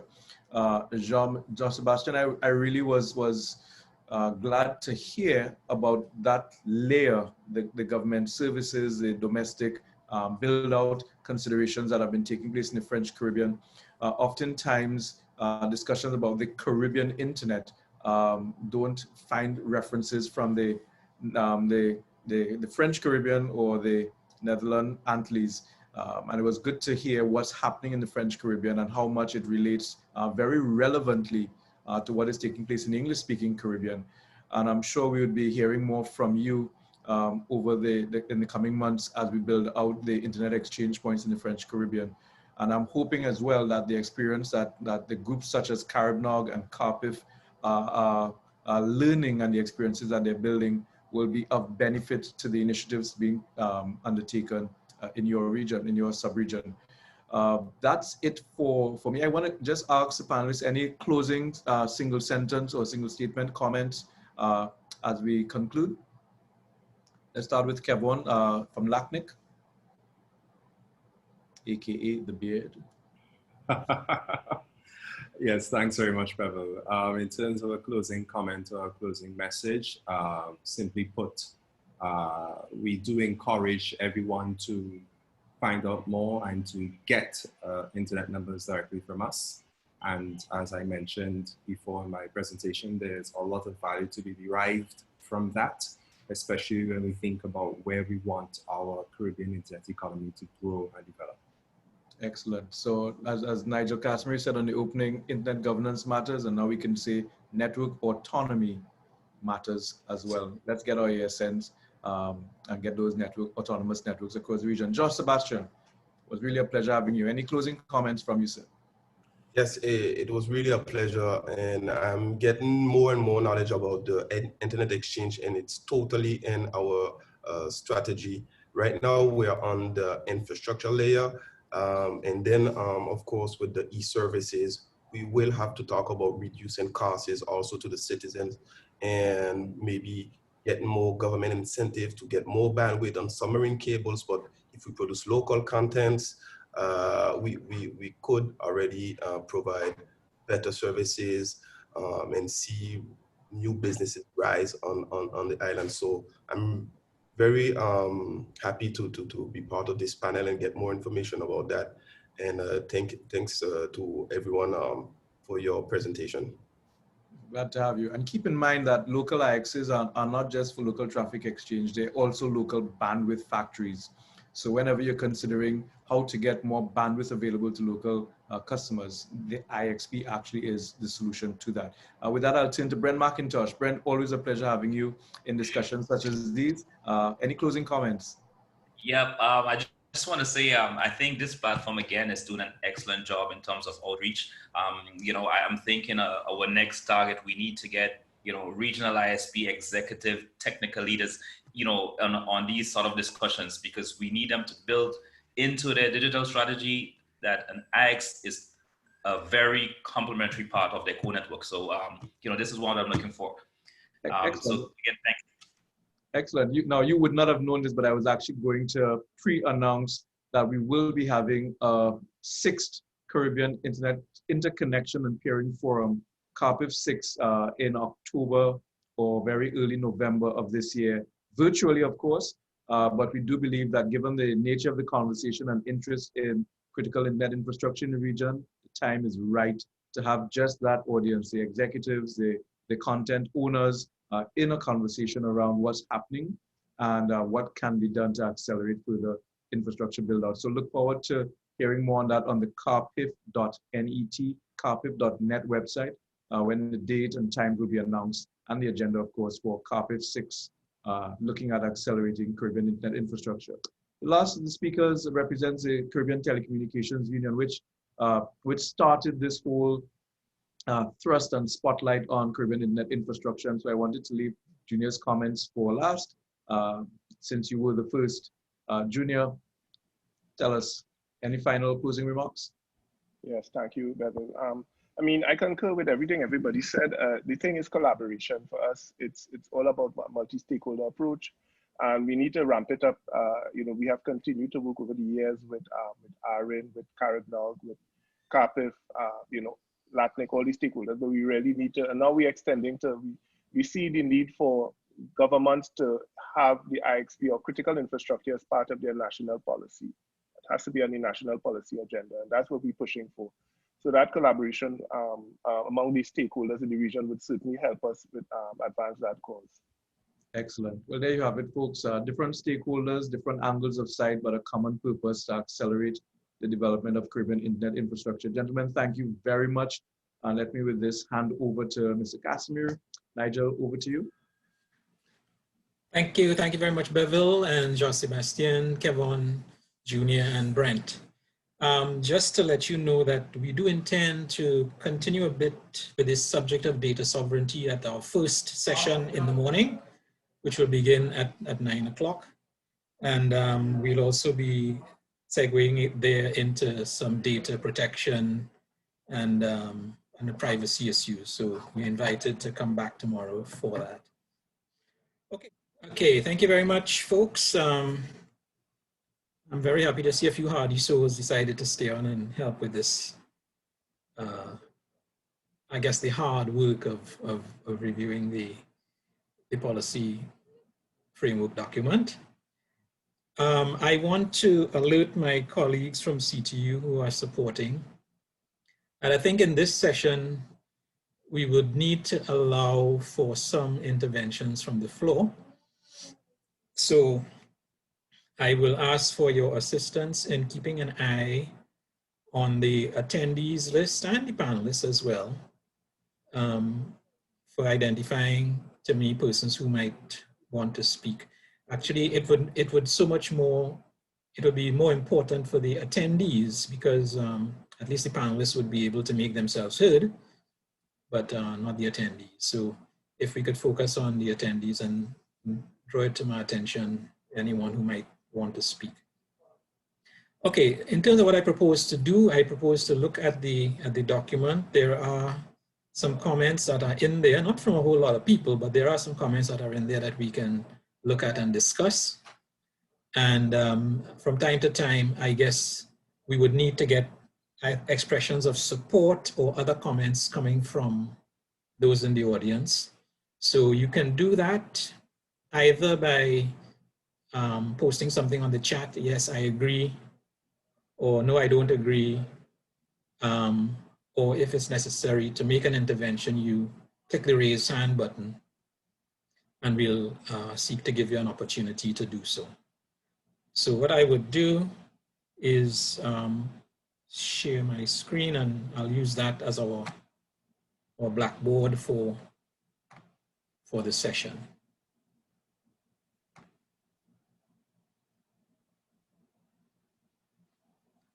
Okay, I'm screen sharing, so you should be seeing that Google Doc that we were asked to be taking a look at. Let me just clear my thing on the bottom here. Oops, what did I do?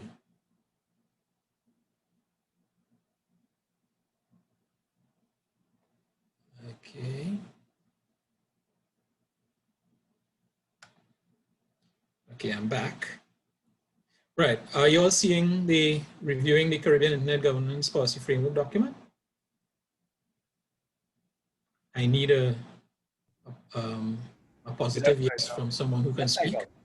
All right, good. Thank you, good.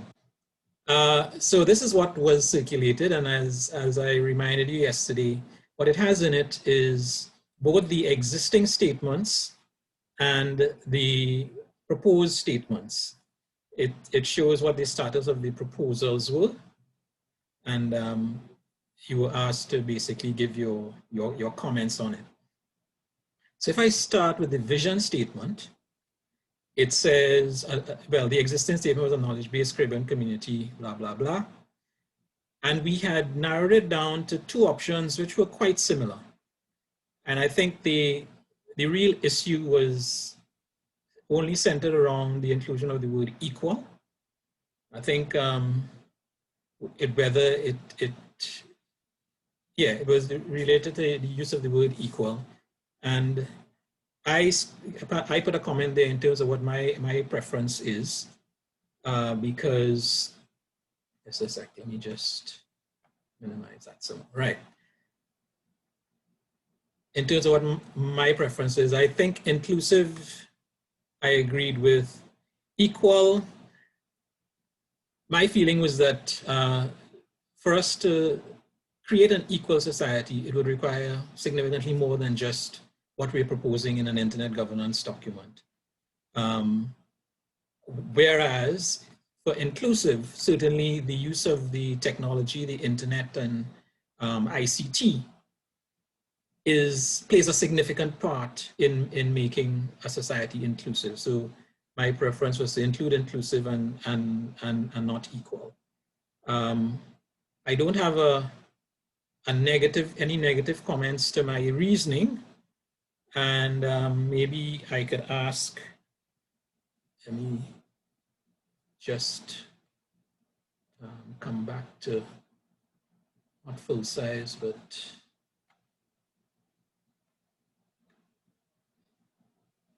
I'm not sure I'm seeing the participants. Oh, here we go. Right. So, or the chat. Let's look at the chat.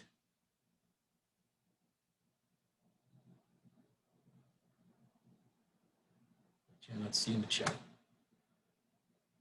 All right, I guess I have to depend on my colleagues to help me out with the responses. So I was saying I didn't see any negative comments to my stated preference there. And for those who are there right now. If you have any comments you would like to make, now would be the time to do so. Otherwise, we would more or less go forward with the first option using the word inclusive.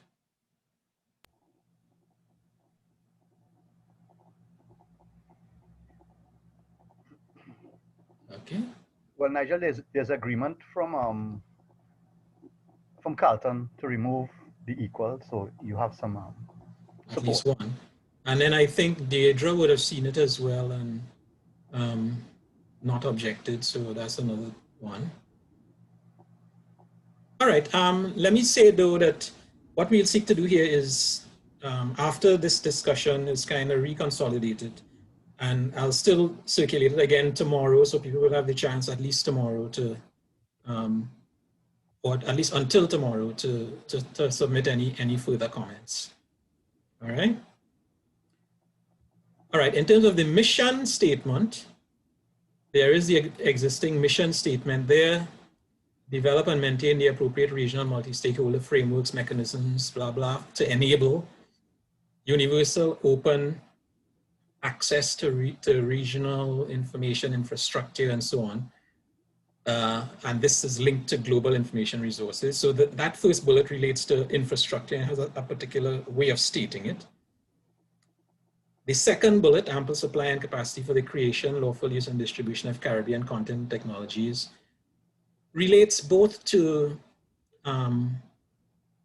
local creativity and competence. And the third one is a statement saying that we want to develop a vibrant digital economy in the Caribbean. In terms of the proposals, there was it was proposed to add some additional words like collaborative, and instead of enable, to say either achieve or provide. I didn't put on my preference here, but my preference is enable. Collaborative, I felt, was a little bit redundant, having said multi-stakeholder, because I figure multi-stakeholder is inherently collaborative because you're bringing different groups together. We have a comment here from Deirdre Williams on this, and she was saying, can I question multi-stakeholder and replace it with socially inclusive? And she wants to keep collaborative. So she would say the appropriate regional, socially inclusive, collaborative frameworks, mechanisms, policies, blah, blah, blah, to achieve these things. It's a more, what should I say, non-technical articulation of the thing. I myself believe that multi-stakeholder means something specific, especially in this context, and people understand what it means already. It means government stakeholders, private sector stakeholders, civil society, and we start to make some additional subcategories like technical, community, and academia. Right? So when we say multi-stakeholder, that's definitely the understanding in this context. And like I felt that, that is inherently collaborative as opposed to socially inclusive. Of course, if you do not say multi-stakeholder, maybe you do need to say collaborative, as Deirdre was suggesting. So this is one area where I think we could use some additional comments from the floor. So either something in the chat or something, or someone, if anyone wants to make an intervention.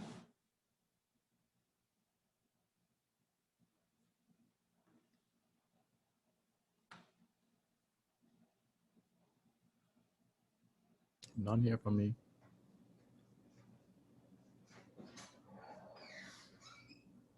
I thought I heard a voice just now, but I didn't hear it. Yeah, that was me, Bevel. I was just saying, none here from me. None forthcoming at present. None from Bevel. Oh, none from Bevel. Okay.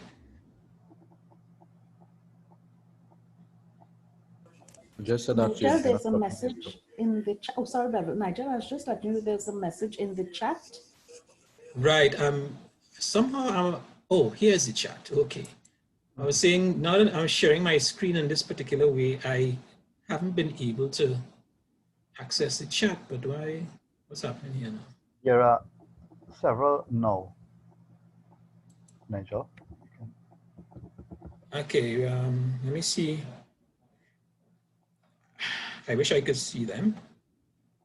You all would have to read them for me. Somehow I can access a list of participants, but I'm not. Okay, let me try something else. I can try something else here.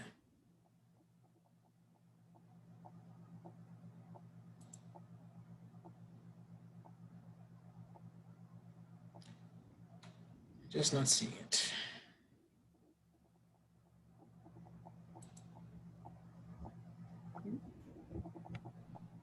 Hello? Ah, okay, yes, I just got it. Okay, I just got it. Nigel, you have a comment coming in from Miss Bernadette Lewis. Yes, I noticed that. I'll get down. Let me start No, from. no, I'm actually speaking to you. Her mic is now opened. Ah, okay. SG. Well, Right. I'll say Miss Bernadette Lewis. I was just thinking socially, when you say socially inclusive, there are certain connotations associated with that.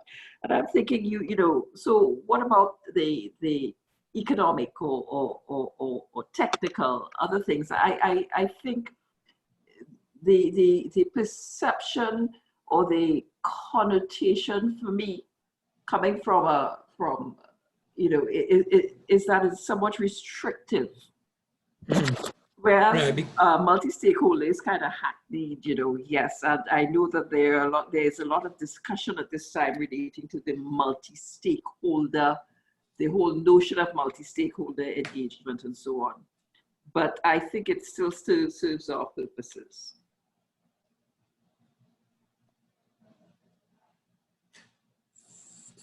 Sorry, say that again about multi-stakeholder.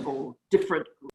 I said I know there's a lot of discussion now about the appropriateness of what we call multi-stakeholderism, and that in many respects it is a sort of hackneyed term, but I feel that it still serves our purposes at this point in time, in that it gives the clear sense that there are diverse players.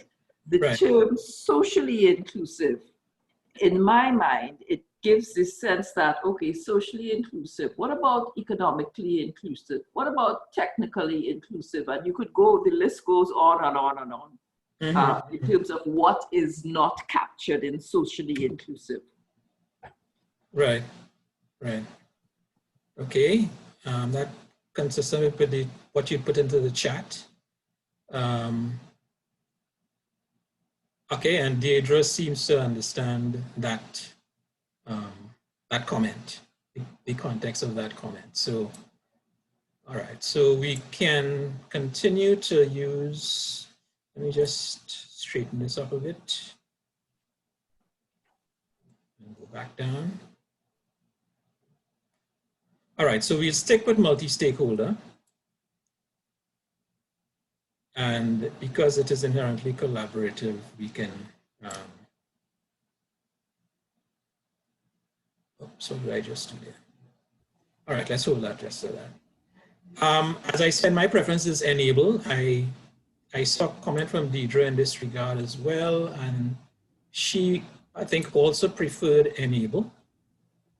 Let me just go back so that I can see the whole thing. Yeah, she says, I prefer enable. Achieve doesn't work for everything and provides suggests a dependency approach. So I think enable is it. So we'll stick with that.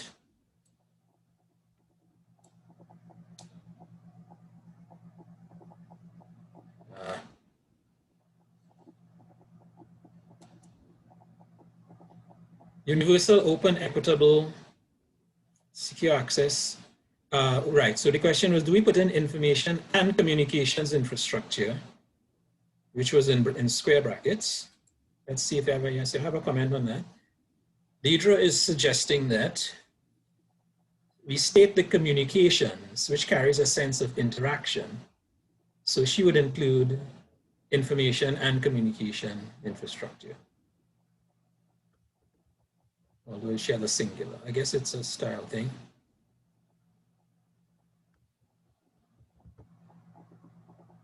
So the suggestion is to leave it in. I am okay with leaving it in. I don't know if we have any other comments from the floor with respect to if we should leave it in.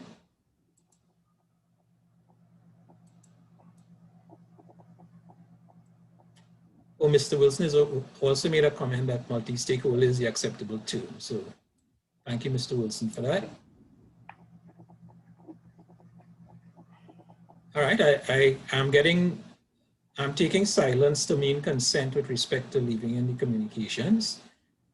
With respect to the next bullet then, oh no, I'm not done yet.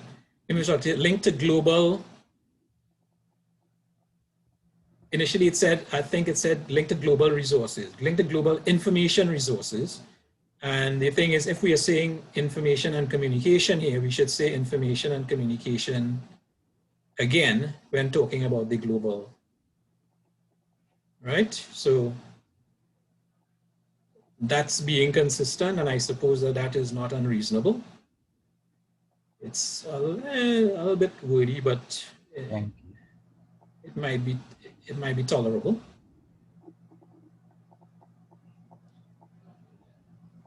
Link to global ICT resources. Okay. Information communication resources. There was pretty much a new bullet proposed here to speak to human resource and capacity development and retention. I think there was another comment from Deidre here. She's saying knowledgeable, confident, competent users. I think that's the thinking. That's the thinking there. What I had said is that in the original statement up here, where it says ample supply and capacity for the creation, that capacity for the creation also related to human resource capacity, which would pick up the knowledgeable, confident, competent users aspect of what Deirdre's comment is. I'm thinking that maybe we can just make it a little more explicit. We don't necessarily need an extra bullet, but maybe make the statement more specific to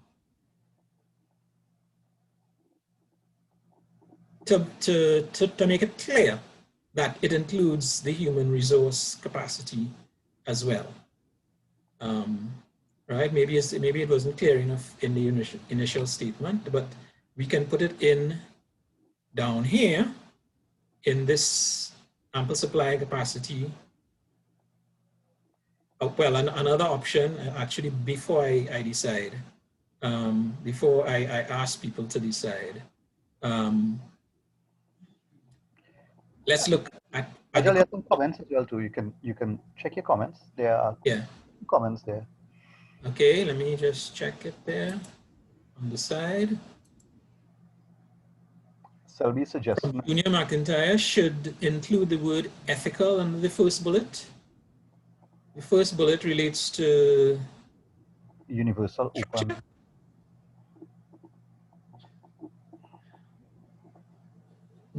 Junior, you could take the floor and say. So it was just an observation. I was just thinking if we have universal, open, equitable, affordable, flexible, secure, etc. But ethical seems to be a big issue, especially with AI and emerging technologies. The ethical use of information technology is a very important topic. So right. I don't know if we want to include it there or elsewhere. That's all. It might be lower down. Somewhere lower down, we're supposed to be talking about use. Expedited. I think lower down because no problem. That first bullet is the infrastructure per se. Right? Okay. Access to the infrastructure. I think that point you're making might be more appropriate lower down where we're talking about using the infrastructure.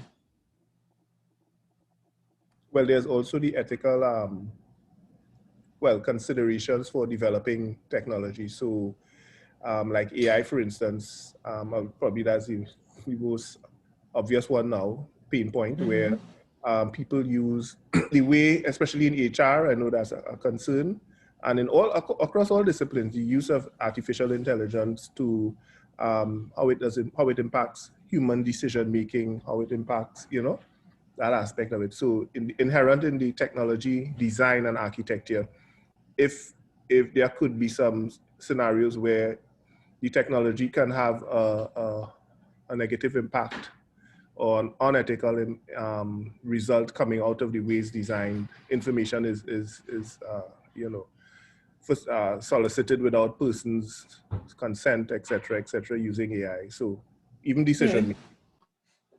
I would say that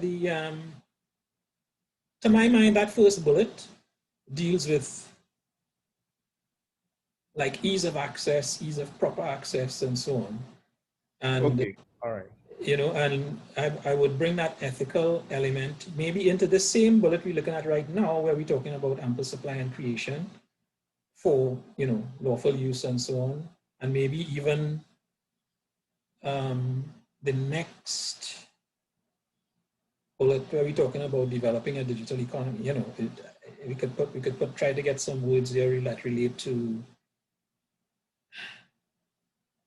ethical methods or something, you know. But certainly my thinking was that that first bullet was simply ensuring people have access to the technology. Okay. And later on we deal with the more other things. I don't know if Deidre, I saw she was agreeing with your inclusion of ethical. I don't know if she agrees to putting it lower down where we're talking about the applications rather than the basic access. So you could probably let us know. Ms. Bernadette Lewis is suggesting that should we add reliable to the first bullet? We have open, equitable, affordable, flexible, and secure access. Or maybe we say high capacity, resilient national and regional information and so on, so infrastructure. I think I prefer to say resilient rather than reliable as an adjective. Is that acceptable?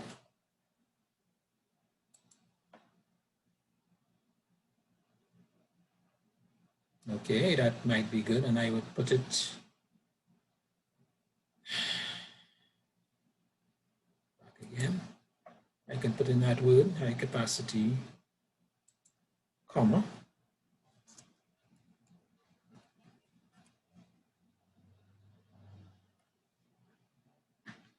Resilient national infrastructure linked to so and so. All right, that's very good. Deidre would decide when we get down to the particular point as to where we put in the ethical element. Okay. So we said yes to this communications with respect to the human resources, capacity to use and so on. I suggested that we don't put a separate bullet fit, but we just clarify within this ample supply and capacity bullet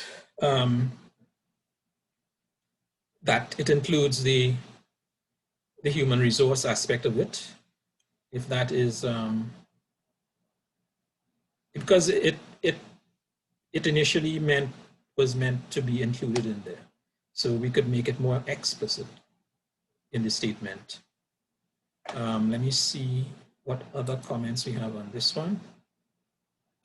Right, so is a suggestion, well, maybe rather than complicate this bullet, make it two bullets. One is ample supply and capacity for creation of lawful Caribbean content, and two, ample supply and capacity for lawful use and distribution.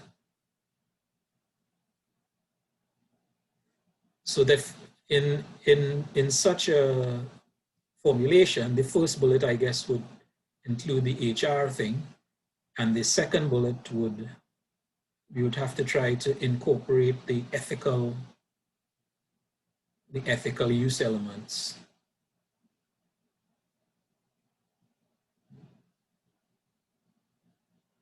Or maybe both, I don't know.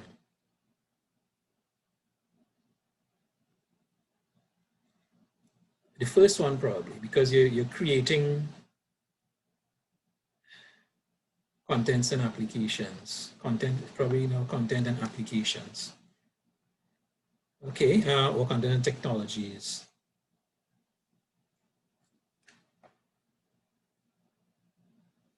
Okay, I'm open to comments here from people to see what is what. In my mind, what I have is we are going to incorporate or clarify the requirement for the human resource aspect. We need to incorporate the ethical aspect in here as well, and maybe in such a case, 2 bullets might be useful. I don't think I can come up with the 2 statements as I speak right now, but I could probably propose something, or if someone can, you all can just propose it probably in the chat or in the document itself after we finally. Oh, by the way, yes, yeah, maybe propose it either in the chat for me to put in now if you have it, or afterwards into the document itself, and we'll circulate it and try to see if we could build a consensus by tomorrow. Nigel, there are some comments in the chat from Deidre and from Junior. Yes, okay, let's see. Just checking the chat now.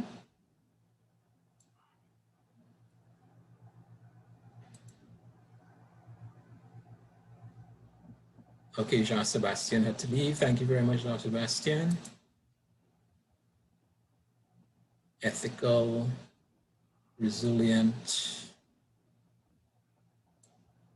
Okay, a little bit, okay, Deirdre, hang on. Access isn't really ethical. Ethical is describing access, not use. That won't work. Bullet 1, tech resources. 2, bullet, oh, okay, so she suggested in terms of the bullets, we use 1 for tech resources, 1 for human resources, 3, which relates to content, 4, use and distribute content, and 5, economic development. So she gave some suggestions there, which I suppose we can consider. I'm not quite clear though on the first comment, but let me just go on down. Junior suggesting the Huawei basically might be a case in point as it relates to ethical access to infrastructure. I think I need to explain that for me. I'm not following. Yeah, Junior, you could go ahead with that. No, it's just a consideration. I know, like we know about the current, debacle and the current issue with Huawei, the accusations in terms of the infrastructure that is inherently porous in terms of security holes, or intentionally so, designed to allow a backdoor access to other networks, other equipment that resides on a core infrastructure, core network infrastructure. So that is in and of itself. I mean, most of the equipment we're talking about, core infrastructure, does provide access, whether it's from distribution point or core infrastructure. All right. So I mean, so all that is part of the access. So again, not wanting to give up on the notion that ethical use or the word ethical should not be included should be excluded once you're talking about access. So maybe it's 2 places then. Yeah. I that's just, yeah. So, okay, flexible, secure, and ethical access. Yes. I don't know if anybody else has a counter position or otherwise.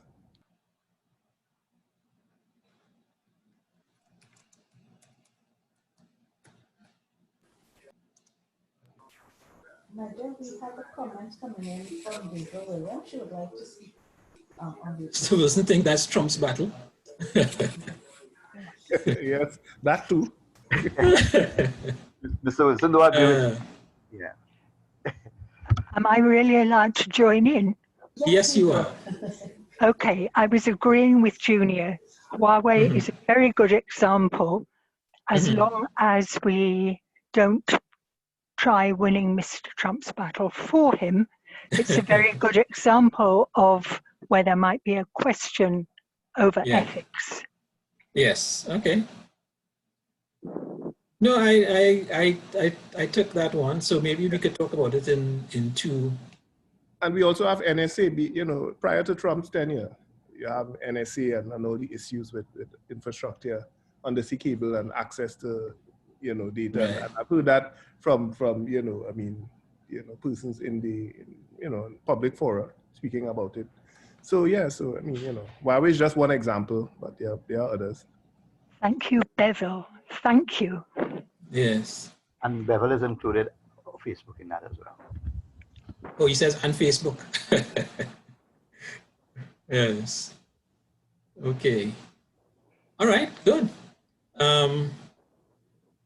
Nigel, could I ask you something? Yes, you may. The one I suggested splitting into 2 bullet points.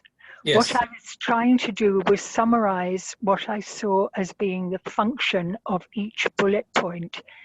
Do you see those the same way? Is one about tech resources or access resources and so on, or not?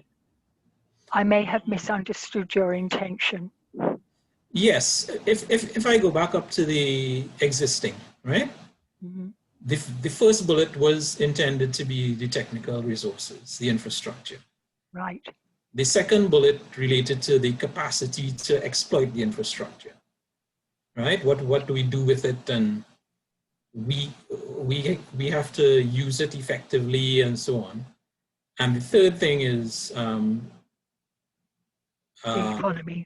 Also using it for developing this digital economy thing, right? So the second bullet in the original statement talked about capacity and use, I suppose, right? Capacity to exploit it.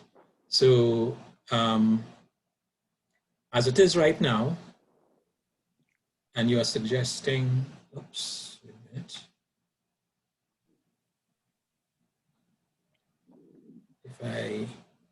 The problem with the long bullet, the existing long bullet point, is you've got a verb that doesn't work. Hang on. And it's going to be longer now because we're putting in and communications. We're in the wrong point. I'm further down at number 3. This one? Yeah.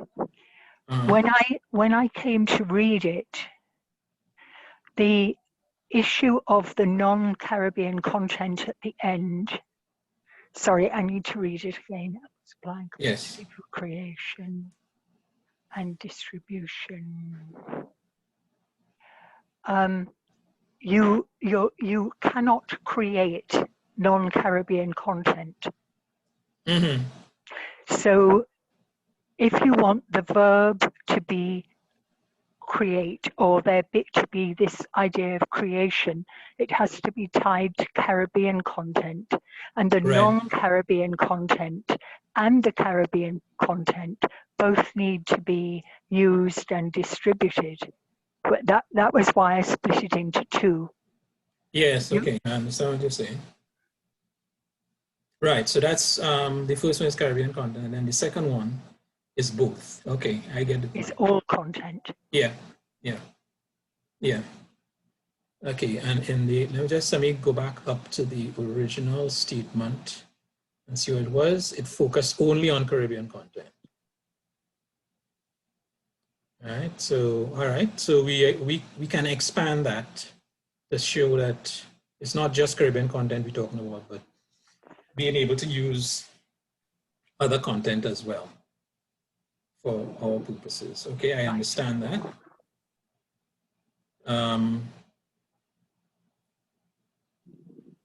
the human resources aspect, or you offer these words: knowledgeable, confident, competent users. And I was saying that it was included in here. So we'd have to find some wordsmithing to include the relevant points. I think we agree on what has to be included. I think it's really just a question of finding the right words to put there. Right. Right? Okay. All right. Let me not spend too much more time trying to wordsmith it right now. I'll wordsmith it and put it back up for people to see if they're happy. But let's see if we could agree at least what should be in and what should not be in. And then another thing in here, we want to include ethical as well. We want to include ethical again.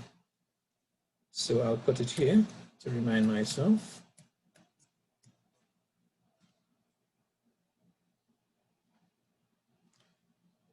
Then, right, the last one was the next one was the digital economy. And the suggestion was to include additional words talking about incentives, standards, or requirements for, what's the chapeau? I forget the chapeau now. Develop all these frameworks to enable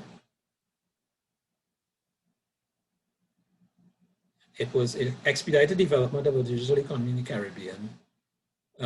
Vibrant is a good adjective, I guess we can consider.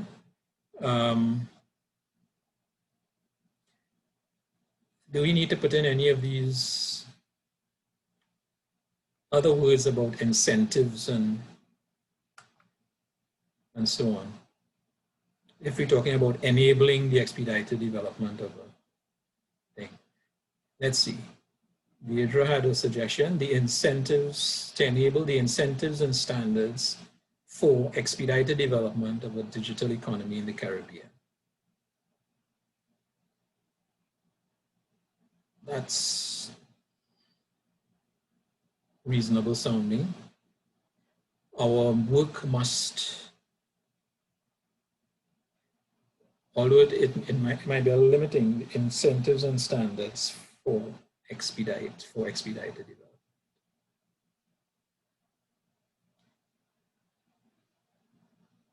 Incentives, standards, and is that all? You know, I'm thinking of something. Is there something more general we could put? Not environment, but the tools, something. I'm thinking it's more than just incentives and standards, but I'm open to comments.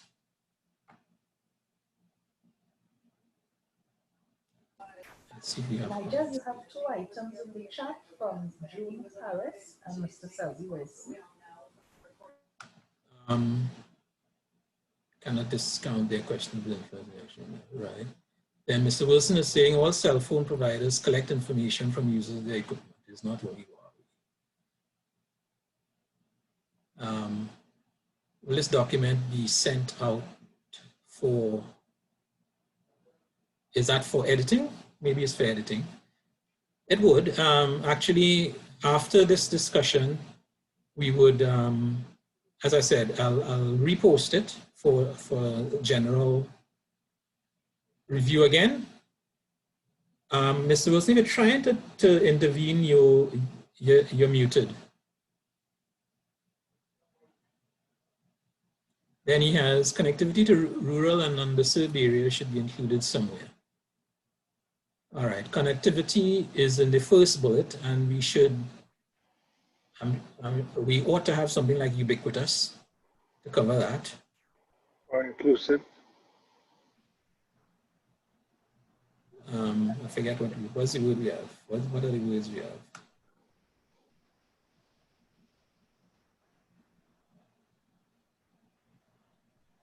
Yeah, how come we don't have ubiquitous? Oh, we have universal. There's universal we have. I don't know if universal covers a specific point of ensuring connectivity to the rural and underserved areas. But when they coming up with a policy for those places, they call it a universal service policy.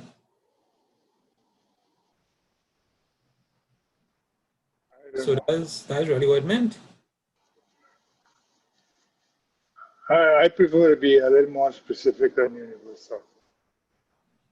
Yeah, I agree with Mr. Wilson there. Inclusive, I like the suggestion he made with inclusive. I think that's, you know, the trending right now in terms of the approach, rather than just geographical coverage. You know, because you could have full coverage, but depending on the type of technology you're using, it's still excluding people in certain areas because depending on the devices they have, depending on the cost of it, you know. So I wonder if we still have anybody from TAT on board. Have anybody from TAT, Dexter or Kirk there in the list? Because I think universal service includes all that. Yes, Kirk is there, Nigel. Maybe Kirk could weigh in on the discussion. Yeah, Kirk, you would have to allow him to speak.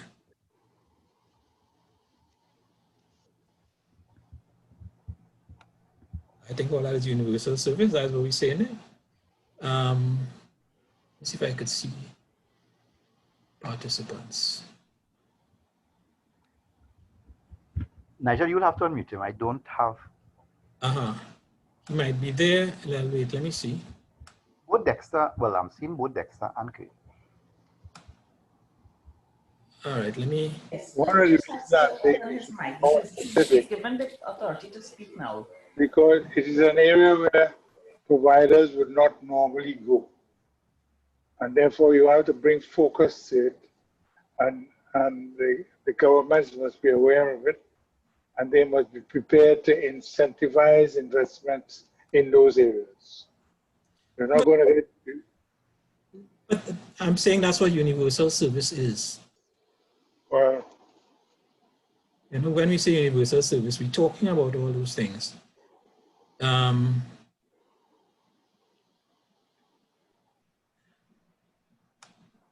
Let me. I still believe universal is not clear enough.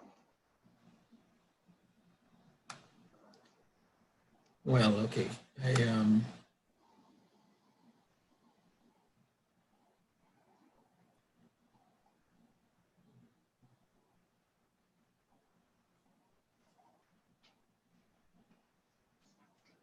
How do we reach the unconnected?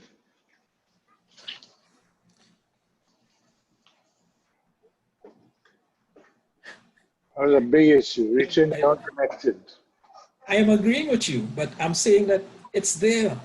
You know, it is there.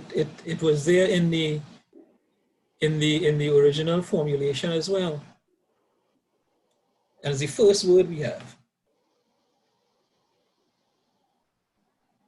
Anyhow,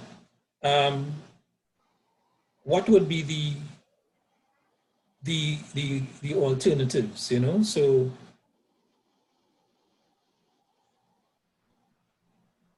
And depending on how many words we end up with, we might have to, I guess, reformulate it a bit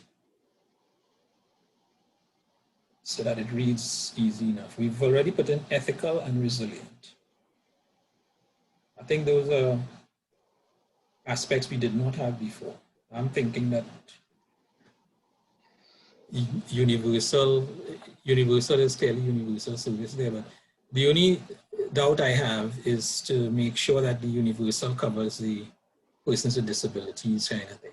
Persons with disabilities, or, you know, this doesn't relate to Yassine's point about meaningful connectivity. It's not establishing any specific minimum standard, but it says high capacity resilient, you know, so it's a little flexible in that sense because that standard will change from time to time. 5 years ago, we weren't talking about 4G as the standard. Today, they're proposing 4G as the minimum, right? 5 years from now, maybe if you don't have 5G, then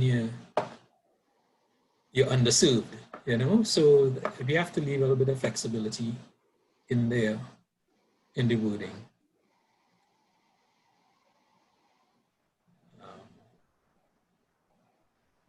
But I really don't think we've missed anything with respect to availability of the geographical or special needs and that sort of thing. And that's the thing the clarity I would like to get from, maybe I'll look up the universal service definitions and make sure it is as I think it is.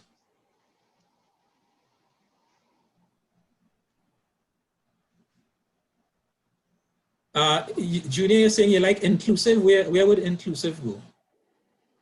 Oh, no, I mean, I just sent before you, I know you said you will look up a definition, but I sent one a little before. Universal access is creating equal access opportunity for all community members by reducing barriers. I mean, that might be a very simple one. I'm sure from a Where did you send it? I just sent it in the chat, you know. As we were discussing it. Oh, universal access. We can get that so good. Equal access for all community members by reducing barriers.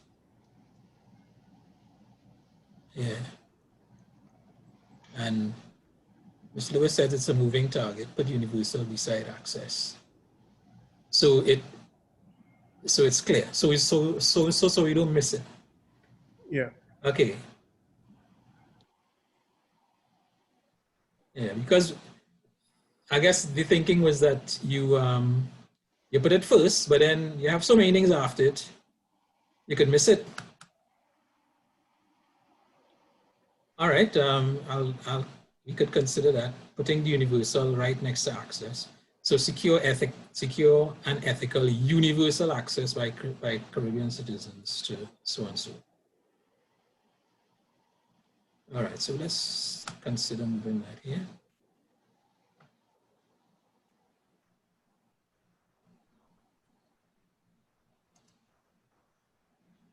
Put it there instead.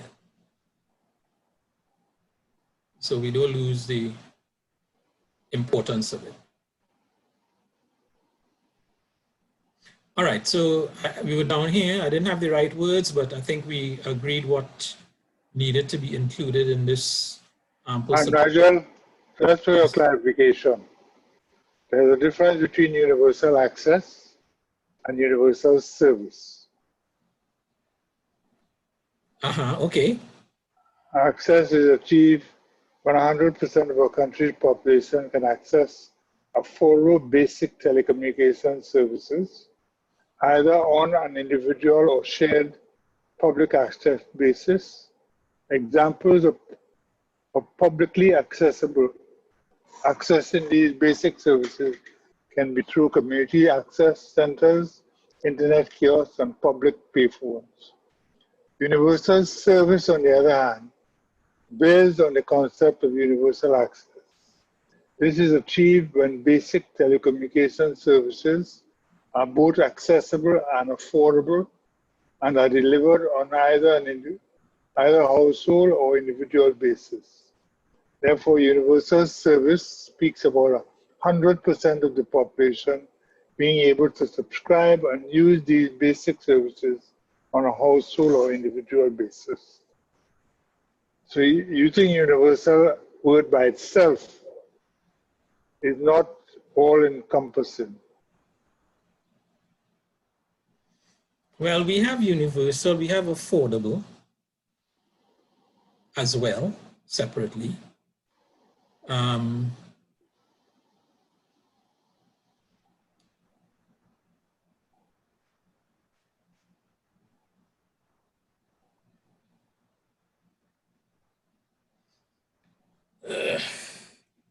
All right. Let me not kill too much more time on this. Something to look at. Yeah. I take the point in terms of, I'll just write down the word service. so that it's not forgotten. I know it's not in the right place, but it just will remind me to settle the point when we reformulating it. Okay. Right? Yeah. Okay.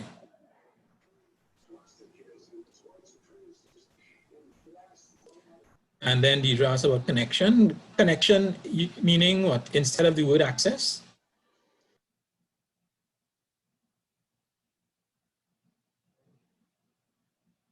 I'm not sure.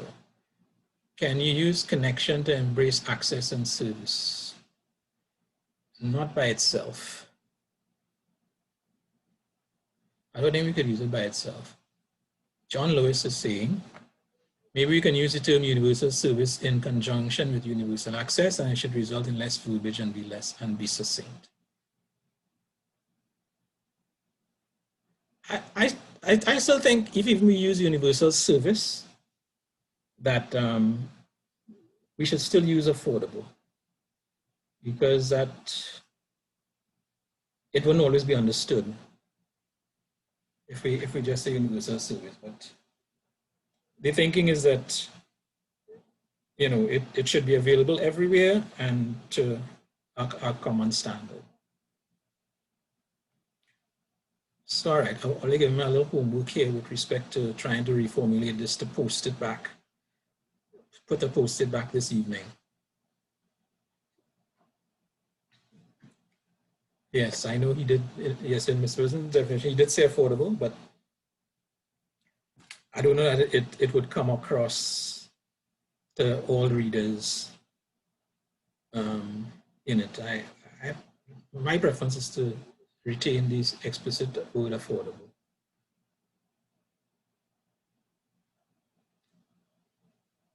Except we put a footnote or something.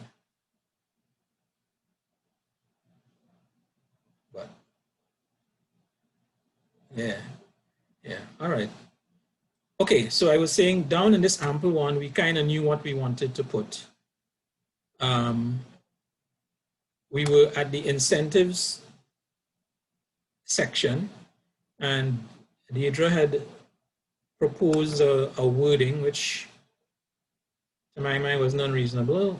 Oh, no, the question was, is it just incentives and standards? Or is it more than just incentives and standards, you know? So as it was worded, it just said to enable expedited development of digital economy in the Caribbean. We could say vibrant digital economy in the Caribbean. If we are enabling expedited development of a digital economy, though, it would mean that we're putting in place everything that's required: incentives, standards, from a policy point of view.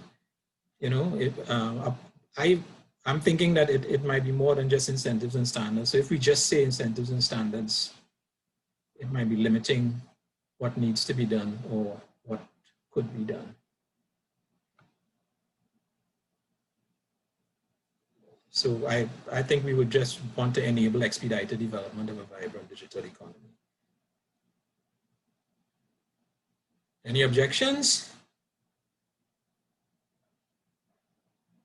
Because that's a little more inclusive to me. This last line about make, manage, market, monetize was a comment that came from an attendee at last year's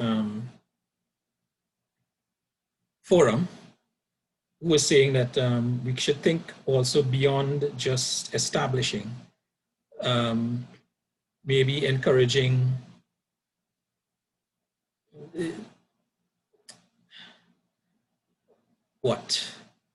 I guess monetization of the digital economy, digital monetization within digital economy, you know, applications within the digital economy. I'm really not quite sure how to articulate this idea, except maybe we incorporate it into the digital economy one.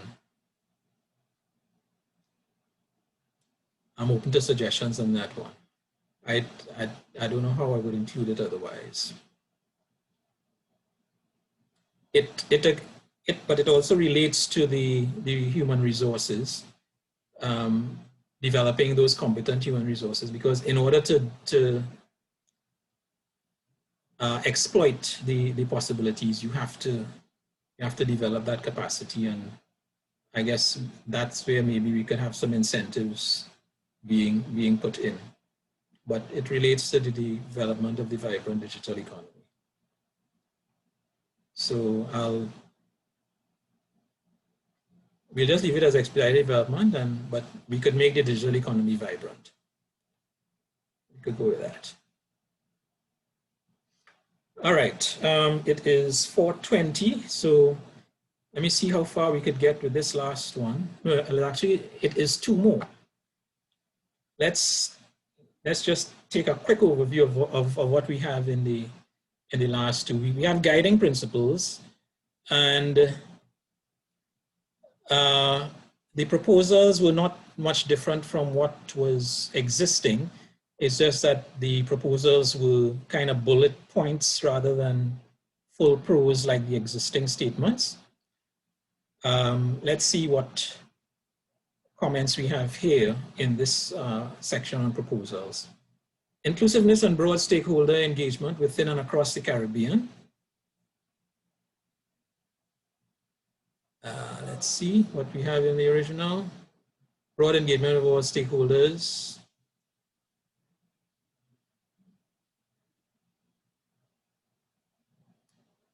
A question is asked about what about collaborations outside CTU? The comment is, the CTU has been driving this, but the CTU is not Caribbean Internet Governance and doesn't claim to be. Therefore, these collaborations should be automatic. Inclusiveness and broad stakeholder engagement within and across the Caribbean. I don't understand the difference between within and across the Caribbean, except it meant to say within the Caribbean and outside the Caribbean. Any clarification there, Deidre? It looks like that was your comment. Within and across the Caribbean. That to me. My idea was you need to get everybody in Trinidad to agree what they're doing, but you also need to get Suriname, Trinidad, St. Kitts, the Dominican Republic, you know, the whole bank shooting to agree what they're doing on a small scale, a small local scale, but also broadly involving everybody. OECS is collaborating like mad at the moment with each other quite successfully. CARICOM is not doing such a good job of it.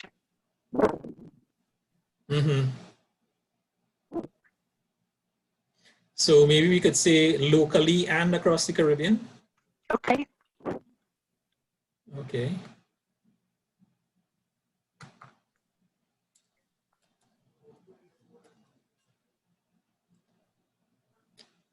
All right, and then there was a question about collaboration. Oh, you were saying, so your suggestion there is that? Omit. Well, if we say across the Caribbean, is across the Caribbean, No, I mean, leave out the collaborations outside the CTU. Yeah, and I'm thinking that if we're talking about across the Caribbean, it's not relevant to CTU. It's Caribbean. All right, so if I say take that out. People are okay with flexible policy approaches and governance, regional harmonization, equitable treatment of all stakeholder groups, capacity building for all stakeholders as necessary, okay? Regulation that promotes competitive markets and innovation while protecting the rights and basic needs of all users. You need a balance between... Yeah, I'm okay with that. Anybody, if anyone has any issues, please comment. Your preferred formulation is take due account of. I'm okay with that. take due account of disaster preparedness and management needs. That relates to the need for resilience. Or maybe we could say to ensure resilience of. Yes. Right.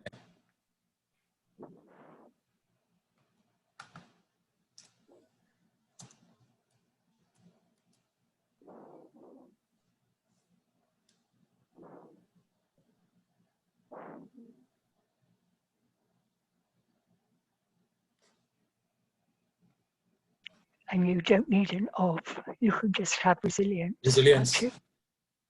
Ensure resilience.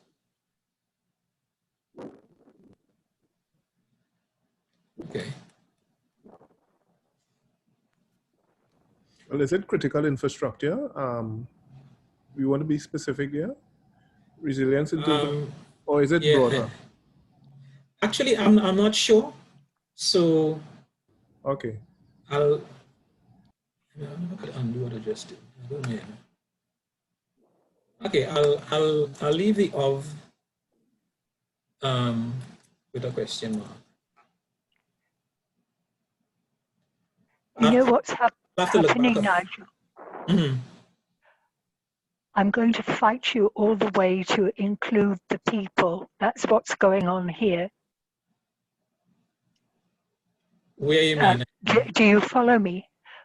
In this framework, it's not just about policy for technology. It's about policy for the region, about the technology and its use. And the people using the technology are people.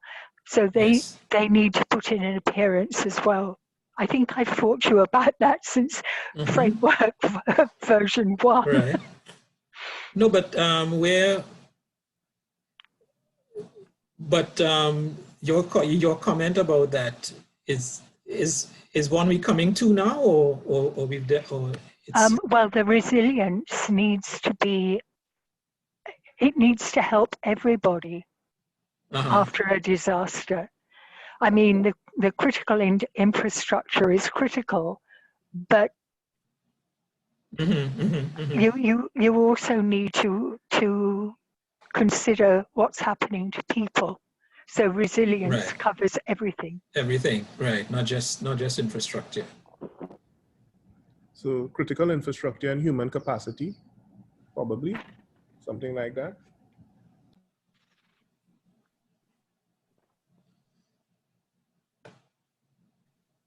Or livelihoods.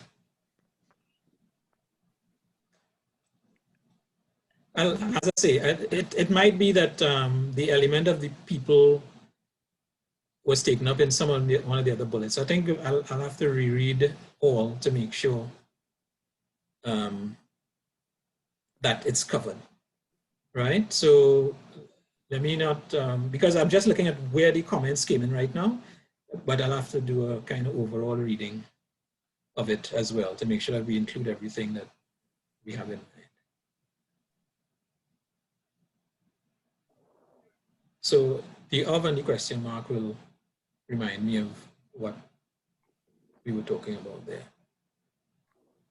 And take into account and coordinate with international, let me see where that came from.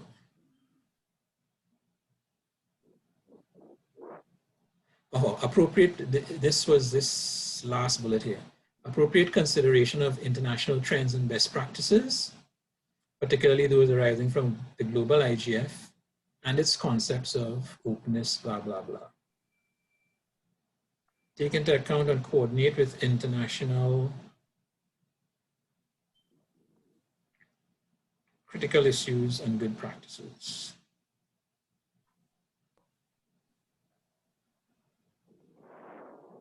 Then ensure meaningful Caribbean participation in global rulemaking for the internet. We had, okay, then global partnership for SDGs. Okay, I think this was a specific comment, but we don't need to, I think we don't need to be so specific in identifying SDG numbers and that sort of things. right? So collaboration and cooperation. So yes,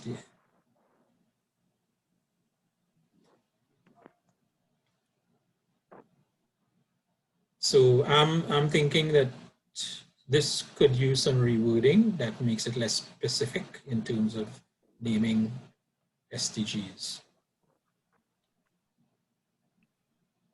I think the concepts are the same here. We just have to get the right wordings to go with it.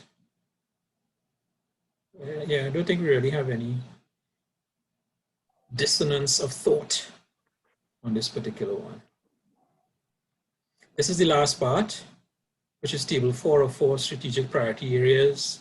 We have the same 6: infrastructure, internet technical operations, legal frameworks, internet content, public awareness, and research. And the proposals were infrastructure. Yes, let me just check back something, please. Yes, okay. The same infrastructure for broadband connectivity, internet technical infrastructure, 4, 5, 6. Right, so it's the same 6, but maybe we were saying, maybe is there any need to change the descriptors that were associated with it? So for broadband connectivity, we are talking about access, connectivity, quality of service, and regulation. I had a question about whether narrowband access, what about narrowband access? Because if we're saying infrastructure for broadband connectivity, do we need to say anything specific about narrowband access here? There might still be applications for which narrowband access is sufficient.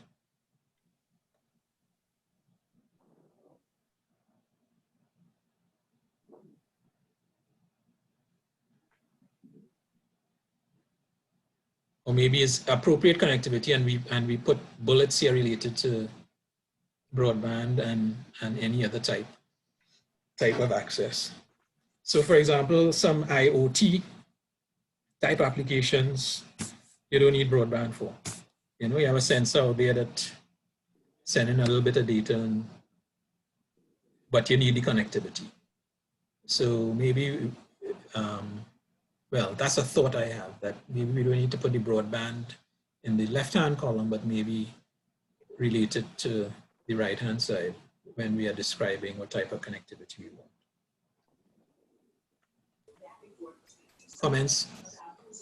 Comments available anytime. Nigel, you have a comment from Mr. John Lewis in the chat? Yes, in the chat. I'm just looking at it right now.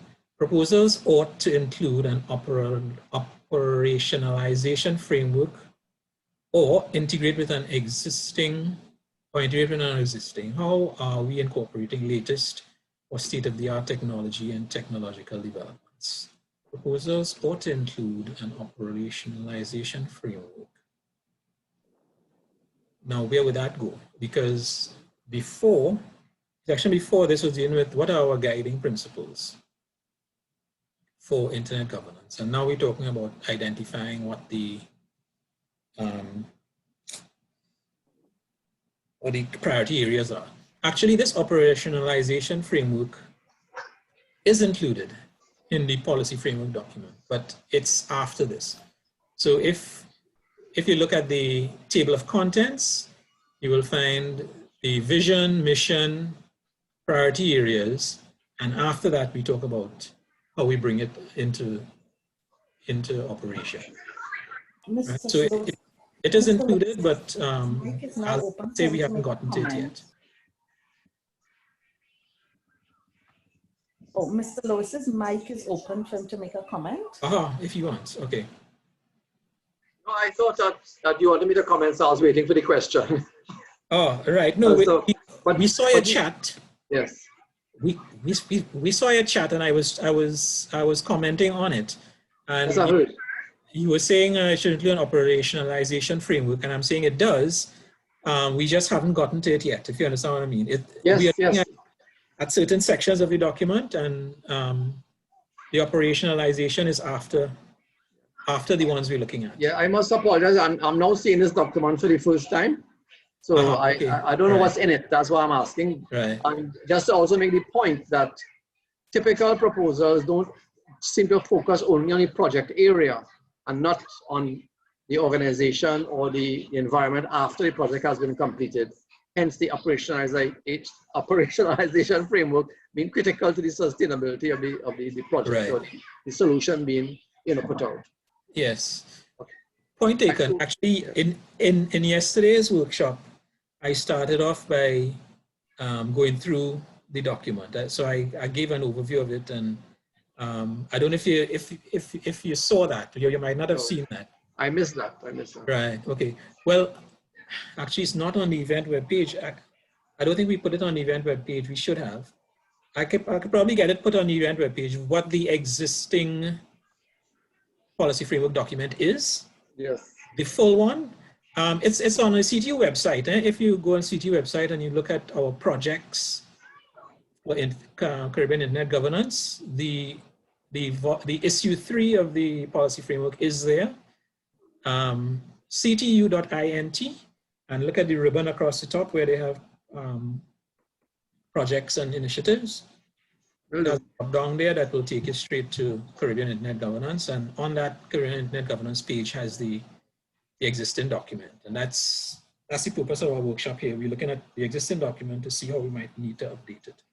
Excellent. Thank you so much, Nigel. Okay. Right. So you can mute me back now. Yes.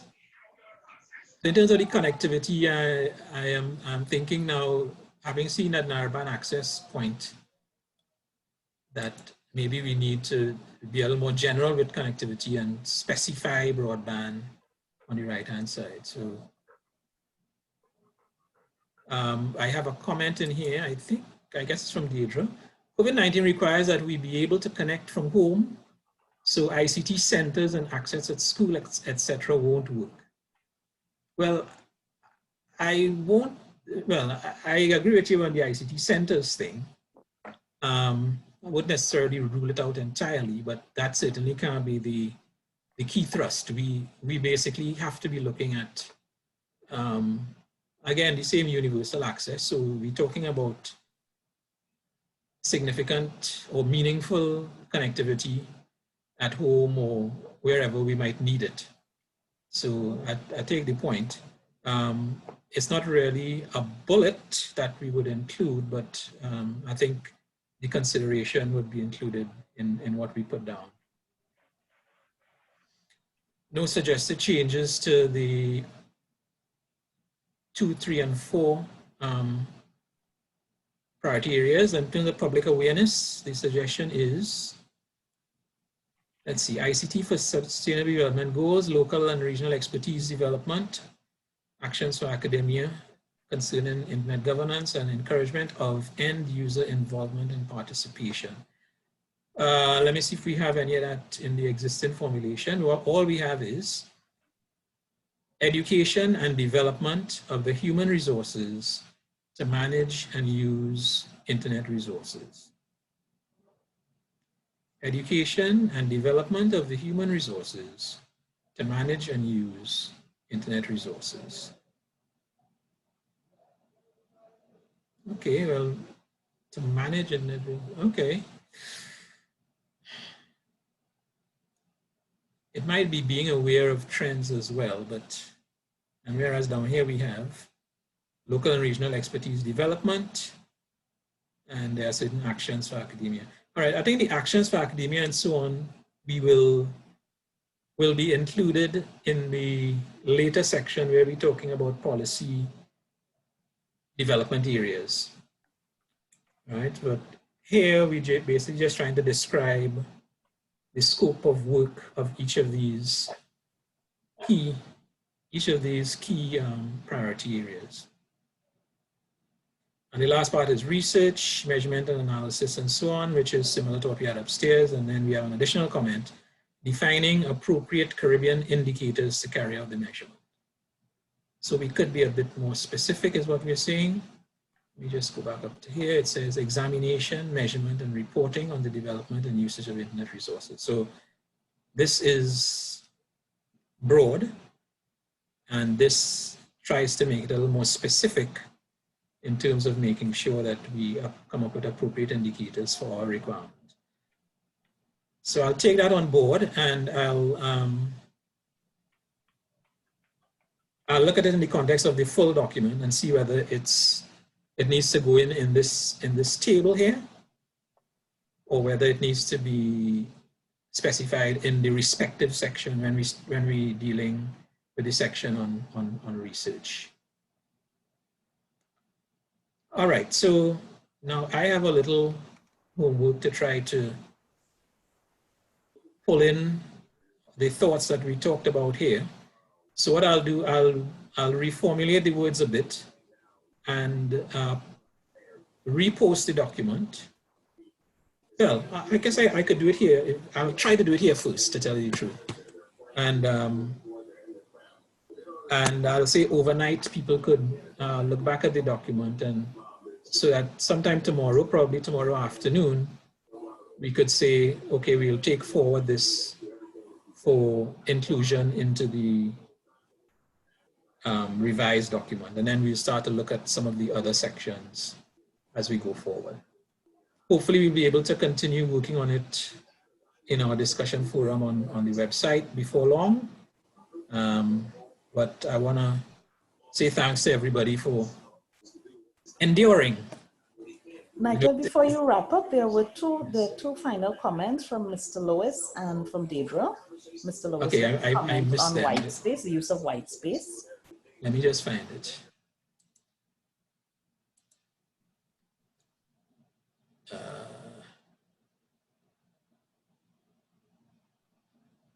Reconnectivity, I recall the notion to use white spaces.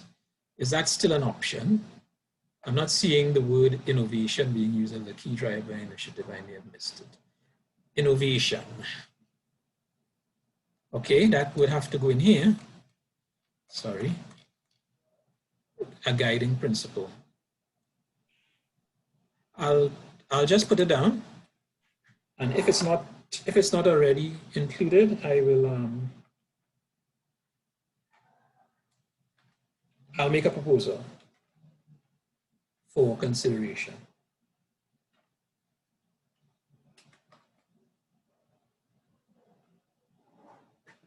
All right, good.